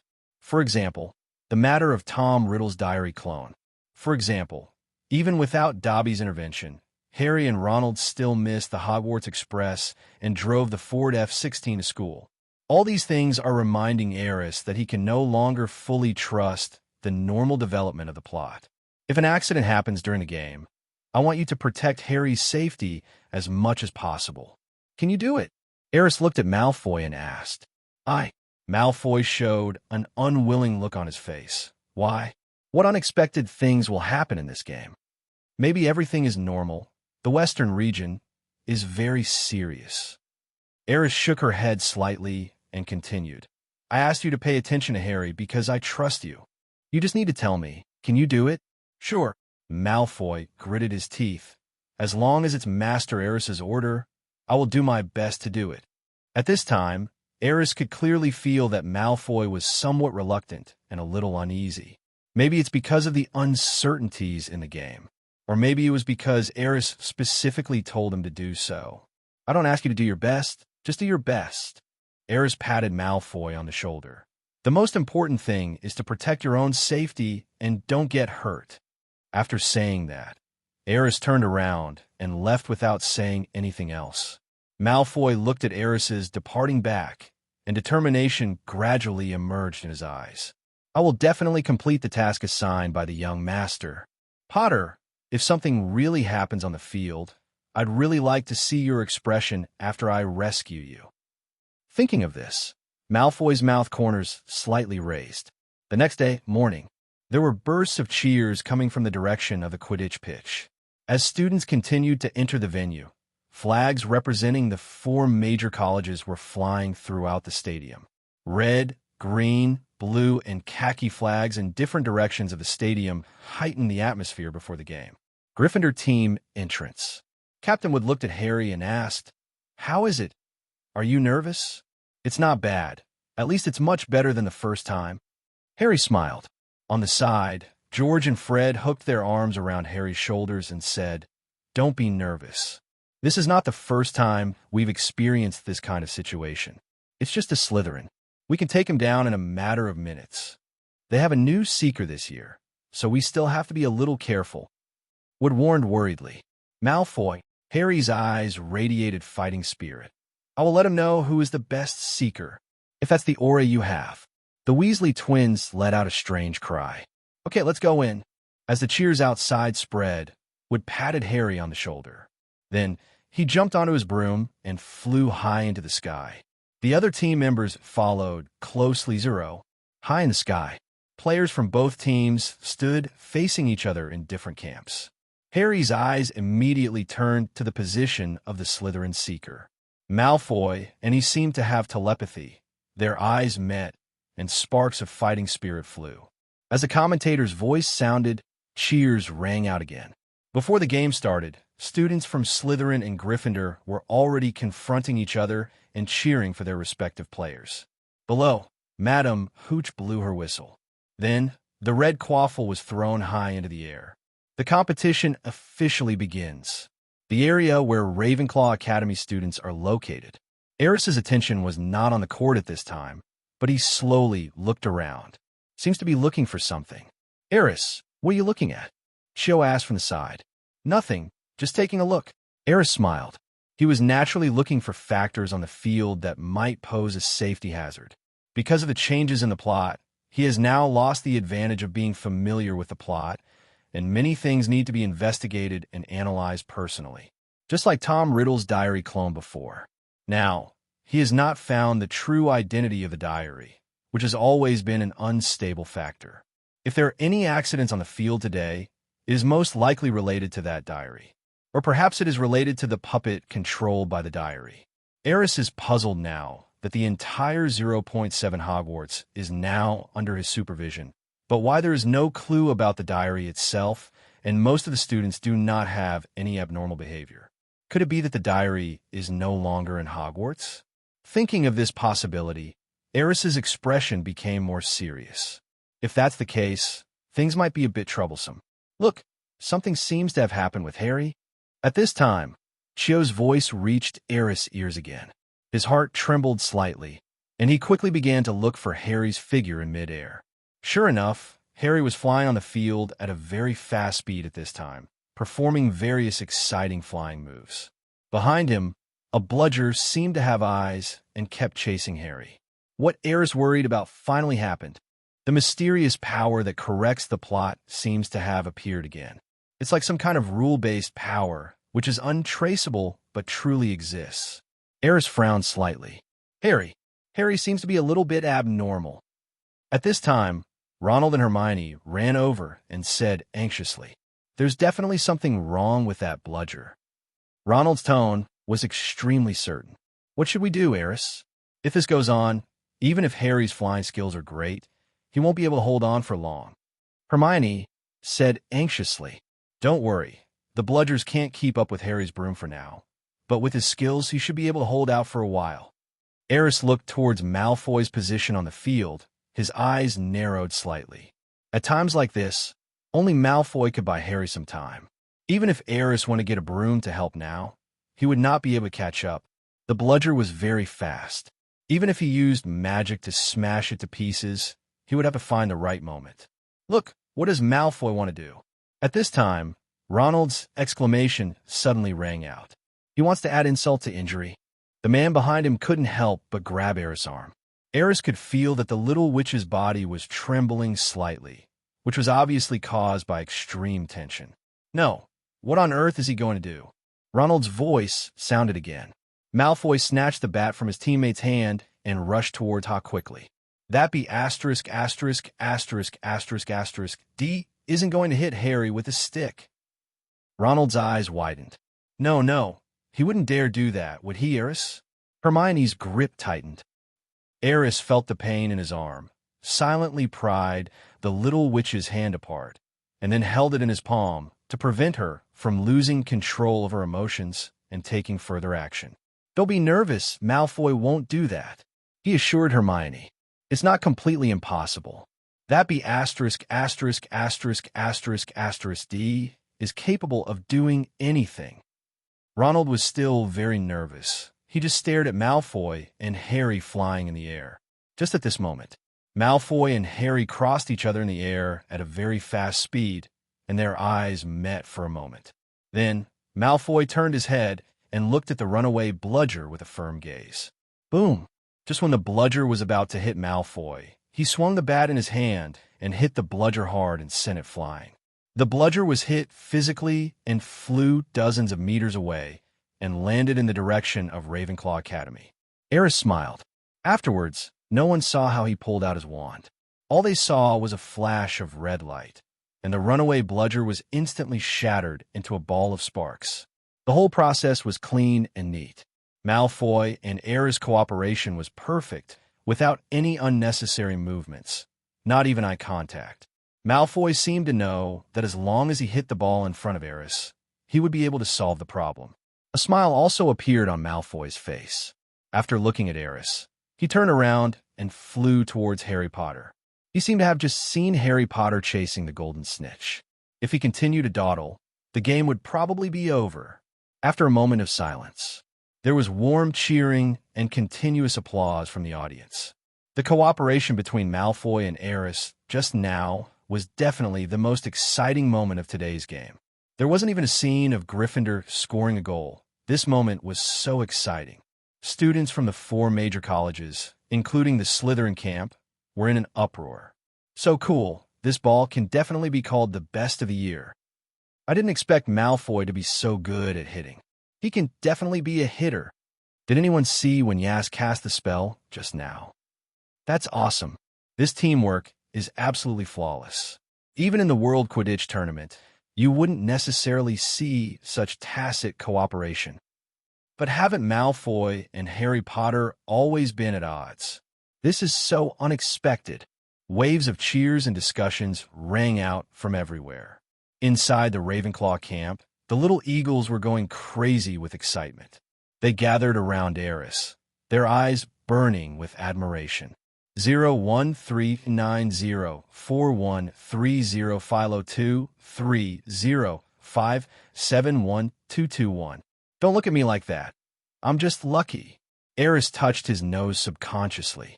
He didn't really enjoy the feeling of being surrounded and stared at, as if he would be thrown up at any time. But if Harry and Ronald were in his current position, they would probably be very happy and willing to be thrown up by these little wizards. Shaking his head slightly, Aris waved his hand and said to everyone, "The game is not over yet. Let's continue watching the game." At this time, the young wizards finally realized that something was wrong with the bludger. What was the reason? By this time, the professors in the stands had also reacted and were hurriedly checking the safety issues at the scene. At the same time, Professor McGonagall also walked towards Mrs. Hodge in the center of the venue, as if to confirm the situation of the bludger. At this moment, a familiar voice came to Aris's ears. A very clean and neat blasting spell. Professor Lockhart, played by Grindelwald, appeared next to Aris at some point. Aris and Hermione who had been standing next to her, turned their heads subconsciously to look. "What? Are you two little guys in love?" Grindelwald looked at Aris and Hermes, holding hands with a strange look. At this moment, Hermione suddenly realized that Aris had been holding her hand since she didn't know when. No, Professor Lockhart, please don't misunderstand me. She's just too nervous. Aris calmly explained for Hermione. Wrong, I was too nervous. The situation just now was really thrilling, right? The little witch's face suddenly turned red, and then she suddenly shook off Alex's hand and left here in a panic. Well, I believe that the situation just now was indeed very dangerous. It is natural for you to be nervous, right? Grindelwald looked at Aris meaningfully. Aris still nodded calmly. Yes, that's it. At the side, Ronald, who had just reacted, looked at Hermione's hurriedly fleeing back, then looked at Aris and Grindelwald, smiled awkwardly, and for some reason, a sense of loss inexplicably emerged in his heart. Then he followed Hermione and ran towards the direction of the Gryffindor camp. At the back of the stands, only Grindelwald and Aris were left. The two looked at each other and smiled. It was like a scene between a little fox and an old fox, and they looked surprisingly harmonious. What just happened shouldn't be an accident, right? Grindelwald asked meaningfully. Are you talking about Malfoy's outstanding performance, or the bludger? Aris asked calmly. Of course it's that bludger. Grindelwald's expression turned serious. I know you've been investigating that guy's Horcrux. I actually want to find a chance to communicate with him, or even have a discussion with him. But now it seems that his methods are really low level. To deal with a second-year wizard, he even had to do it in public. Is he afraid that others won't notice him? This should be the most essential difference between him and you. Aris sneered and shook his head. In my opinion, Voldemort is a lunatic who does things without considering the consequences.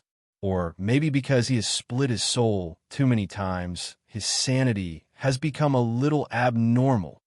As he spoke, he was suddenly stunned. No, things shouldn't be like this. There must be something wrong. Aris frowned, as if he suddenly thought of something, and his expression became extremely serious. What's wrong? Grindelwald also frowned and asked in confusion. That's the wrong way of doing things. Aris turned to look at the bludger that was smashed to pieces, leaving only some debris on the ground. If all this was planned by Tom Riddle, he wouldn't have made such a low-level mistake. At that time, he shouldn't have been affected by the Horcrux and would have been very cautious. But this farce seems more like Voldemort's work. That's what's wrong. It's so discordant. There are so many professors on the Quidditch field, even Dumbledore might show up. There's no point in attacking Harry Potter here. He will definitely be stopped. The mastermind behind this incident couldn't be Dobby in the original book, so there was only one truth left, that it was the residual soul in Tom Reed's diary hiding in the dark. But this was where it didn't make sense. Tom Reed would never do such a meaningless thing. It can be seen from the original work that he took every step very carefully and had a detailed plan. Otherwise, Lucius Malfoy would not have gone to the trouble of provoking the Weasley family in the beginning and put the notebook on Ginny Weasley.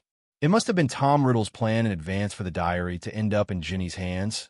Or in other words, this diary could have ended up in the hands of any of the 10 young wizards at Hogwarts.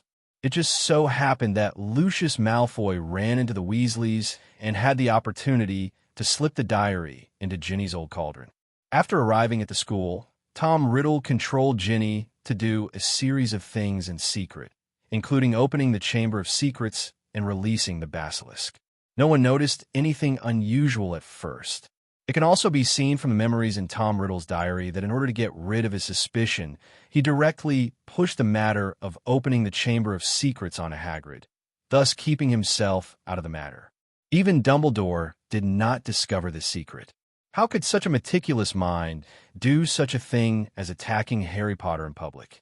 This is totally inconsistent with his character.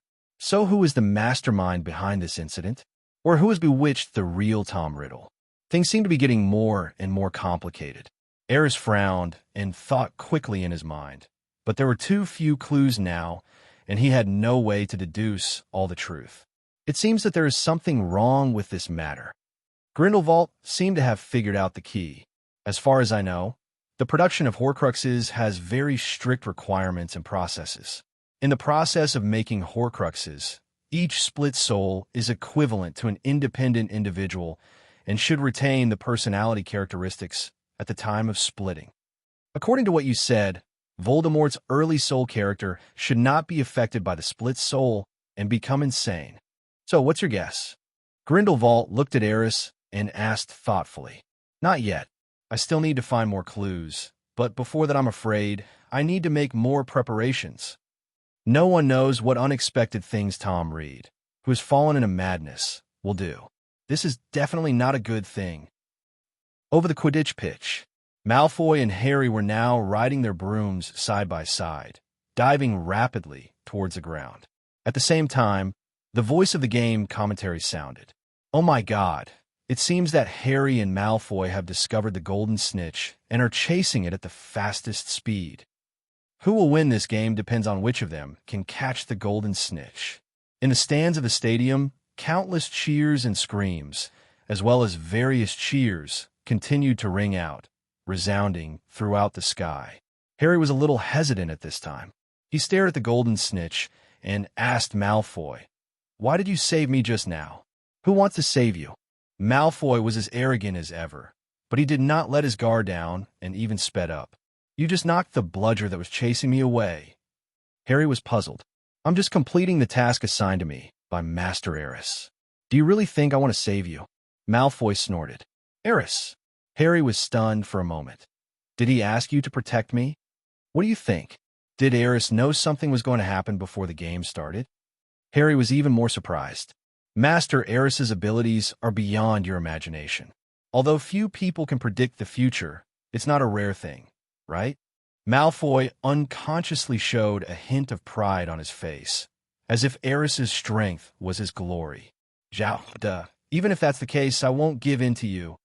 After his doubts were answered, Harry Potter once again focused all his attention on the golden snitch in front of him. They both accelerated at the same time. In an instant, at a very low altitude, they jumped off their brooms at the same time and pounced on the golden snitch in front of them. "I will prove to Master Aerys that even if you are the best at Quidditch, I will never be worse than you."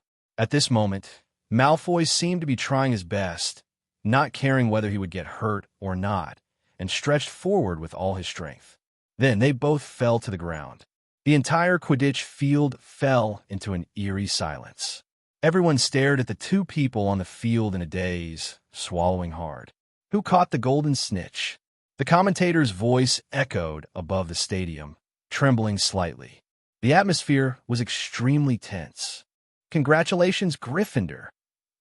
Following an excited shout from the live commentator, thunderous cheers and applause suddenly broke out at the scene. In the middle of the Quidditch pitch, Harry Potter and Draco Malfoy got up from the ground. At this moment, the little golden snitch was being held in Harry Potter's hand, its wings still fluttering rapidly, trying to break free. Malfoy patted his dusty dark green wizard robe with a gloomy look on his face. Just a moment later, he almost caught the golden snitch, but Harry got there first, and this time he accepted defeat with all his heart. "I win." Harry grinned. "What are you so proud of?" Malfoy snorted coldly and turned to leave. "Wait." Harry suddenly called him unexpectedly and stepped forward quickly. "This golden snitch is for you." Harry had a hint of hesitation on his face, but it turned into determination in the end. "If you hadn't saved me just now, we would have lost the game, so I'll give this to you as a souvenir. Don't get me wrong, I just don't want to owe you a favor, and I don't care what you think." As if he felt that this was a bit hypocritical, Harry quickly added, "For me." Malfoy was obviously surprised. He looked at the golden snitch in Harry Potter's hand and frowned slightly. After a moment's silence, he took the golden snitch, then turned and left the stadium without saying anything. Malfoy felt a little complicated at this moment. He didn't expect Harry to take the initiative to show goodwill to him. The relationship between the two had always been hostile, but as Harry said, this golden snitch was just the reward for him saving Harry just now. By accepting this little thing, it would be equivalent to his agreement that the two of them would be done with each other. As for how the two of them will get along in the future, That's of course how it will be. He didn't want to owe Harry a favor, but he also didn't want Harry to owe him a favor. Otherwise, it would probably be even more awkward for the two of them to get along with each other in the future. Harry, you're awesome. In the center of the court, Ronald and a group of Gryffindor wizards rushed over, lifted Harry Potter up, and threw him into the air excitedly. The entire stadium was immersed in laughter and joy. Harry was treated as a hero and walked towards Madame Hooch, surrounded by a group of Gryffindor wizards. The thrilling scene that just happened made all the young wizards in Gryffindor Academy feel nervous. This moment is a cheer for those who have survived the disaster, and more importantly, it is an admiration and celebration for Harry's ability to turn the tide. Daff. And then, Mrs. Hodge will officially announce the results of today's competition. Gryffindor wins. In contrast, Malfoy looked a little lonely as he walked to the sidelines alone. The little wizard from Slytherin College also looked at him with a strange look. It seemed that they did not expect that Malfoy would save Harry Potter at that critical moment. If not, Slytherin House might have one now. You are the only one in the limelight now. Are you happy? As the captain of Slytherin, Flint was in a bad mood at the moment and snorted when Malfoy passed by. Do you think I should watch Harry Potter fall to his death? Malfoy glared back without showing any weakness and asked with the same cold snort. That's what I mean, but now we've lost, haven't we? Flint's expression was still very bad. You should take full responsibility for the failure of this game. It's not Malfoy's fault. Yes, in the situation just now, if he hadn't rescued Harry Potter, someone might have really died. Although I feel sad about losing the game, I can't just watch Harry Potter die. Well done, Draco. Surprisingly, except for Flint, who was still making sarcastic remarks at this time, the other members of the Slytherin team did not blame Malfoy at all. Instead, they felt that what he did was right. It is a life, after all. Malfoy nodded to the other team members and finally smiled. Then, without saying anything else, he turned around and left. Why do you look unhappy? You behaved very well today.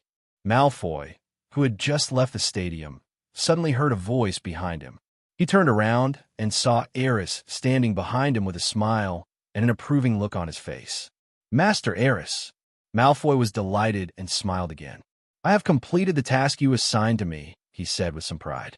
Yeah, I saw it. Aerys nodded and smiled again. Good job. Hearing this, the smile on Malfoy's face became even more intense. By the way, Master Aerys, have you found a real culprit who controls the bludger? Not yet. Aerys shook his head gently. But we found some clues, so we have made some progress. That's good. Malfoy scratched his head a little embarrassedly. It seemed that as long as he could help Aerys, he would feel satisfied. Looking at Malfoy in front of him, Aerys felt relieved. It seemed that this guy had really figured it out, and his personality had changed a lot. According to the current trend, maybe he can become a good helper in the future. Okay, go and have a rest first. Aerys smiled and reminded, remember to come to my class next week. Having said that, he turned and left. After hearing this, a hint of surprise flashed in Malfoy's eyes. Master Aerys, did you just take the initiative to invite me to the elemental magic class? He felt a little excited. In fact, he also discovered the progress of Harry Potter and Ronald in their magical attainments, and all of this, without a doubt, was definitely due to Bing C. Malfoy was sure of that. So deep down, he really hopes to get guidance from Aris. And now, the opportunity is right in front of you. Be sure to hold on tightly. There was a gleam in his eyes. You've trained that kid well. After returning to the Quidditch Stadium stands, Grindelwald came to Aris again. You mean Malfoy? Certainly. Can you please stop secretly observing me from behind every day? Aris was speechless. He really didn't like the feeling of being spied on all the time. I'm watching openly. Grindelwald shrugged. By the way, Professor McGonagall just asked you to come over to ask you about what happened on the court. I see. Aris nodded slightly, then looked at Professor Stanner. Sure enough, Professor McGonagall was looking at him at this time. When he saw Aris looking over, he pointed in the direction of the castle office. Aris was helpless. It seems that I can't avoid being interrogated again. The matter has been resolved, and I don't know what else Professor McGonagall wants to know. Could it be that she is also interested in the manipulator behind Bludger? Aris, what on earth is going on the Quidditch pitch today? In the office, Professor McGonagall frowned slightly and asked, I don't know either. Aris shrugged. Shouldn't you ask Madam Hooch this question?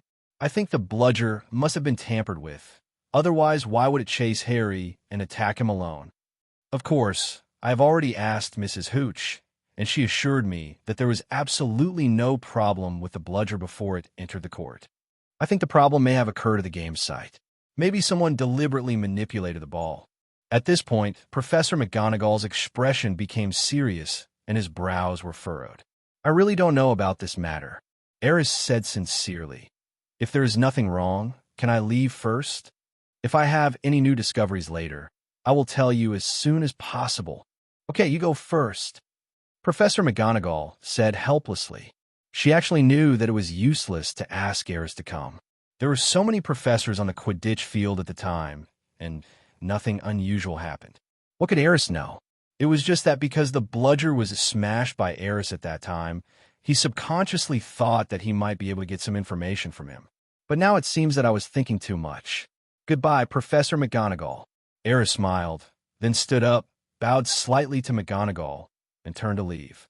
Although he speculated that this incident was most likely related to Tom Riddle, who was hiding in the dark, there was no evidence to prove this speculation. Instead of saying it out loud and making everyone worry, it would be better to investigate it first. Besides, Dumbledore probably meant the same thing. He certainly didn't want to cause the school to fall into panic. After leaving Professor McGonagall's office, Aris went directly to the laboratory in the room of requirement. Standing on the operating table in the center of the laboratory, he frowned slightly, his eyes fixed on the projected image of the Hogwarts core hub in front of him, observing quietly. For several days, he didn't find anything unusual in the castle. It has to be said that Tom Riddle is very mature and cautious. No wonder he became one of the few Dark Lords in history. Apart from his brutal methods, if his temperament had not changed drastically due to the division of his soul, his influence on the wizarding world might not be much different from that of Grindelwald. This is a guy with great talent and great forbearance. He will never act rashly without absolute certainty. Of course, Aris was talking about Voldemort during his school days, not the madman behind. After a moment, Aris sat down and picked up a quill. It seems that this will be a protracted war, he muttered to himself while quickly writing a letter. Then he used a special teleportation magic circle to send the letter to Shafik Castle. This way of delivering messages is much faster than sending letters by owl. Not long after, a ray of light flashed from the magic circle. Then, a small figure appeared in the center of the magic circle. It is an honor to receive your summons, Master Aris. How may I help you? Dobby bowed slightly towards Aris. Gryffindor Common Room. The jubilation over winning the Quidditch match lasted until well before bedtime. After all the little lions returned to their dormitories, only Harry, Ronald, and Hermione were left in the common room. Harry, although he won the game, I still can't figure it out. Ronald frowned slightly and asked, What's wrong with Malfoy? He seems a little abnormal today, right? I don't understand either, but he said he saved me because Aris gave him a mission, and I think he might not be as bad as we thought. Harry said uncertainly, Actually, don't think too much about it. He can't just watch you get smashed to death by a bludger. Hermione shrugged. The strangest thing is, why is he so loyal to Aris all of a sudden? Ronald muttered, If this continues, how can I target him in the future? Why pick on him? Harry shrugged. But don't you think he's being too obvious? Aris seems to be getting very close to him recently. Will the two of them... What? Hermione rolled her eyes. Are you trying to say that Aris would go along with someone like Malfoy? It's not impossible. Ronald muttered again. Forget it. Stop talking about it. I believe in Aris, and I think Malfoy seems to have really changed a lot. Harry said seriously. Then there's a problem now. Hermione looked at the two of them and lowered her voice. Didn't we agree to go to Malfoy to find out about the heir of the Chamber of Secrets? I've almost finished looking up the information here, and I can prepare the medicine. Do you think it is still necessary? 0 request flowers. WWW. What potion? Ronald looked confused. Harry was also a little confused. You forgot about this? Hermione asked in disbelief. We just didn't know you had been preparing, I thought. Harry suddenly felt guilty. It seemed like they had pushed everything onto Hermione's shoulders. Because a lot of things have happened recently, I almost forgot about it. It's the compound potion. Hermione looked at the two speechlessly and explained, the compound potion can help us disguise ourselves as anyone. Wouldn't it be possible for us to get closer to Malfoy and get information about the Chamber of Secrets from him? But now I think he may not know about this matter. Harry thought for a moment and said, didn't Ronald just say that? Malfoy is very close to Aris now. If he knows something, he will definitely tell Aris, right? Hearing this, Ronald and Hermione fell silent. According to normal logic, this was correct. But Hermione was still a little angry. I've been preparing for so long, and now you're just going to quit? Do you think we need to continue? Ronald was a little embarrassed. I only know that if you don't do something, Malfoy will become Aerys' right-hand man. Don't cry when that happens. After saying that, Hermione turned around speechlessly and walked towards the dormitory. Harry and the other were silent for a moment. Then a faint voice sounded. Hermione is right. If we don't do something, Aerys might abandon us and go play with Malfoy. Ronald smiled wryly with some melancholy. A 12-year-old boy always values his friends, especially an excellent friend like Aerys. At this time, they actually began to worry about the outcome, fearing that Aerys would get along well with Malfoy and ignore them in the future. No, Harry said firmly. Aerys is not that kind of person, and we have more important things to do now. Don't you think this is too coincidental? Why does that bludger keep chasing me? I think this matter is extremely important. If we can find out the truth, maybe all problems can be solved, including the secret room thing. Let's go find Professor McGonagall. You must know something. The next day at noon, Harry and Ronald came to the auditorium, somewhat frustrated, and ate something casually. Just after class, they found an opportunity to visit Professor McGonagall and ask him about what happened yesterday. But obviously, the result disappointed them. Professor McGonagall said nothing. Ronald, you said Professor Mike. Does he really know nothing? Harry still had some hope. Maybe, but it's also possible that they know everything and don't want to tell us. That's always the case with adults, isn't it? Ronald shrugged and didn't seem to care too much. He had long felt that he would not get any answers if he went directly to Professor McGonagall. But Harry insisted on going, and he had no choice but to go with him. Looking at the depressed Harry, he comforted him. Perhaps Alex knows more. Why don't we go to him directly, Sanchi? I just want to find the answer myself to prove that we are not completely useless, right? Harry was visibly annoyed. What should we do now? Ronald looked at Harry helplessly. Let's go find Madame Hodge. She has been keeping the bludger all along. Maybe she knows something. Harry said suddenly. Okay. Ronald shrugged and did not raise any objections. The two of them quickly finished their meal and hurried towards Mrs. Hodge's office. Just as they were passing the women's restroom on the third floor, they suddenly heard some faint noises. Did you hear that? Harry stopped and turned to look at Ronald. It seems like the crying sound comes from the bathroom. Ronald frowned slightly. Shall we go and have a look? No need. Maybe Myrtle is sick again. Ronald obviously didn't want to go. However, Harry had already walked towards the women's restroom. He had no choice but to follow. When I walked into the ladies' room, I saw Myrtle crying, and she sounded very sad. You guys are throwing things at me again. You bad guys are such bullies. I curse you to be hit by something forever, and you won't be able to find out who hit you. As the two approached, they heard Myrtle crying and mumbling through gritted teeth. What's wrong with you? Although he was a little reluctant, he still asked in order to find out the truth. Oh, it's the great Mr. Harry Potter. Are you looking for me? Myrtle's face instantly became charming. Her transparent ghost body suddenly flew over and came in front of Harry. At this moment, the distance between the two was probably less than 10 inches, almost touching each other. Harry subconsciously took a step back. Even Ronald beside him subconsciously took a step back, his expression becoming a little strange. No, I heard you crying, so I wanted to come in and see what happened. Harry gathered his thoughts and spoke. I don't know what happened. I was hiding in the toilet cubicle, reminiscing about the past, and suddenly something went through my body. Well, just like last time, Mr. Aris Shafik walked in from outside, just like you did, and asked me what happened. In fact, I'd rather know, which be asterisk, asterisk, asterisk, asterisk, asterisk, D, threw something at me again. Myrtle leaped into the air in indignation, her eyes fixed on the floor of a toilet cubicle. There was a diary lying quietly on the floor. It looked a little worn, and it seemed to have been there for quite a while. Harry was slightly stunned and subconsciously looked at Ronald. It's just a diary. What's the big deal? Zero didn't realize the seriousness of the matter at this time. Don't you think that diary looks familiar? Harry walked quickly to the diary, squatted down, and examined it carefully. At this time, Ronald also found something wrong. This seems to be the diary of Tom Riddle that Aerys mentioned earlier. His body trembled slightly. That is Voldemort's Horcrux. A real Horcrux. I'm not calling you. I suggest you think carefully and don't touch that thing. Seeing Harry Potter was about to reach out for the diary, Ronald quickly stopped him. I'm just confirming. There shouldn't be any problem.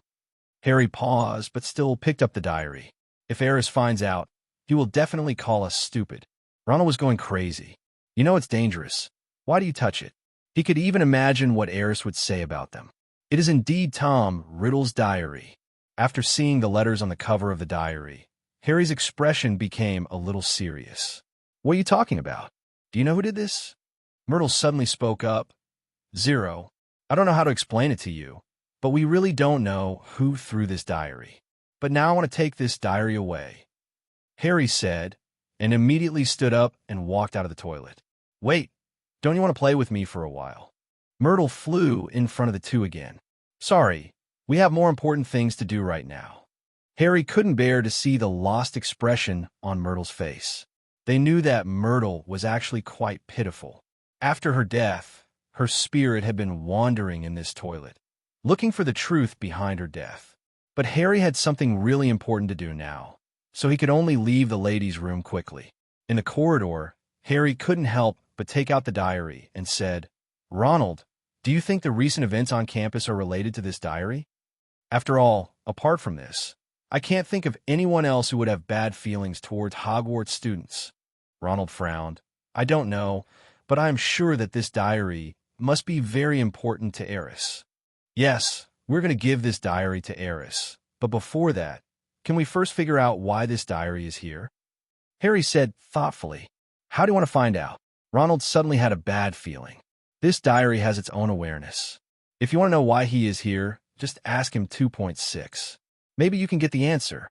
After a moment, Harry seemed to have made a decision, turned around, and walked quickly into an unused classroom, then took out his quill. Are you serious?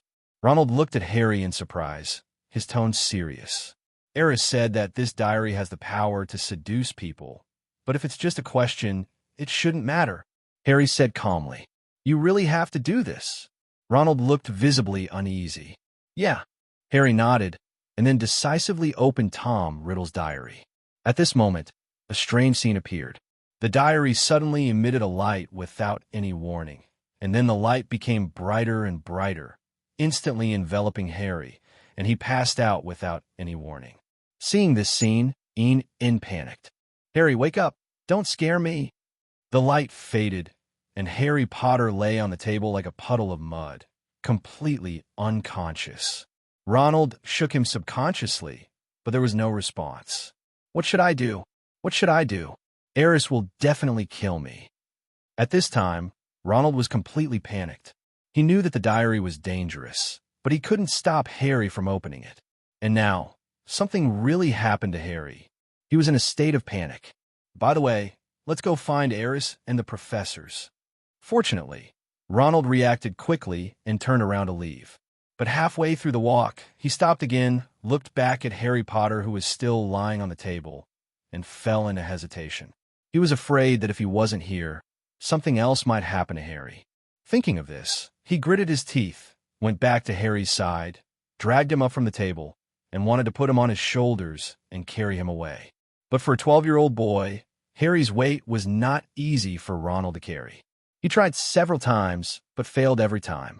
The anxious look on his face became more and more intense, and he became more and more impatient. Okay, stay here for a while. I'll be back soon. Soon, Ronald figured it out. Instead of wasting time here, it would be better to quickly find a professor or ask Reese to come over. This is a classroom, and a professor might just happen to pass by outside. Better than being helpless here.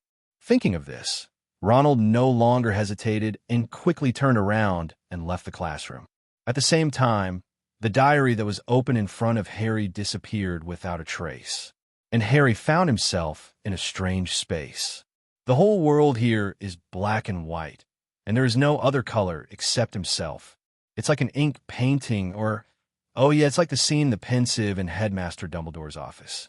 At the end of last semester, Harry got Dumbledore's permission to use the Pensieve to read a memory about his parents. The scene here is exactly the same as the memory scene in the Pensieve. Could it be that this space is also made up of some memory? Tom Riddle. Harry reacted quickly. Could this be Tom Riddle's memory?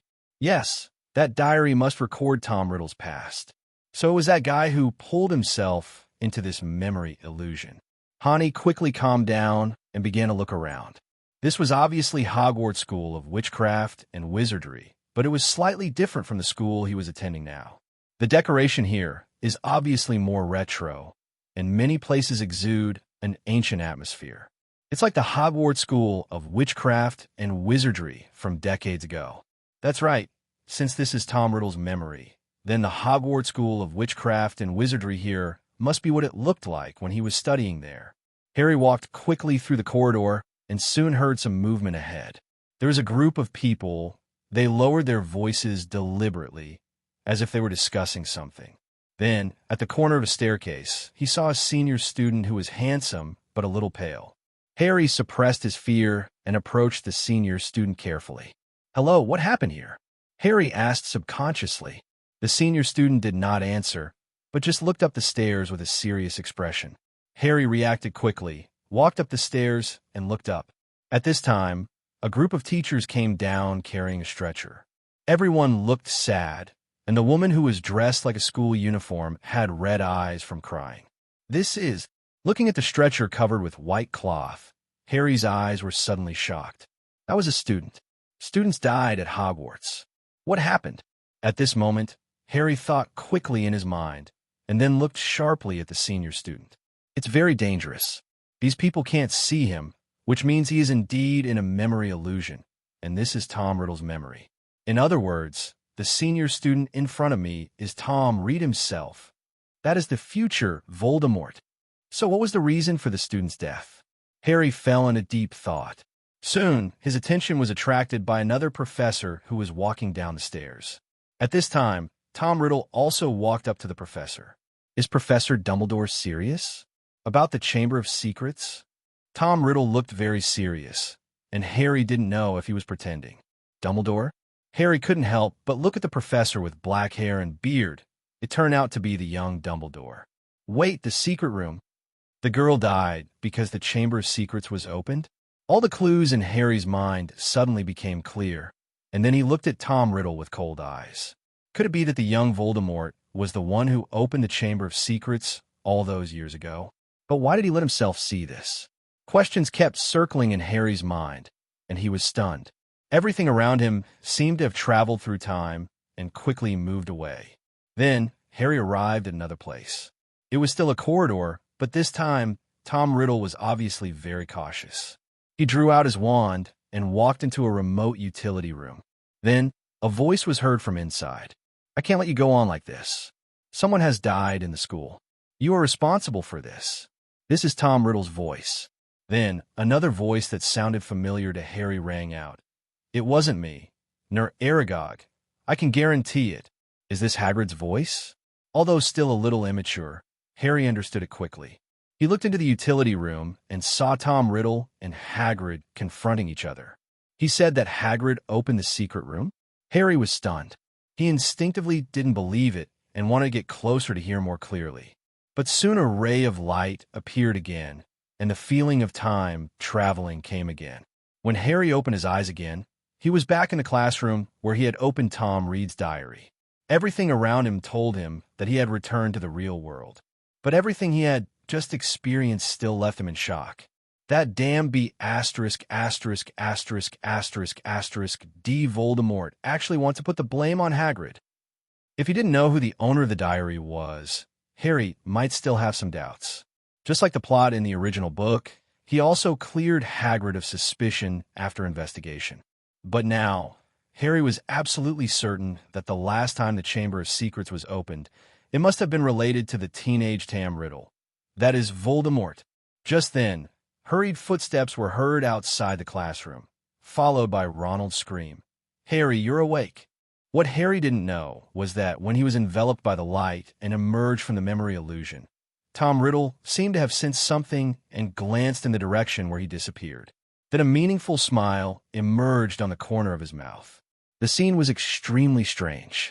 It was obviously in the memory illusion, and it was impossible for the people in the memory to find Harry Potter.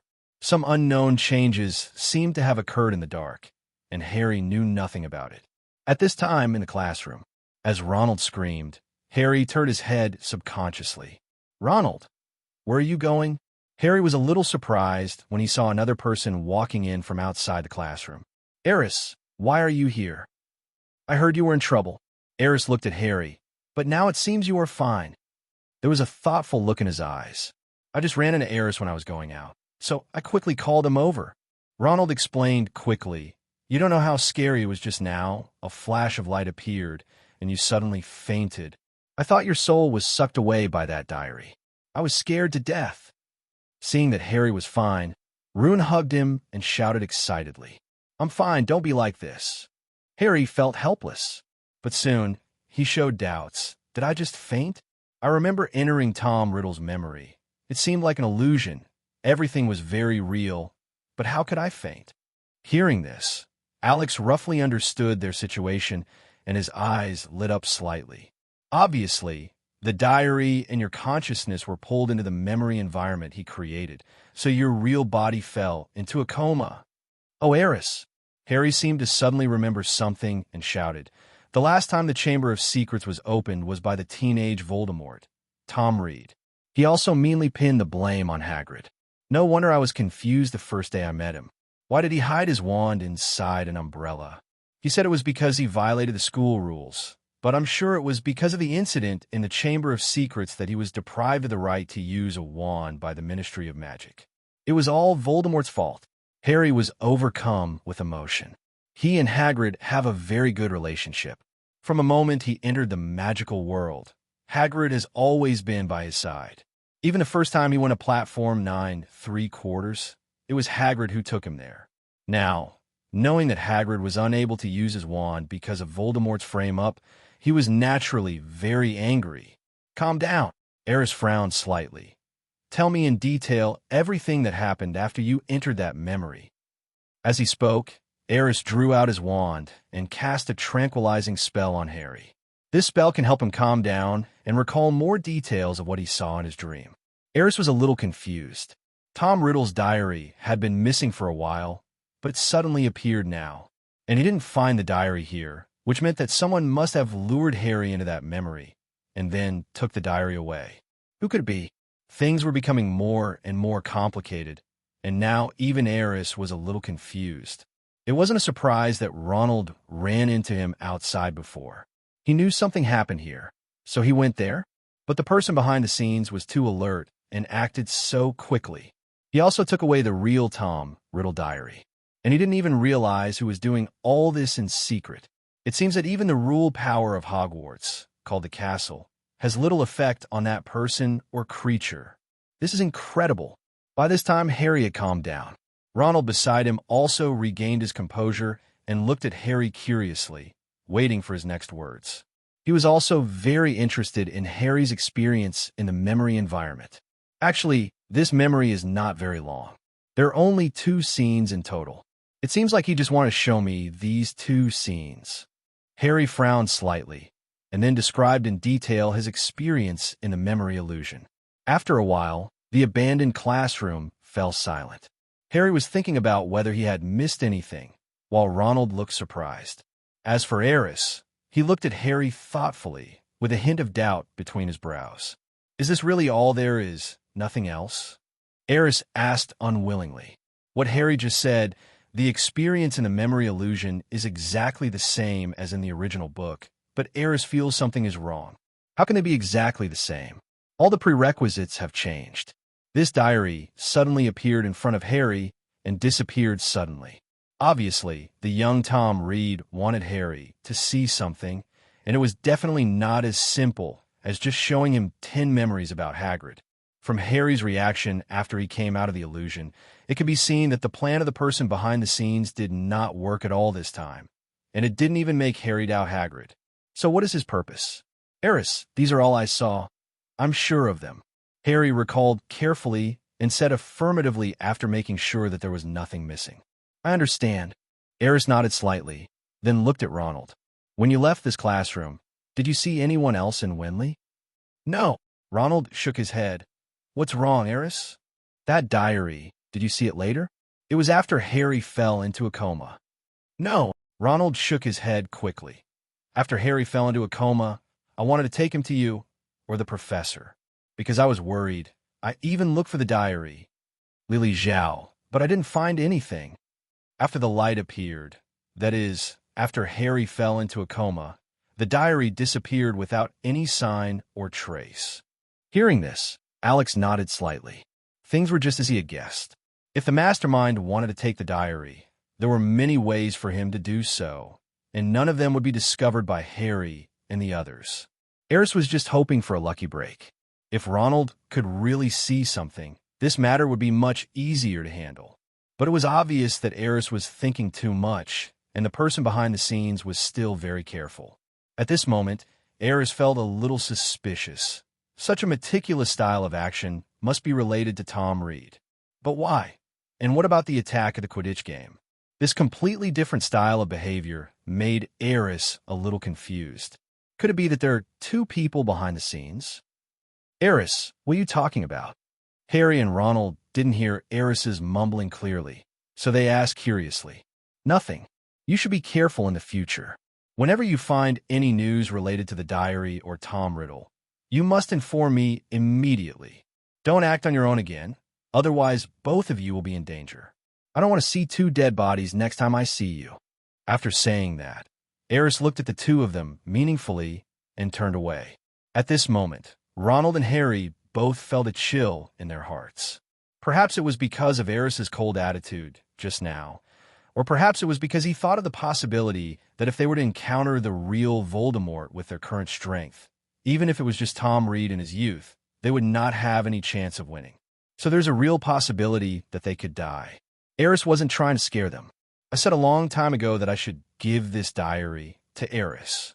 Ronald was almost crying, looking at Harry with resentment on his face. I'm sorry, I got you into trouble. I was really impulsive this time. Harry frowned and thought carefully. But now that I think about it, my state at that time seemed a little strange. There seems to be a voice in my mind telling me to open the diary, as if it is some kind of guidance from the unknown. 913, is it possible that Tom Reed is using the power of the diary to control you to open it? Ronald speculated. I think you might be right. This matter is too weird. I'm scared when I think about it now. The two looked at each other, swallowed subconsciously, and then let out a long breath. After separating from Harry and the others, Aris returned to the laboratory, where every request was fulfilled. Why did he actively pull Harry into that memory environment? What is his purpose? Along the way, Aris was thinking about this problem, but he had no clue. After entering the laboratory, a thin figure appeared in front of him. Master Aris, I have completed all the tasks you assigned to me. Dobby appeared and approached Aris as if to take credit. Thank you for your hard work, Dobby. What's the result? Did you find anything unusual? A few days ago, Alex wrote a letter back to Shawfit Castle and lured Dobby to Hogwarts. His main purpose was to let it investigate places that he could not pay attention to. For example, the world of the elves, the kitchen in the basement of the castle, and the place where the little managers live and work. Aris is a human after all, and doesn't know much about elves. It is obviously most appropriate to entrust this task to Dobby, who is also an elf. Master Aris, I have been observing the movements of the castle elves these past 2 days and have come to a conclusion. What conclusion? They are so bored. Every day they work all the time, or they help the little wizards with their work. They don't have any time for themselves. So what? Master Aerys, do you suspect that these elves will do something harmful to the castle? Not really. I just don't want to miss any details. Besides, the abilities of the elves are different from those of human wizards. They have their own system, which even I don't fully understand. But from what I've observed, those elves consider serving this castle as the highest honor. So how could they possibly do something destructive? That's why I asked you to investigate. Besides that, have you found anything else? At this point, Aris was basically certain that Dobby probably hadn't found any clues, otherwise he wouldn't have talked so much. Sure enough, Dobby suddenly lowered his head, looked at Aris with some grievance, and said, "Sorry, Master Aris, I really didn't find anything strange. If you must say something strange, I just met an elf friend named Winky. He really likes staying in Slytherin College recently. He cleans the place very clean every day without any complaints. Normally, even the elves don't like to go there. Those annoying Slytherin students act so arrogant every day and even say some annoying things. I can't figure out why Shan likes to go there so much." Sparkling? Slytherin House. Aris's eyes narrowed slightly. Besides this, is there anything else unusual about Shan these 2 days? No more. Dobby shook his head. Okay, I get it. Aris smiled and said, "Dobby, you did a great job. Keep watching those elves from now on. If there is anything unusual, remember to notify me immediately, and don't try to be brave and put yourself in danger." "Yes, young master. I understand." It can be seen that Dobby is a little excited and a little moved. He looks at Aris with respect. After a snap of fingers, Dobby disappeared into the lab. This is the power of elves. They can apparate and apparate anywhere. Even a mysterious place like Hogwarts, which is full of countless protective magic, cannot stop them from entering and leaving freely. Sometimes Aris even envied this ability. If he had the chance, he would even want to study this power carefully to see how it differed from that of a wizard. Of course, this is all in the past.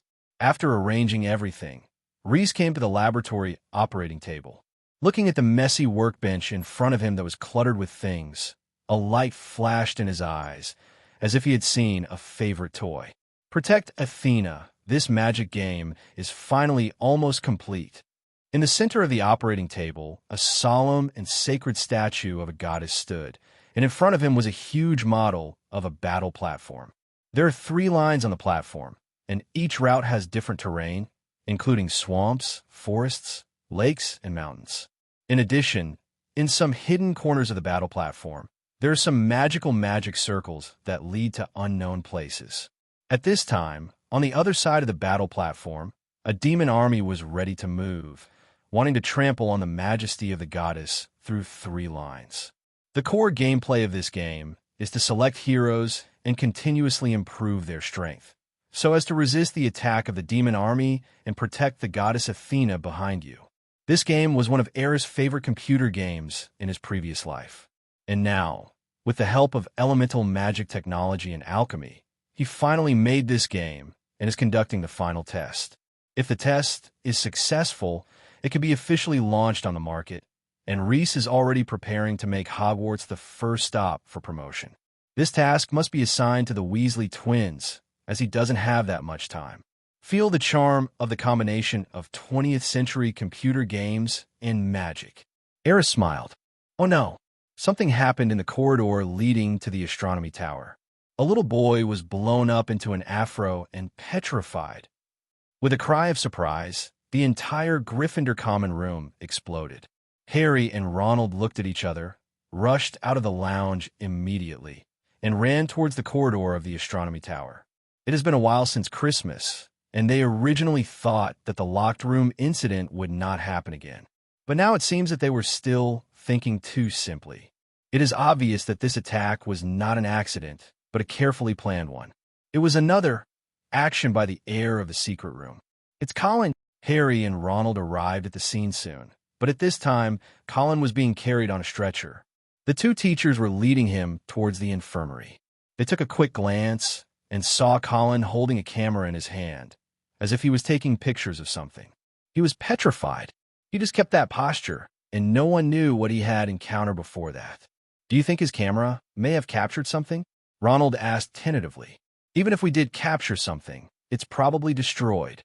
Harry looked at the camera in Colin's hand. The camera was completely destroyed at this point. From the looks of it, the flash was broken, and it was obvious that it broke when Colin was taking the picture because Colin's hair was burnt. A lot of people know about this. The school should have a next step. Ronald was a little worried. 2 malicious wounding incidents have already occurred.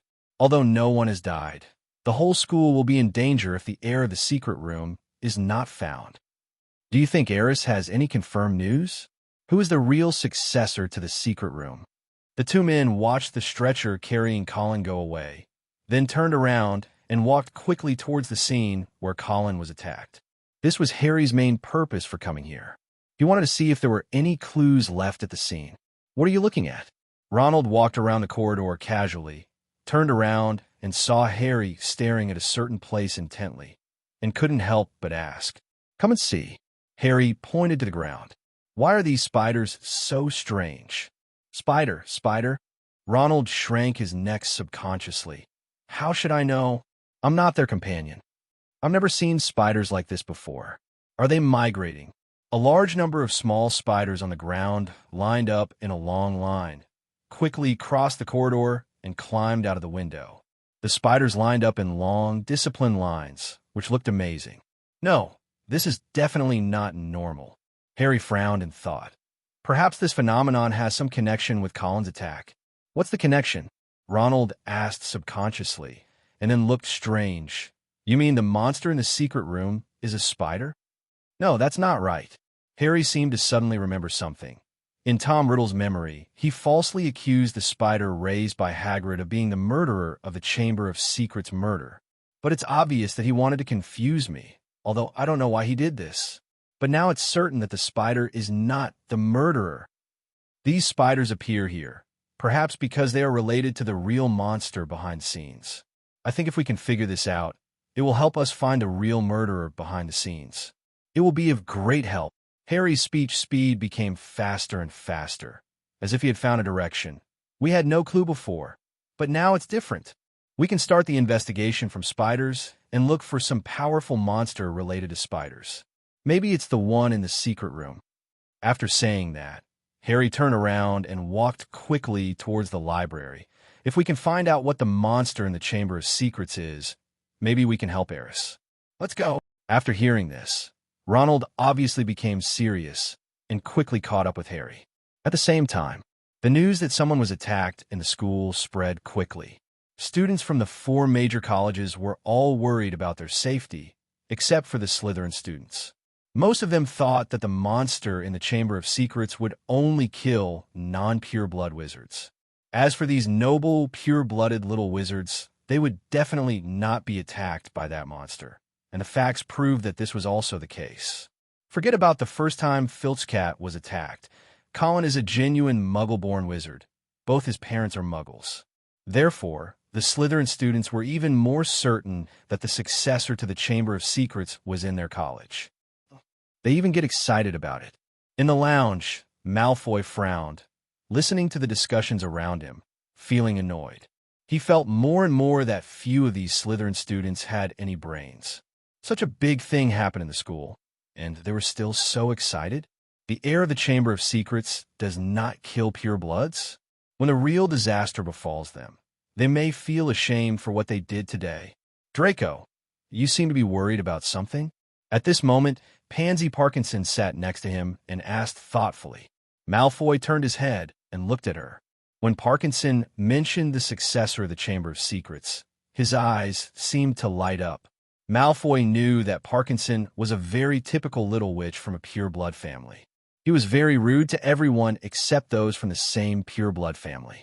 She always looked superior and looked down on everyone, never considering that there were many young wizards in the school who were not pure-blooded and were far more talented and perseverant than her. I advise you not to spread the news of the successor of the Chamber of Secrets everywhere.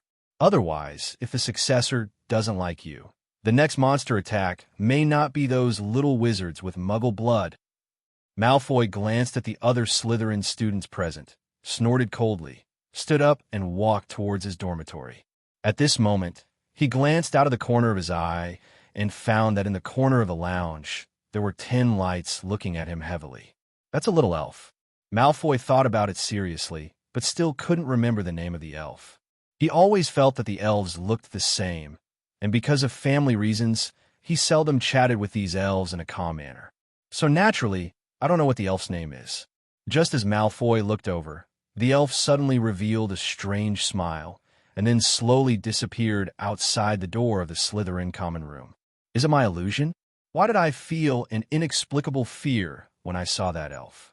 Malfoy's heart trembled slightly, but soon he shook his head and put the idea behind him.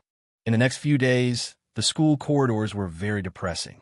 After class, the little wizards did not dare to stay in the corridors for too long and always went to the auditorium as soon as possible, or just go back to the lounge. As a result, students' after-school life becomes even more boring. Some people like games like wizard chess, which is fine, where you can play against each other for fun. The other little wizards have no other entertainment except reading books and chatting.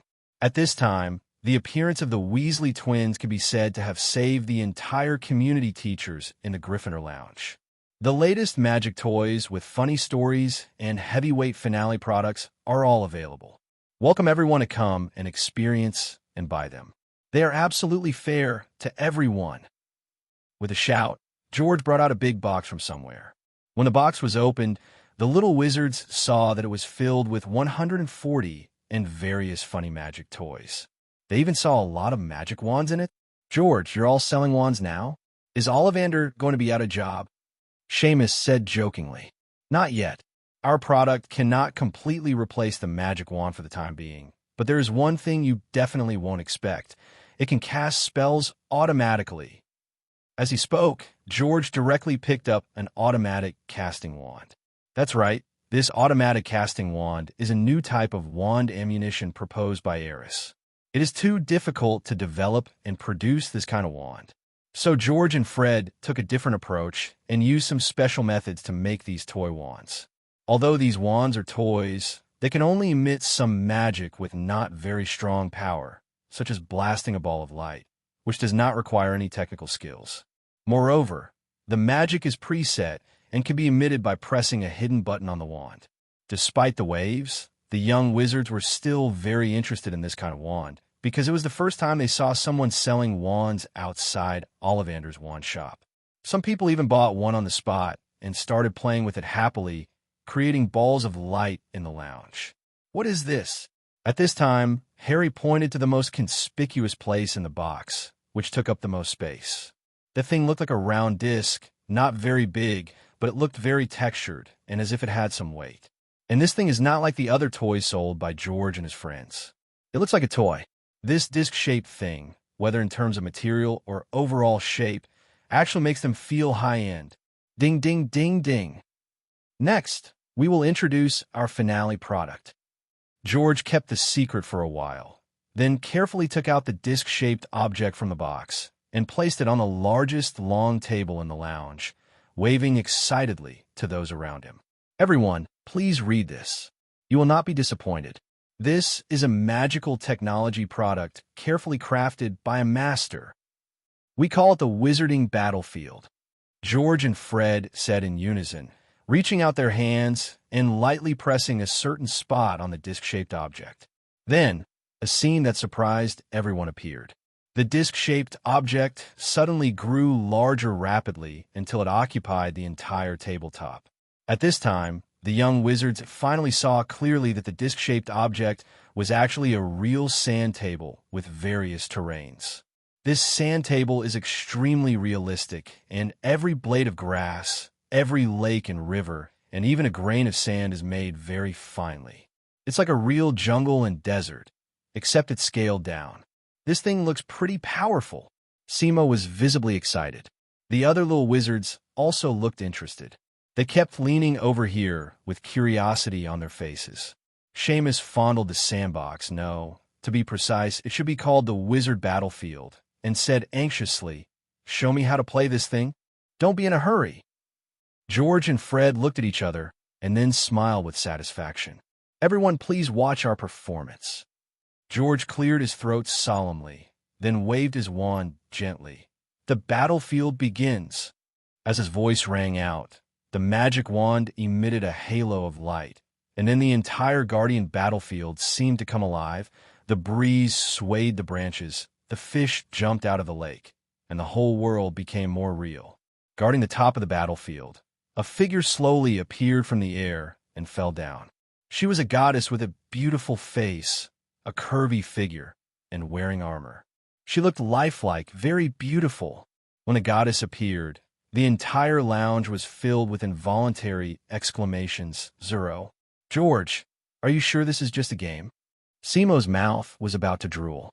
Looking at the lifelike little man, his eyes were full of surprise and disbelief. Although the real-life wizard chess game also has the word real life in it, there is simply no comparison between that thing and the character model in front of me. He even suspected that the creator of this wizard battleground game had really captured a goddess, shrunk her down, and thrown her in. It's so similar. Of course, this is just a game. You will know after watching it. Choose the hero Swordmaster. As soon as George finished speaking, another figure descended on the wizard battlefield and appeared in front of the goddess. At the same time, phantoms appeared above the chessboard. Those phantoms are naturally the heroes that game players can choose from. Then George immediately spoke up. "Choose the hero, the fire troll." As soon as the words fell, another figure descended on the wizard battlefield. Following the command of George and Fred, the two heroes began to act, quickly shuttling across the map and improving their strength. On the other side, the demon army has also begun to move. Little demons began to appear on the attack route and slowly moved towards the goddess Athena. It was obvious that George and Fred had played 4.7 many times before.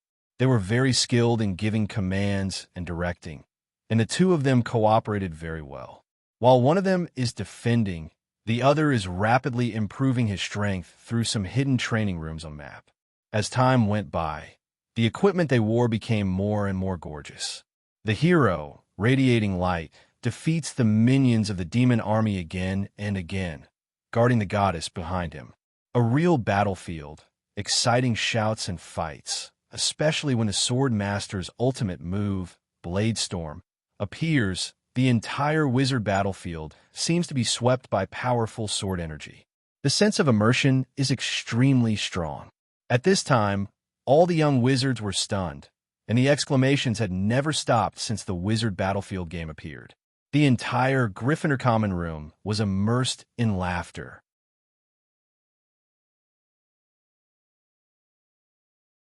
Killing like crazy, killing like crazy. The Sword Master's going crazy. Fred, your fire troll should catch up. Go straight to the Demon Legion's lair, the bottom lane. Don't let them come over. My Athena is actually missing a bit of health. This is unbearable. George, get your Sword Master to defend faster. The goddess is being attacked. For 2 hours, the shouting and cheering in the Gryffindor lounge almost never stopped. It was a lively scene. The little hut stone door was so excited that its face was flushed, and it seemed that it was even happier than them playing by themselves. Whenever the goddess on the battlefield was attacked, someone would shout for George and Fred to command their heroes to provide support. But George had already reached the lair of the demon army and had no intention of returning to defend it. "Fred, hold on. Give me 10 more minutes, and I'll kill them all. The final victory will definitely belong to us." George stared at the Sword Master charging into the demon army at the other end of the battlefield with red eyes and shouted excitedly, "Number 01, I can't hold on by myself. Come back soon." Fred screamed. As time went on, even the soldiers in the demon army became very powerful, with extremely high damage and defense. The goddess, standing on the battlefield, had her blood volume visibly reduced by 1 level just by a scratch from the soldiers of the demon army. At this time, several demon soldiers had surrounded the goddess and were ravaging her madly. Fred kept asking George to come back to defend. His fire troll had not developed as well as the sword master from the beginning, and at this time, he could not stop the demon army from rushing out. Give me a little more time, just a little bit. If I come back now, I won't be able to prevent myself from being dragged to death. Our goal is to win this war. Hang in there, Fred. George's sword master burst into blood red, and the same sword light instantly cleared out a large number of demon army soldiers and rushed directly to the base camp of the demon army's hometown and began to attack the leader of the demon army.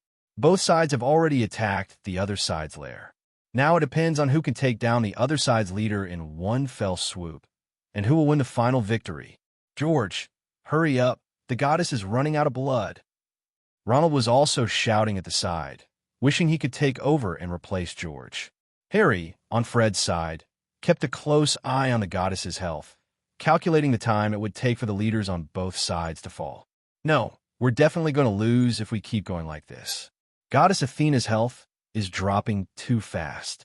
This is probably dangerous. As Harry finished his words, several more demon soldiers rushed to Athena's side. A group of demon soldiers attacked the goddess statue frantically, as if they wanted to crush the goddess body and eat it. The little wizards watching were furious.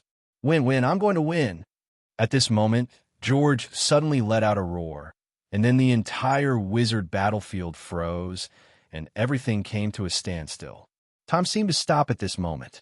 Did you win? A voice rang out from the crowd. At this time, Fred pushed George hard. What are you doing? I asked you to come back to defend. Why don't you come back?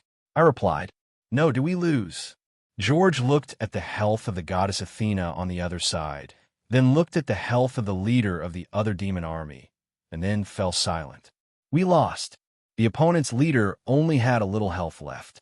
We only needed one attack, but we still lost. Harry shook his head helplessly. How could this happen? I thought I could kill the demon leader first. George scratched his head in annoyance. What a pity. It was just a little bit short.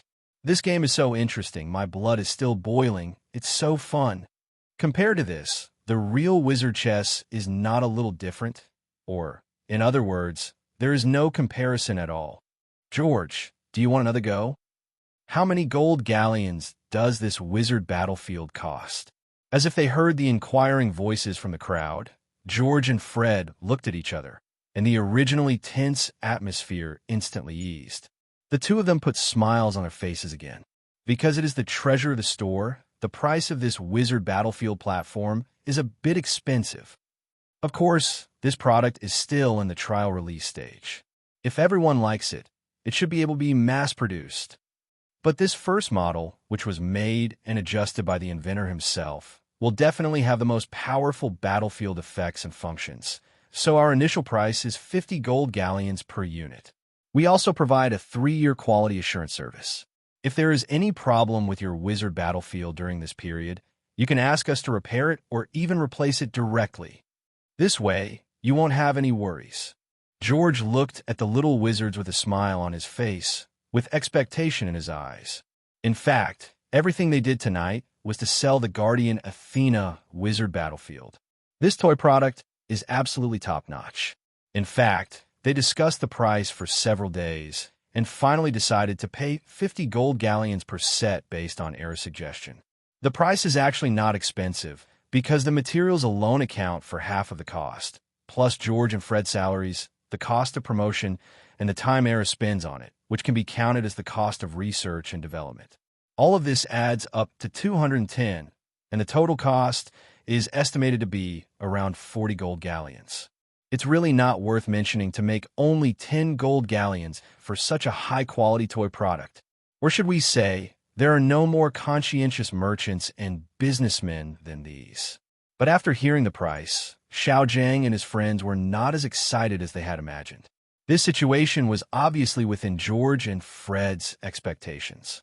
The young wizards were still in school, and all their money came from their families. Basically, most of them only had enough to cover their expenses. After all, rich people like Harry are a minority in the school. Therefore, most of the Gryffindor students present could not afford a wizard battlefield platform. But they already had a solution. Everyone, this price is actually very low, almost close to our cost price, and we understand your difficulties. So we have a proposal, because this game is a multiplayer cooperative game. So you can all pay for the next machine together, and then all 10 of you can play together. As for the ownership of the Wizard Battlefield platform after graduation, you can negotiate on your own. Maybe you'll be able to make money by then, right? Hearing what George and Fred said, the little wizard's eyes lit up slightly. Afterwards, they gathered in twos and threes and began to discuss quietly. Harry, do you want to buy it? Harry and Ronald also gathered here. This game is quite fun. I can buy one. I have 50 gold galleons on me. But this product should be developed by Aris. Let's go find him. Maybe he has a more fun version. Harry said, Yeah, why didn't I think of that? Ronald's eyes lit up. Soon, they decided to go find Aris tomorrow. The little wizards quickly came to a conclusion after discussing it. A voice rang out from the crowd. 50 gold galleons, we want it. Wait, we want that too. Another voice sounded. If one person were asked to take out 50 gold galleons, there might be some problems. But if several people come together to pay 50 gold galleons, then it won't be a big problem. The little wizards present quickly found their best friends and wanted to buy the Battlefield platform together. This Wizard Battlefield platform is currently out of print. It is handmade, has the most complete functions, and is naturally the most affordable. Also, I don't know if you've noticed that on this platform, whether it's the Sword Saint or the Fire Troll, there's a complete system for improving their strength. This system is actually connected to elemental magic and has a very high learning value. After being reminded by George and Fred, the little wizards couldn't help but look at the game platform again, with surprise in their eyes. They hadn't noticed it before, but now they think about it. This game platform can actually be used for learning, so they won't be scolded even if they buy it home. The little wizards became even more excited. It can actually be used for learning. The Elemental Magic course will officially start soon. It's a good opportunity to use this game platform to familiarize myself with elemental magic in advance. If that's the case, then I'll have a chance to ask my parents for money. Buy a learning tool? This is a perfect excuse. It's awesome. Even my conservative dad probably wouldn't be able to say anything. The little wizards became even more excited. Then, George and Fred's voices rang out again. Because there are multiple buyers now, we have to start the auction system. This out-of-print Wizard Battlefield platform starts at 50 gold galleons. The highest bidder wins. George fetched a small hammer from somewhere and tapped the table gently. The original game, Carnival, instantly turned into an auction. As soon as these words came out, Xiao Lu and others were immediately unhappy. Why is this happening? George, Fred, you two are such scoundrels.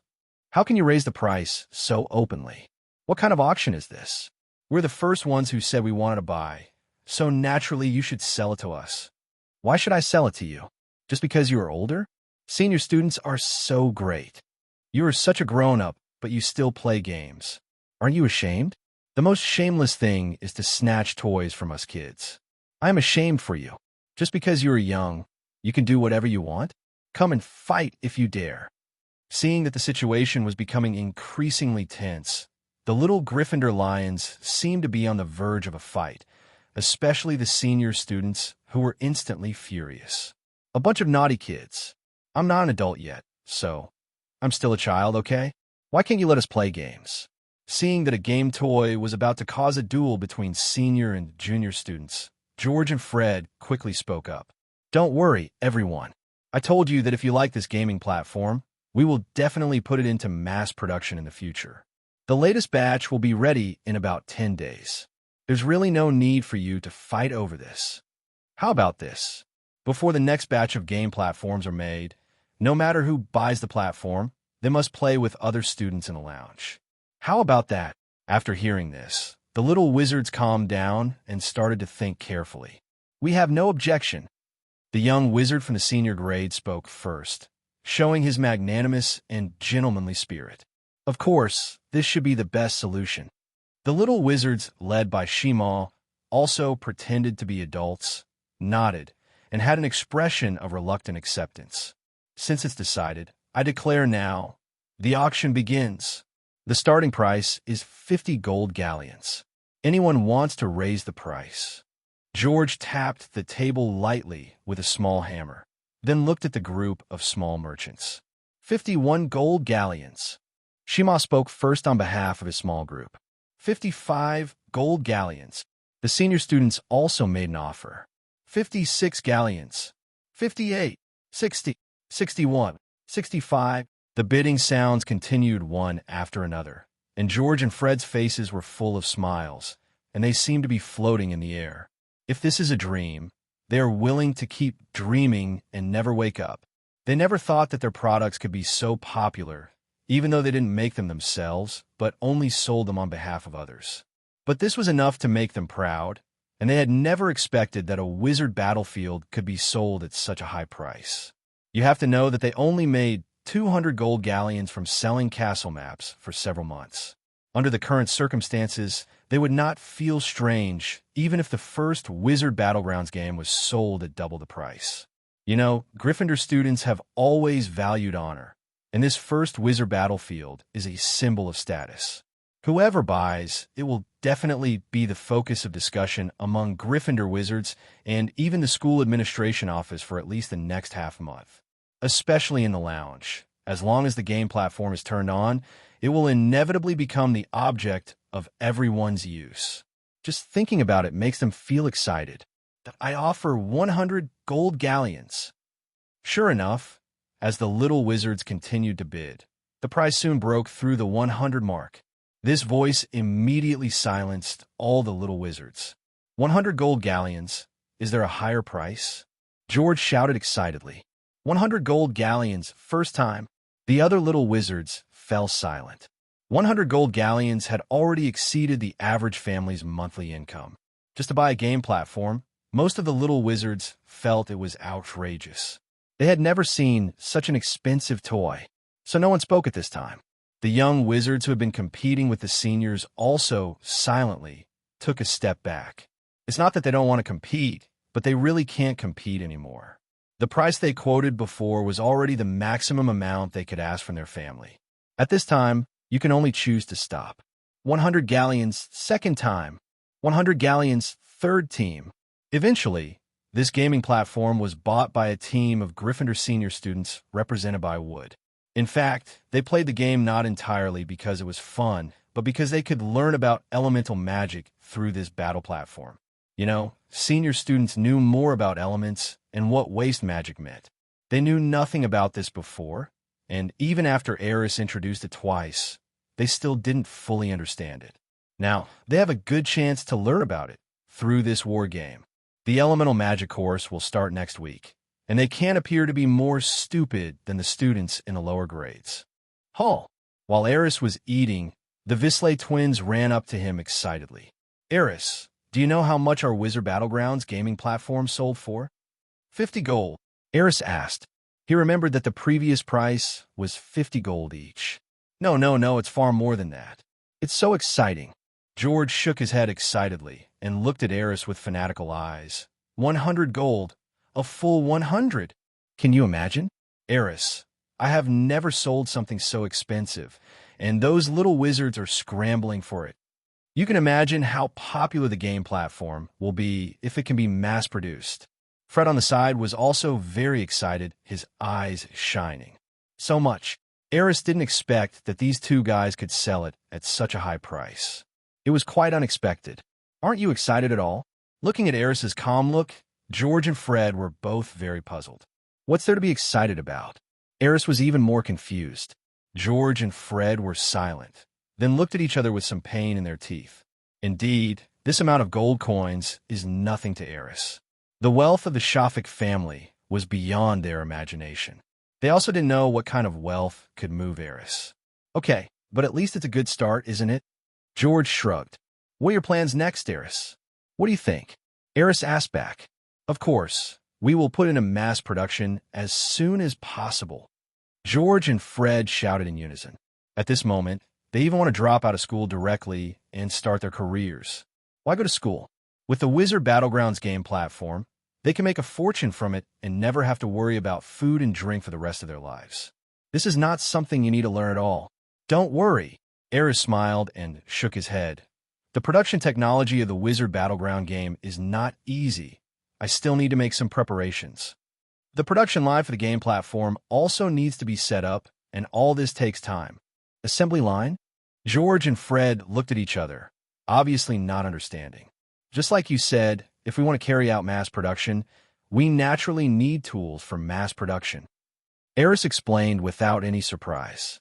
At this time, the little wizard was naturally unfamiliar with the term assembly line, which only existed in the Muggle world.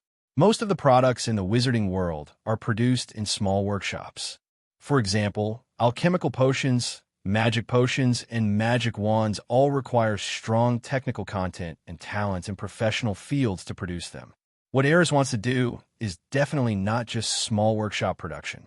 He wanted to turn the production of the gaming platform into an assembly line, replicate the molds, develop the corresponding magic machines, and carry out mass production.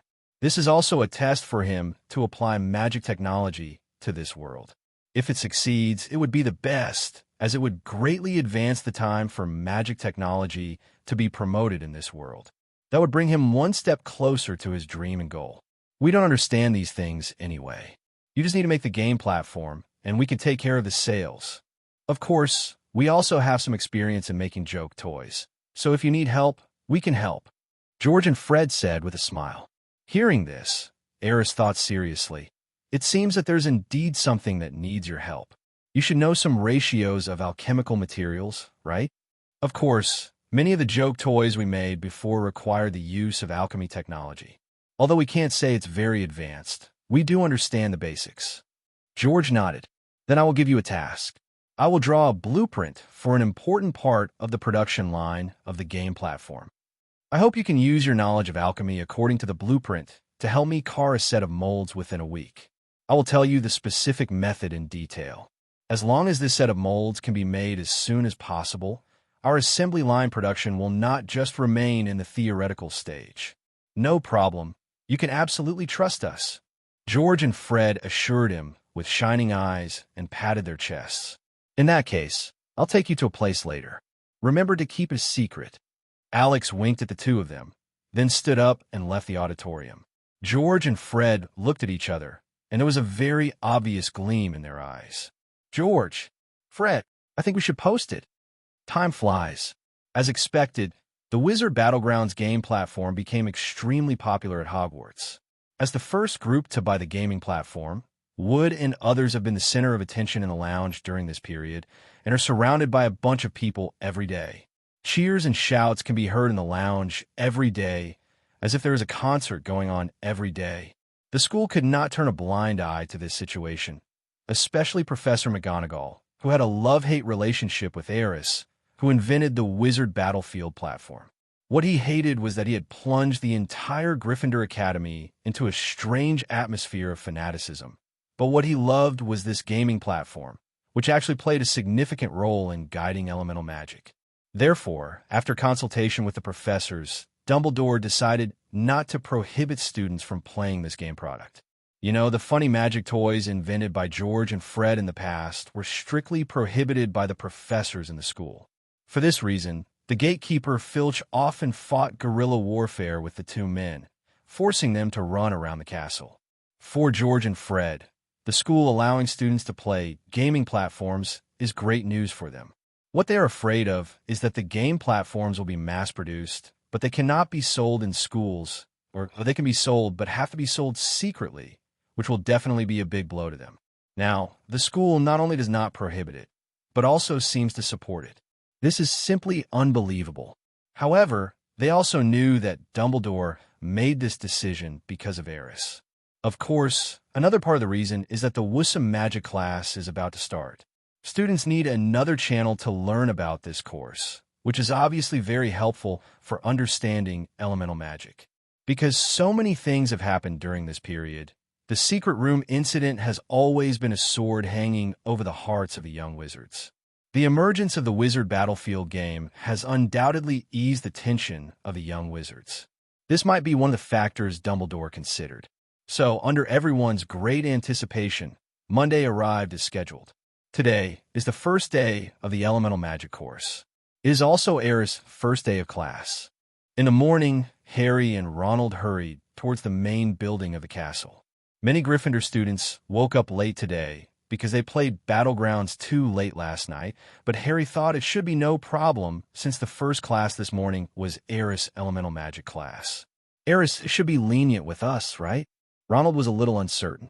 If it's just Aris, there shouldn't be any problem. What I'm worried about is whether Professor Dumbledore will be in the classroom as well. Harry was a little nervous. After all, if there was one person he least wanted to disappoint, it would definitely be Dumbledore. No, definitely not. We have to stay calm. Ronald kept mumbling to himself to comfort himself. But they all knew that there was at least a 50% chance that Dumbledore would be present on the first day of the Elemental Magic class. That is to say, when they're late, they will most likely be lectured by Principal Dumbledore in front of everyone they want to ignore. That kind of scene, just thinking about it makes me feel socially dead. Soon, they arrived at the 3rd floor. On the 3rd floor, not far from the Transfiguration classroom, an abandoned classroom was cleared out and became the new classroom for the Elemental Magic course. Aerys' office is also inside the classroom, and its layout is similar to that of the Defense Against the Dark Arts classroom. When Harry and Ronald arrived at the classroom door, they found that their heartbeats began to get faster and faster, and they became nervous unconsciously. Let's go. We have to face it after all. Harry encouraged himself. He and Ronald exchanged a glance, then pushed open the classroom door with gritted teeth. Today is our first class. Due to the lack of teaching materials, I will write down everything I'm going to talk about on the blackboard. Please take notes. If you have any questions, please raise your hands at any time. Aris had already started teaching at the podium. At this moment, the classroom door was pushed open and 2 little heads popped in. At this moment, the atmosphere seemed to be frozen, and everyone's eyes turned to the door. Sorry, Aris. No, Professor Shafik, we are late. Please forgive us. After Harry walked into the classroom, he looked at Aris the first thing. But soon, he realized that something was wrong. The classroom was full of people. Not only students, but also several professors: Dumbledore, Professor McGonagall, Professor Flitwick, Lockhart. Even Professor Snape came. At this time, everyone was looking at Harry and Ronald, and the scene was extremely silent. Of course, I can't forgive you, but your lateness today, isn't that disrespectful to Professor Dumbledore and the other professors? I think you should apologize to them too. Aris said calmly. At this moment, he was already very happy. These 2 little guys were really courting death. They knew that today's class was the first one, and there would definitely be many professors coming to observe. How dare you be late? It's simply outrageous that the mother opened the door for the outrageous. It's outrageous to the extreme. Facing the stares of the professors, Ronald couldn't even speak clearly. Harry, should we go outside and stand in the corner as punishment now? Harry was confused, so he glanced at Ronald, wondering how this guy knew the methods used by teachers to punish students in the Muggle world. But obviously, Aris would not do that. After all, if he went out, how could he attend the class? Harry swallowed, looked at Dumbledore carefully, and then said to Aris, Professor Aris, we didn't mean it, and we won't do it again. I'm sorry, Professor Dumbledore. Professors, we really know we are wrong. Both of them were about to cry. At this time, Dumbledore just smiled and said nothing, but Snape, who had always been at odds with Harry, was not so easy to talk to. You're late for the first day of a new course. Do you two have any opinions about Professor Shafik? Why don't you speak up and let us hear it? He had a cold face, with mockery and a hint of gloating in his eyes. Perhaps he felt that their behavior would have some impact on Aris, and he would naturally be very happy to see such a situation. Anyway, no matter whether it was Aris or Harry Potter, he looked unhappy. Okay, come in and sit down first. Contrary to Snape and the other professors' expectations, Aris did not punish the 2. Things did not turn out as Snape expected. They all thought Aris would be angry. If they were in Aris's position, they would definitely want to assert their authority if someone was late for the first class. I know you 2 were up late last night studying elemental magic, right? 0 requesting flowers. Aris winked at Harry. They were clearly playing the Wizard Battlegrounds game, and Seamus couldn't help but expose the 2 of them. There was a burst of laughter in the classroom. Aris smiled and said calmly, "Yes, they may have been playing games, but what we're going to talk about today is actually related to the game Wizard Battlegrounds. So they're also doing some homework in advance, right?" Aris' humor caused laughter in the classroom again. The tense atmosphere was broken in an instant. The eyes of those little wizards were shining. From the way Aris handled Harry and Ronald just now, they knew that he would definitely be a good teacher. They were secretly glad in their hearts. After all, no one wants to have a very strict teacher, right? Harry and Ronald patted their chests, then quickly found a seat and sat down.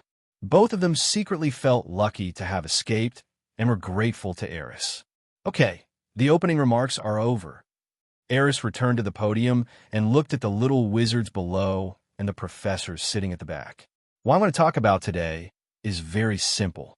I'm going to first familiarize everyone with what elemental magic is, as well as some of its basic principles and characteristics. Aris began to talk.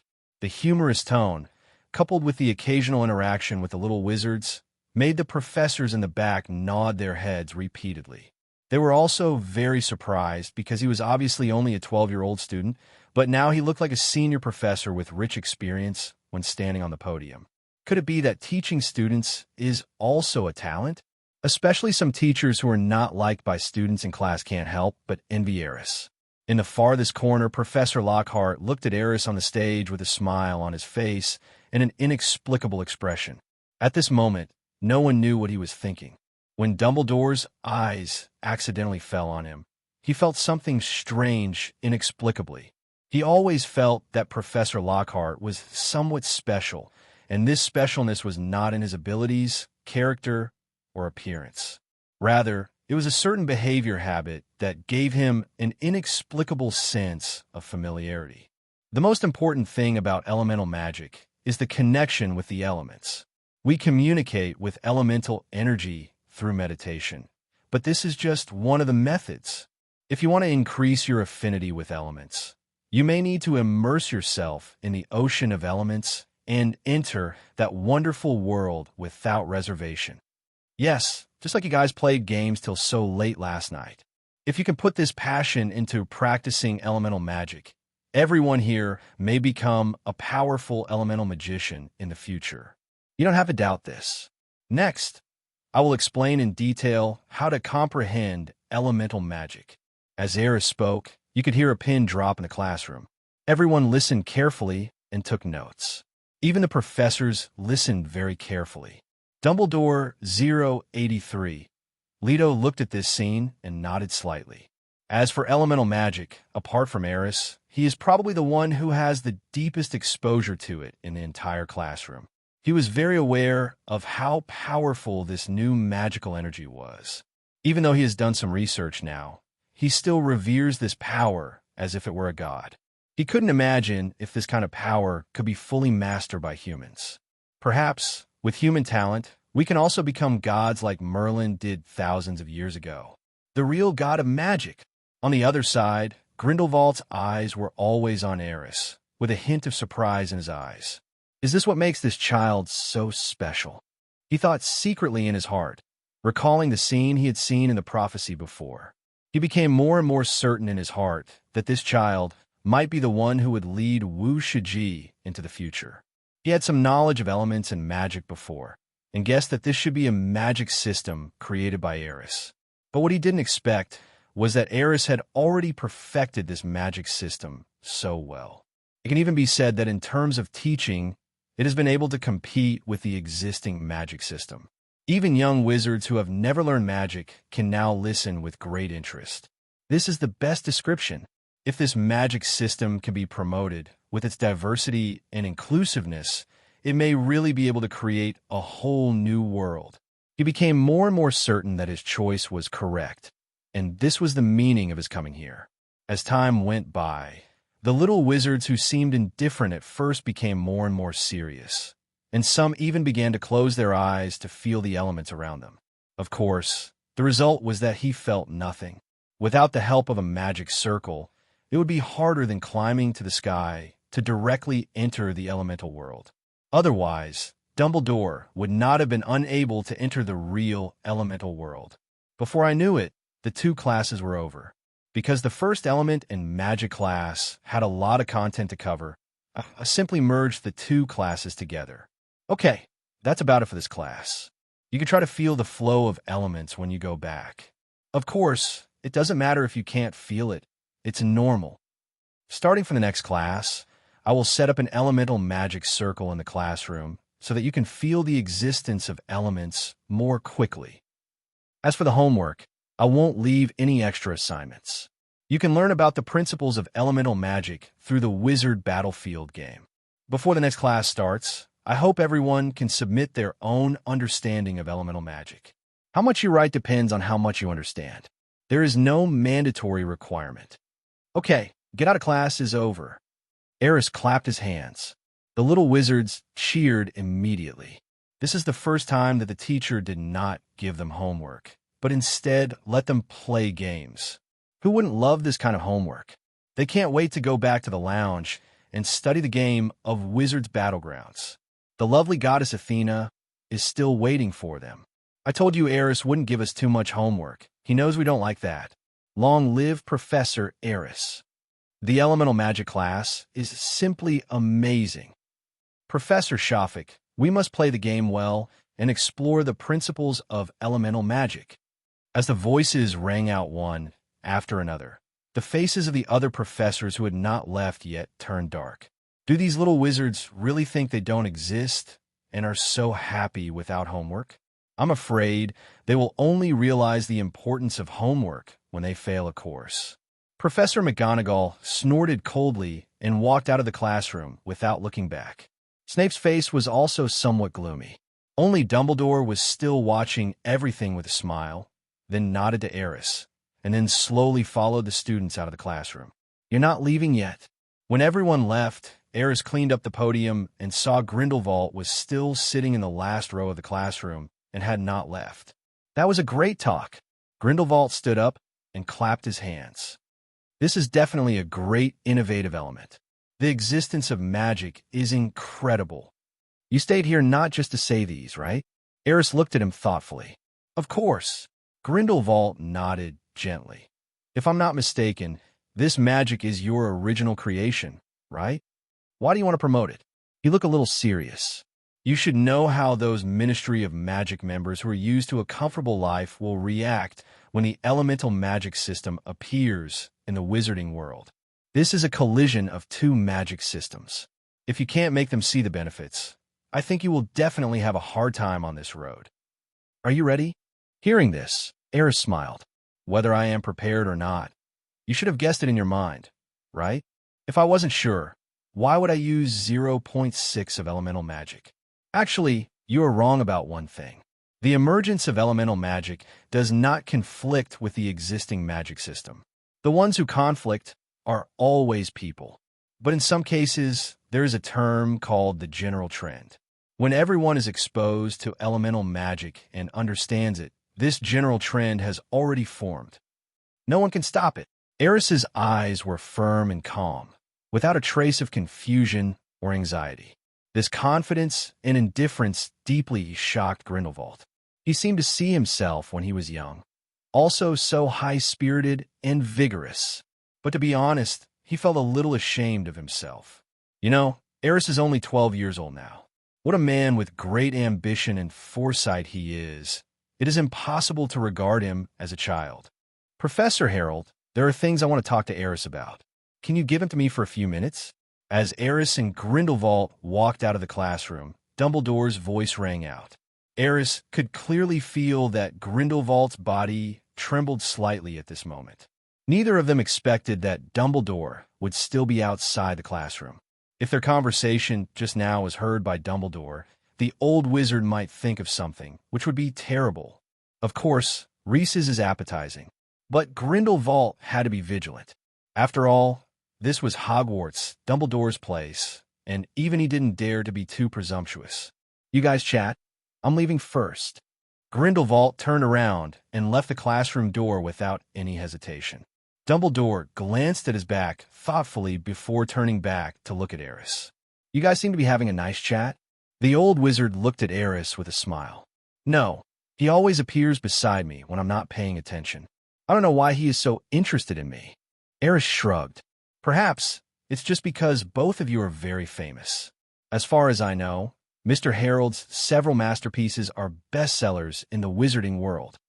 Most of the teaching materials for this year's Defense Against the Dark Arts course are even based on his books. I don't think this is a wise thing to do. I don't think those magical stories are of any help in learning defense against the dark arts. Aris wanted to complain a long time ago.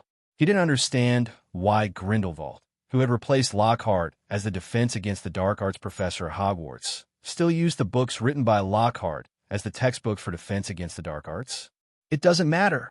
Dumbledore smiled and shook his head. At least for now, it seems that Lockhart still has some unique insights in teaching, and students also like his class very much. Isn't it? As long as you think it's okay. Aris shrugged again and asked, Professor, why are you waiting for me here? Of course. Dumbledore nodded. Let's talk while we walk to my office. Then he took the lead and turned to walk towards the principal's office. Not long after, the two of them sat down, with a cup of mellow and rich black tea in front of them. Regarding the matter of the Chamber of Secrets, I was wondering if you had any more clues? Dumbledore said straight to the point. He knew very well that since Aris had come into contact with the core of the rules of Hogwarts Magic Castle last time, he had gained most of the authority of the castle. He also knew, in this castle, he is no longer the most well-informed person. To be honest, there is still a little disappointment. Even Dumbledore couldn't help feeling a little upset at this moment. After all, his feelings for this castle are too deep. Of course, regarding Tom Riddle's diary, Aris did not intend to hide it from Dumbledore, and directly told everything that happened during this period in a more understandable way. As Aris spoke, Dumbledore's expression became more and more serious. You mean to say that Voldemort has returned and is more dangerous than last time? He asked, weighing his tone. Aris nodded affirmatively. Based on the clues I got, this should be the case. Not only that, things seem to be getting a little tricky. Even now, I can't find the original version of Tom Riddle's diary. I don't know where he is hiding. How could this happen? Dumbledore frowned. As far as I know, you hold the highest authority in the entire castle. How could you not find the diary? The castle's authority is not omnipotent. You should be very clear about this, right? So we still have no clue and can only passively watch the situation develop, right? Not necessarily. Aris smiled slightly and then stood up. Although I can't find the diary, but the secret room incident clearly shows that there is some dangerous creature active in the castle. I think you should have some guesses, right? Dumbledore nodded slightly. If I'm guessing correctly, it should be something that Slytherin once left behind, some kind of very ancient and terrifying creature. But he is very good at hiding, isn't he? Can you find it? Aris nodded. Of course, it's not difficult to find a monster in the castle. That's great. Dumbledore's eyes lit up slightly, but soon he rubbed his forehead thoughtfully. But if we were to deal with that monster, wouldn't it be a little too easy? Wouldn't all this be meaningless? What you mean? We should treat the Chamber of Secrets incident as a level to hone the young wizards. Aris reacted quickly. As expected, this old guy never thought of letting poor Harry Potter have an easy time this semester. Perhaps he had guessed all this from the beginning, but just never pointed it out. I must remind you, dear principal, that ancient creature is not something that can be dealt with in a second-grade afternoon. Haven't you ever thought that he might die because of this? Aris was puzzled. He really couldn't imagine where Dumbledore got his confidence from. Even adult wizards may not be able to deal with the basilisk. No, it should be said that most adult wizards cannot deal with it. Unless the top Aurors from the Ministry of Magic come, maybe there will be a chance to have a tough fight. In the original book, Harry Potter was able to defeat the basilisk, which could only be said to be entirely due to the protagonist's halo, but now because of my appearance, no one can predict whether the predetermined ending will change. So he felt it necessary to remind this silver-haired old wizard who hoped his student would become successful. Of course, I know it's dangerous. Dumbledore nodded quickly. 130 Village looked straight at Aris. But we have you, don't we? You can't just watch 10 second-year students die at the hands of a basilisk. No, Professor Dumbledore. Where do you get the confidence that I can definitely deal with that basilisk? Aris was speechless. If even you can't solve it, then there's probably no one else in the whole school who can, right? After all, you are now the professor of the elemental magic class. In order to protect the safety of the students in the school, you'll always stand up, right? Hearing this, Aris was stunned. He felt like he was being pooah by a guy who was over 100 years old. He was totally unable to refute this because he was indeed a professor at Hogwarts now. Not only a professor, he is the master of the entire Hogwarts. The secret room issue still needed to be resolved by him in the end. This was his responsibility as the owner of the castle. If there was a mouse in the house, he had to kill it or drive it out. Aris sighed helplessly. Okay, I will cooperate with you, but before that, I will go to the secret room and communicate with that ancient creature. If he is willing to cooperate, this matter won't be so complicated. Are you sure? Dumbledore was a little surprised. He obviously didn't know that Aris had the ability to communicate with the basilisk. Maybe. Aris spread his hands. Then he turned around and left the principal's office.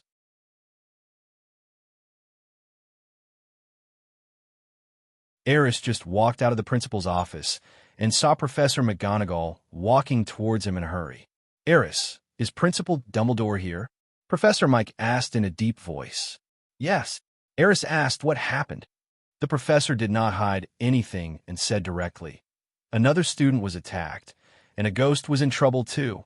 Was it the monster in the secret room who did it again? Aris frowned slightly. Yes, a student from Gryffindor named Justin was petrified, and there was also Headless Nick. It's hard to imagine, right? A ghost can be petrified. The kind of power is really amazing. It's so powerful, it's unheard of.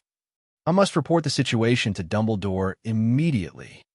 McGonagall said as he opened the door to the headmaster's office. Aris didn't ask any more questions. After nodding slightly, the door of the principal's office closed again.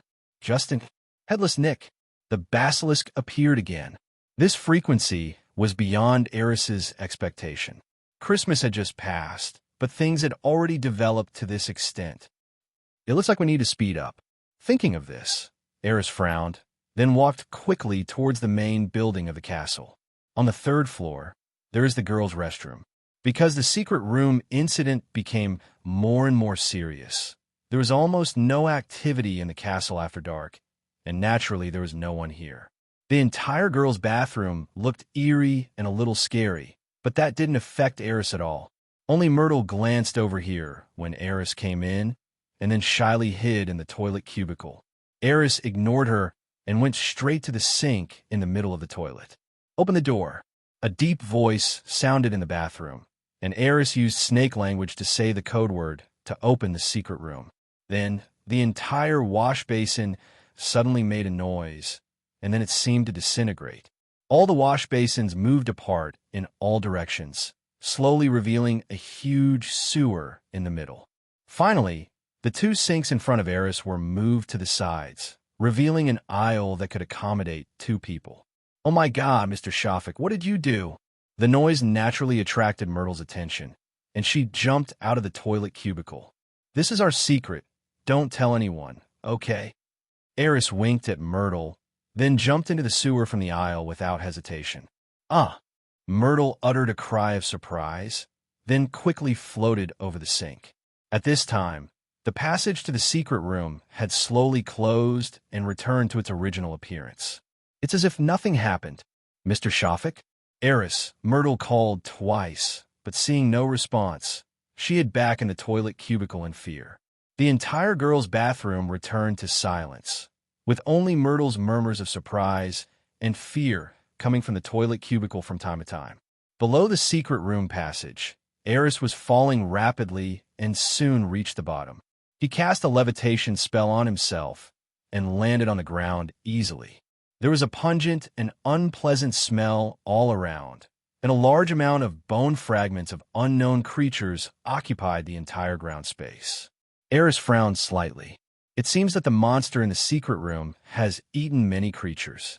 Or maybe these were just food thrown down by someone to feed the basilisk. As for the person who fed him, it was probably only the young Voldemort, Tom Riddle. Aris put on a puff sleeve to block out the unpleasant smell around him. and then floated towards the depths of the secret passage. Along the way, Aris tried his best to memorize the structure and layout of these passages. The sewers of the Hogwarts underground castle were very complicated, almost comparable to the sewers of a city. This may be related to the huge area of the castle, but now it has brought a problem to Aris. He can't be sure where the basilisk is. The traces have appeared, but this did not pose a problem for Aris. He simply waved his wand lightly, and a spot of light appeared in front of him, leading him to fly forward. Spots of light kept appearing around, guiding the direction. Soon, Aris came to a huge space, which was as big as a football field. All the surrounding sewers converged here, and right in front of him was a huge monster statue. The two nostrils and mouth of the monster statue are made of sewers. There were very strong traces of magic there, and Aris felt it instantly.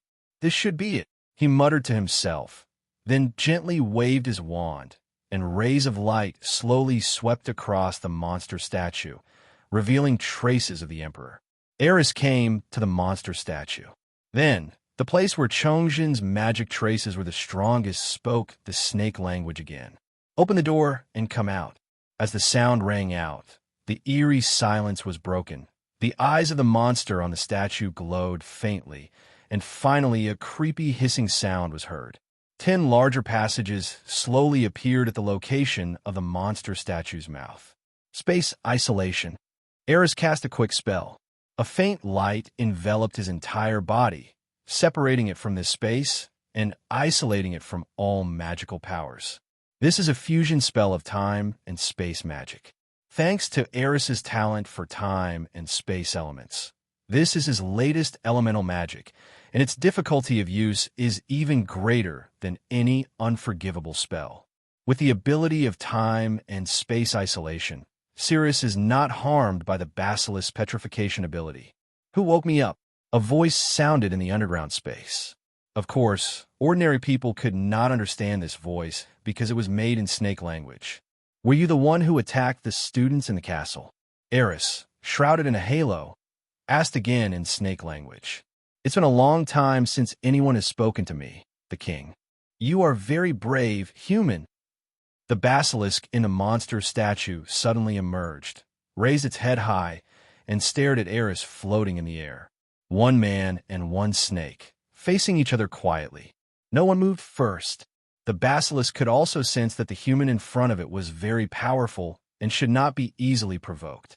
Moreover, this human can speak snake language, which may have something to do with its master Slytherin. Tell me why you are here, human, and what is your relationship with the master? I can feel the power of the rules of this castle from you. Are you the one chosen by the master to inherit it? The basilisk's head leaned forward, as if it was looking at Aris carefully. Aris remained calm from beginning to end. In fact, he was thinking, should I braise this snake monster or tame it and keep it as a pet? After all, a basilisk that has become a spirit is rare even in this magical world. Submit to me or die. In the end, Aris decided to leave the basilisk's fate to it. So I kindly gave you 2 options. In fact, Aris can also try to communicate with this snake monster and use emotional means to subdue it. But it doesn't seem necessary. Moreover, he did not believe that a snake monster could have humanity. Only absolute strength could make a beast so obedient.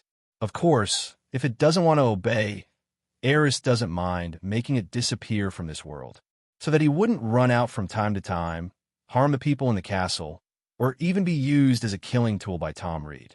Damn human!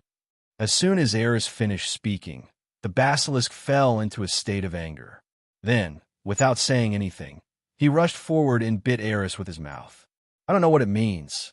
Aris sneered. Then the entire ball of light was instantly swallowed into the basilisk's mouth. But before the basilisk could feel happy, a powerful force burst out. The light illuminated the entire underground space. Then the basilisk let out a scream and had to open its mouth again and spit out the ball of light. At this time, the basilisk's mouth had been blown up by the powerful magic force, and blood was oozing out. The thick-skinned basilisk was torn into a huge wound by the power of time and space distortion just by touching the light around Aris. "You're not listening, are you?" Aris' voice sounded again, and then he waved his wand and gently threw it at the basilisk. The terrifying magic whip hit the basilisk's head hard, making a crackling sound. The basilisk's painful howl sounded again, but it was obvious that he had not received enough lessons. His huge body hovered and stood up, with his eyes emitting a strange light. The power of petrification instantly occupied the entire underground space, trying to completely annihilate Aris. This force is indeed strong. Without adequate protection, ordinary wizards will be scared to death just by being looked at by the basilisk. Even through a mirror or the reflection on the water, it is enough to petrify people. But Aris has the power of isolating space to protect his body and is not affected by the petrifying power at all. How so? The scene that the stone monster had expected, where Aris' soul flew away and fell from the sky, did not happen. The figure that frightened it was still shrouded in a faint light, floating in the air, as if looking down at it like a god. "Do you still want to resist?" Aris' voice came from above. The sound made the basilisk tremble slightly, and then it turned around without hesitation and fled madly towards the surrounding sewers. But how could Aris let him get away? Before the basilisk could get into the sewer, rays of light kept appearing in those passages. All the sewers were blocked by Aris's magical power almost instantly. The iron head of the basilisk suddenly hit the magic light, and immediately a piece of flesh and blood was burned, causing wailing and screaming. "Say it again. Surrender or die." Aris floated above the basilisk's head, and the faint voice sounded again. Feeling the powerful and unrivaled strength of the human in front of it, the basilisk began to get scared. It kept turning its huge head, as if looking for other ways to escape. But obviously, he underestimated Aris's meticulousness. All the ways out were blocked, and the basilisk was now trapped. "You still don't surrender?" Aris waved his wand again, and the magic whip fell hard on the basilisk again. The shrill screams resounded throughout the underground space again. As Aris' whip continued to fall, the basilisk could only curl up and endure it. Unable to hide or fight, the basilisk now deeply experienced what despair was, as the fear in its heart continued to rise. The screams lasted for several minutes, and finally, the basilisk could not bear it anymore. "I surrender. Master, please forgive me." The basilisk's voice, with its trembling, hissing snake language, reached Aris' ears. It would have been better if it had been like this earlier. The light of the magic wand in Aris's hand dissipated, and then it gently fell in front of the basilisk. His body seemed very small in front of the basilisk, but in the horrified eyes of the basilisk, the human in front of him was a devil. It is an existence that is simply invincible. In fact, the power of the basilisk mainly comes from his eyes, but Aris has the power to isolate space, and that powerful annihilation light can't hurt him at all. As for the basilisk's sharp fangs, Aris posed no threat at all. Thus, the basilisk's powerful body and solid-scale armor became a living target in front of Aris' magic whip. "I surrender to you, my master." Fearing that Aris would attack again, the basilisk lowered its head and lay on the ground like a docile little snake. Those eyes, which were originally cloudy but full of murderous power, were now listless. "Since you have chosen to surrender, be obedient." Aris raised his hand. "Show me a 360-degree turn in the air. You are not allowed to stop until I tell you to stop." "Yes, master." The trembling voice of the basilisk revealed grievance and deep fear. Afterwards, it actually started to spin in circles on the spot. When its long body turned, it looked like a spiral staircase that kept going up, and it looked inexplicably funny. After a few minutes, because Aris did not call for a stop, the basilisk did not dare to stop, so it became dizzy. The whole body began to shake. Aris silently retreated several dozen meters. Not long after, the entire underground space was filled with a loud rumbling sound. The basilisk lost its balance and fell heavily to the ground. Aris could even see that there seemed to be a spinning vortex in the basilisk's terrifying eyes. It looked like an animal that was knocked unconscious in some cartoons, and the scene was quite funny. Okay, I believe in your loyalty. Aris's indifferent voice sounded again, but a smile appeared on his face involuntarily, as if he had succeeded in his prank. Master, Master, I am deeply impressed by your great power. Although the giant snake monster was still dizzy, it still held on to its body and raised its head. There is an inexplicable sense of joy in watching it. It's like a pet, seeking comfort or even flattery from its owner. Remember, from today on, your master is called Aris Shafik. Without my permission, you are not allowed to leave this secret room again, and you are not allowed to hurt anyone in the castle. As for your food, I will provide it regularly and will never let you go hungry. Also, I will summon you in a while. There are some things that require your cooperation. Do you understand? Alex looked deeply at the basilisk in front of him, his tone neither hurried nor slow. As you wish, my lord. The basilisk lowered its proud head again. After this carrot and stick attack, the basilisk no longer dared to resist. After dinner, the girls' restroom on the 3rd floor. Harry, Ronald, and Hermione gathered here. The original plan to make Polyjuice Potion had been cancelled because they didn't think they could get any more information out of Malfoy. But the increasingly tense situation in the castle made them very worried and anxious. We can't just sit there and wait for death. We have to do something. What if that monster comes out again? The Ministry of Magic will definitely intervene by then, and they might even close down the school. Harry's expression was serious. Aris should have been investigating this matter. Maybe we can help. Hermione hesitated. Although she wanted to help, everything was in a mess, and they didn't know where to start. Aris was also very secretive recently. I don't know what he was doing. How about we just ask Aris? Ronald tried to say, how should we ask? Should we just tell him that we want to take part in investigating the castle's secret room incident? He will definitely not agree to let us join. After all, this matter is too dangerous. Don't forget, Aris is now a professor. I'm afraid he won't lead us to break school rules like before, right? Harry sighed. Ronald and Hermione were silent for a moment, then sighed softly. At this moment, there was a sudden movement at the sink in the middle of the toilet, and the entire sink began to disperse, revealing the sewer inside. What happened? Harry and the other two quickly stepped back, looking at the sink that was slowly opening in confusion. When the sewer inside was completely exposed, the three of them walked forward cautiously and looked inside, and then they saw Aris slowly floating in front of them. Aris? What are you doing in there? The three of them subconsciously took a step back to make room for Aris. Oops, you found me. Aris looked at the three saviors gathered in the bathroom and rubbed his brows with a headache. He thought that no one would appear in the toilet at this time, so he did not take any precautions in advance. Now, looking at several people, he was a little hesitant. Should I knock them out and cast a forgetfulness spell on each of them? After all, it's better for them not to know about the secret room for now. But after thinking about it, he gave up the idea. In fact, it seemed unnecessary. What are you three doing here? Aris asked in a serious tone. We're just here.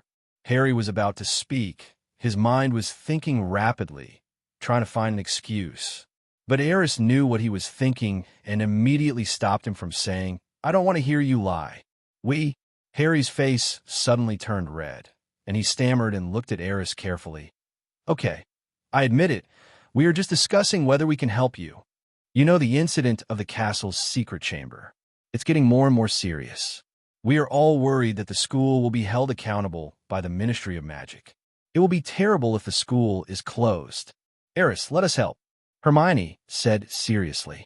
Yes, we can definitely help you, even if it's just some auxiliary work, such as looking up information or something. Looking at the eager eyes of the three people, Aris frowned and then shook his head slightly. The professor will naturally handle school matters. Your current task is to study hard instead of plotting anything here. With your strength, if you encounter that monster, what do you think will happen? Or Harry, do you think that just because everyone calls you the savior, you are really the savior? Aris looked serious. He must change these three people's blind arrogance or reckless character. With Dumbledore and him in school, nothing serious would happen, but they would eventually leave school, and if they didn't realize this, something bad would happen soon. But we really want to help. Harry lowered his head and said softly, "Have you finished the homework for today's elemental magic class?" Aris changed the subject.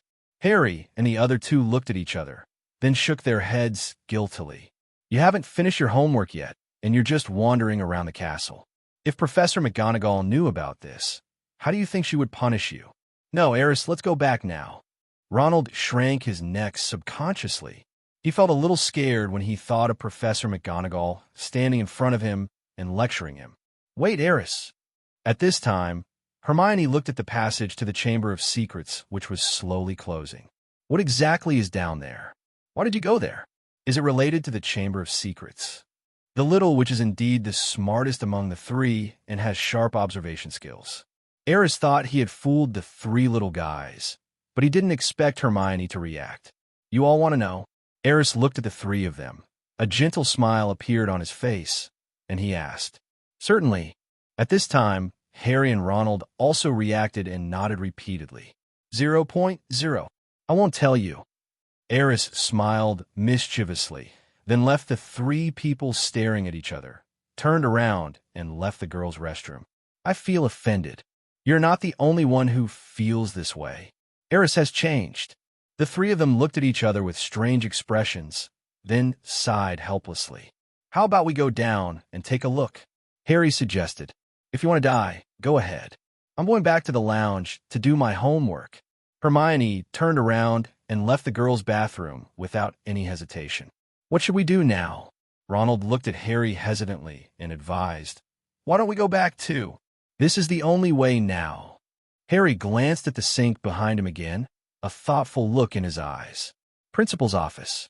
Aris came here directly after leaving the girls' restroom on the third floor. As expected, Dumbledore was waiting for him. "How's it going?" The silver-haired old wizard looked at Aris with sharp eyes, with a hint of expectation in his tone. "The ancient creature has been found, and now he doesn't dare to cause any more trouble." Aris shrugged. "I knew you could do it." Dumbledore breathed a sigh of relief. "Oh, by the way, I have an unexpected gain here." Aris looked at Dumbledore with a smile. "Our little savior just saw me walking out of the passage of the Chamber of Secrets. If nothing unexpected happens, he will definitely find a chance to enter the secret room. When the time comes, it will all depend on your plans as to how you want to train him. Also, I have already subdued that serpent monster. You can increase the difficulty of the training a little bit and put more pressure on them. Anyway, nothing should go wrong." After saying that, Rhys turned and left. If Harry and the others heard this, they would probably spit out blood. These two little foxes, one old and one young, don't behave like human beings. Alex has really changed. Can we still be friends happily? Behind him, watching Aris leaving, Dumbledore felt a little surprised. An ancient creature, the basilisk. How could this little guy subdue such a powerful monster? It seems that my evaluation of him is still too low. The old wizard shook his head with a wry smile, but the light emanating from his eyes became brighter and brighter. "It seems like I see hope for the future." Room of Requirement Laboratory. Aris is currently perfecting the design drawings for the mass production line for the game Guardian Athena, Wizard Battlefield. Suddenly, there was a slight sound. Dobby appeared in the laboratory and bowed slightly to Aris. "Master Aris." "Well, Tubby is here." "Master, I have made the latest progress on the task you assigned to me. Tell me about it." Aris raised his head. Dobby looked around cautiously, but in fact his action was unnecessary because there was no one else in the room of requirement except them. But from this point, it can be seen that what Dobby is going to say next should be more important. "Master, after continuous observation for a period of time, I can confirm that most of the elves in the castle have no abnormal behavior. Except one." 909, Dobby paused. Aris frowned slightly and asked, "Is it still the elf named Shining?" "Yes, Master. You are really smart." Dobby jumped onto the long table where Aris worked and spoke in a serious tone. "Sparkle's behavior has been very strange recently.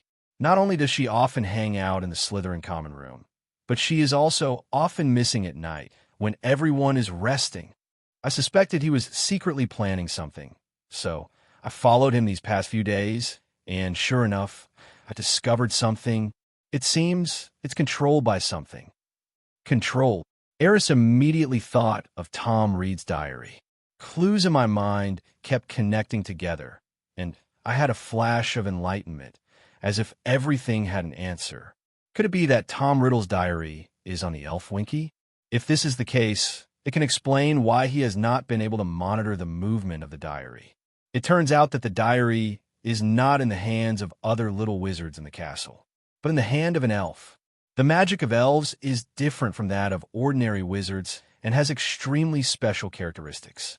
If the diary was in Twinkle's hands and the castle couldn't detect it, then maybe it would make sense. After all, Dobby can even apparate to the room of requirement at will. Are you sure?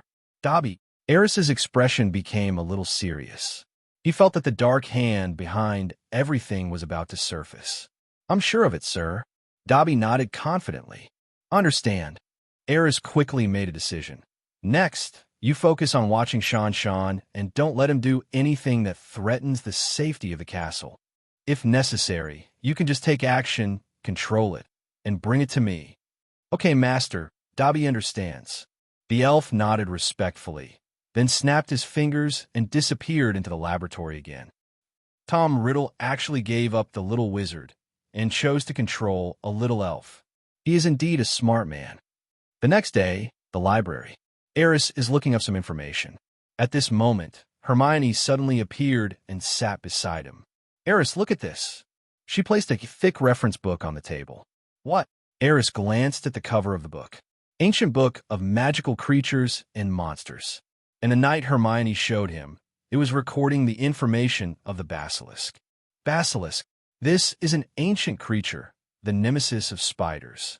It has extremely powerful strength, especially its eyes. As long as a person looks into its eyes, it will cause fatal damage. Even if they only see it through reflection or refraction, they will be petrified by its powerful force. This ancient creature has the same characteristics as the monster that appeared in our school. I wonder if that monster could be this kind of basilisk? Hermione looked at Aris seriously, her eyes full of curiosity. In fact, she had always guessed that Aris might have known information about the monster in the secret room. During this period, she has been looking for relevant information. Finally found the basilisk. So, I always think you are very smart. Aris nodded approvingly and did not deny it. So, it really is a basilisk. Hermione looked surprised. Don't tell anyone about this for now, Aris said to Hermione seriously, so as not to cause panic among the students in the school. Can't Harry and Ronald tell me either? No, Aris nodded. If they knew, they would definitely be curious and might cause unnecessary trouble. I understand. Hermione nodded. But if that monster is really a basilisk, the entire Hogwarts will become unsafe. You and Professor Dumbledore must have come up with a plan, right? Of course. We have made some arrangements. Aris did not hide it. Is there anything I can do? Hermione asked quickly. How can you help? Aris looked at the little witch in front of him with amusement.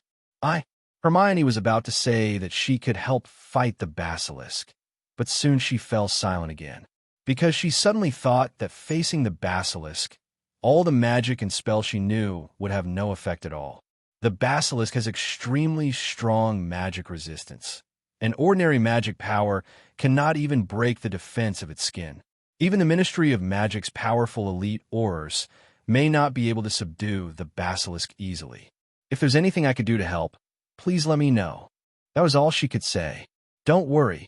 The secret room incident and the basilisk are all under my control. You just need to study hard. Don't worry about anything else. As he said that, Aris closed the thick reference book and stuffed it back into Hermione's arms. Hermione looked at Aris with a complicated expression. Then he gritted his teeth, turned, and left. Aris looked at the little witches leaving back, smiled, and shook his head. It seems that the little guys can't help it. In this way, Dumbledore's trial of them can almost begin. I wonder what your expressions will be when you find out who the owner of the basilisk is. Aris shook his head in amusement. Suddenly, there was a strange feeling that the prank was successful. Perhaps Dumbledore also enjoys this feeling. However, the trials he had given Harry and the others before were still a little too dangerous. Without professional actors, there are too many variables. Now, the basilisk has been subdued.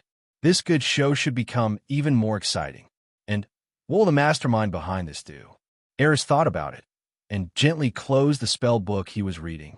Next, there will be an undercurrent showdown. Perhaps Voldemort's backup plan is about to appear. Now, it depends on who will have the last laugh. Hello, everyone. As we wrap up this video, I want to share a quick note. I have a Patreon account. If you'd like to support me and enjoy on-demand audiobooks, you can become a Patreon member. Alternatively, you can check out my Google Drive link, which has 500+ novel audiobooks available through my Ko-fi or Patreon shop. I appreciate your support.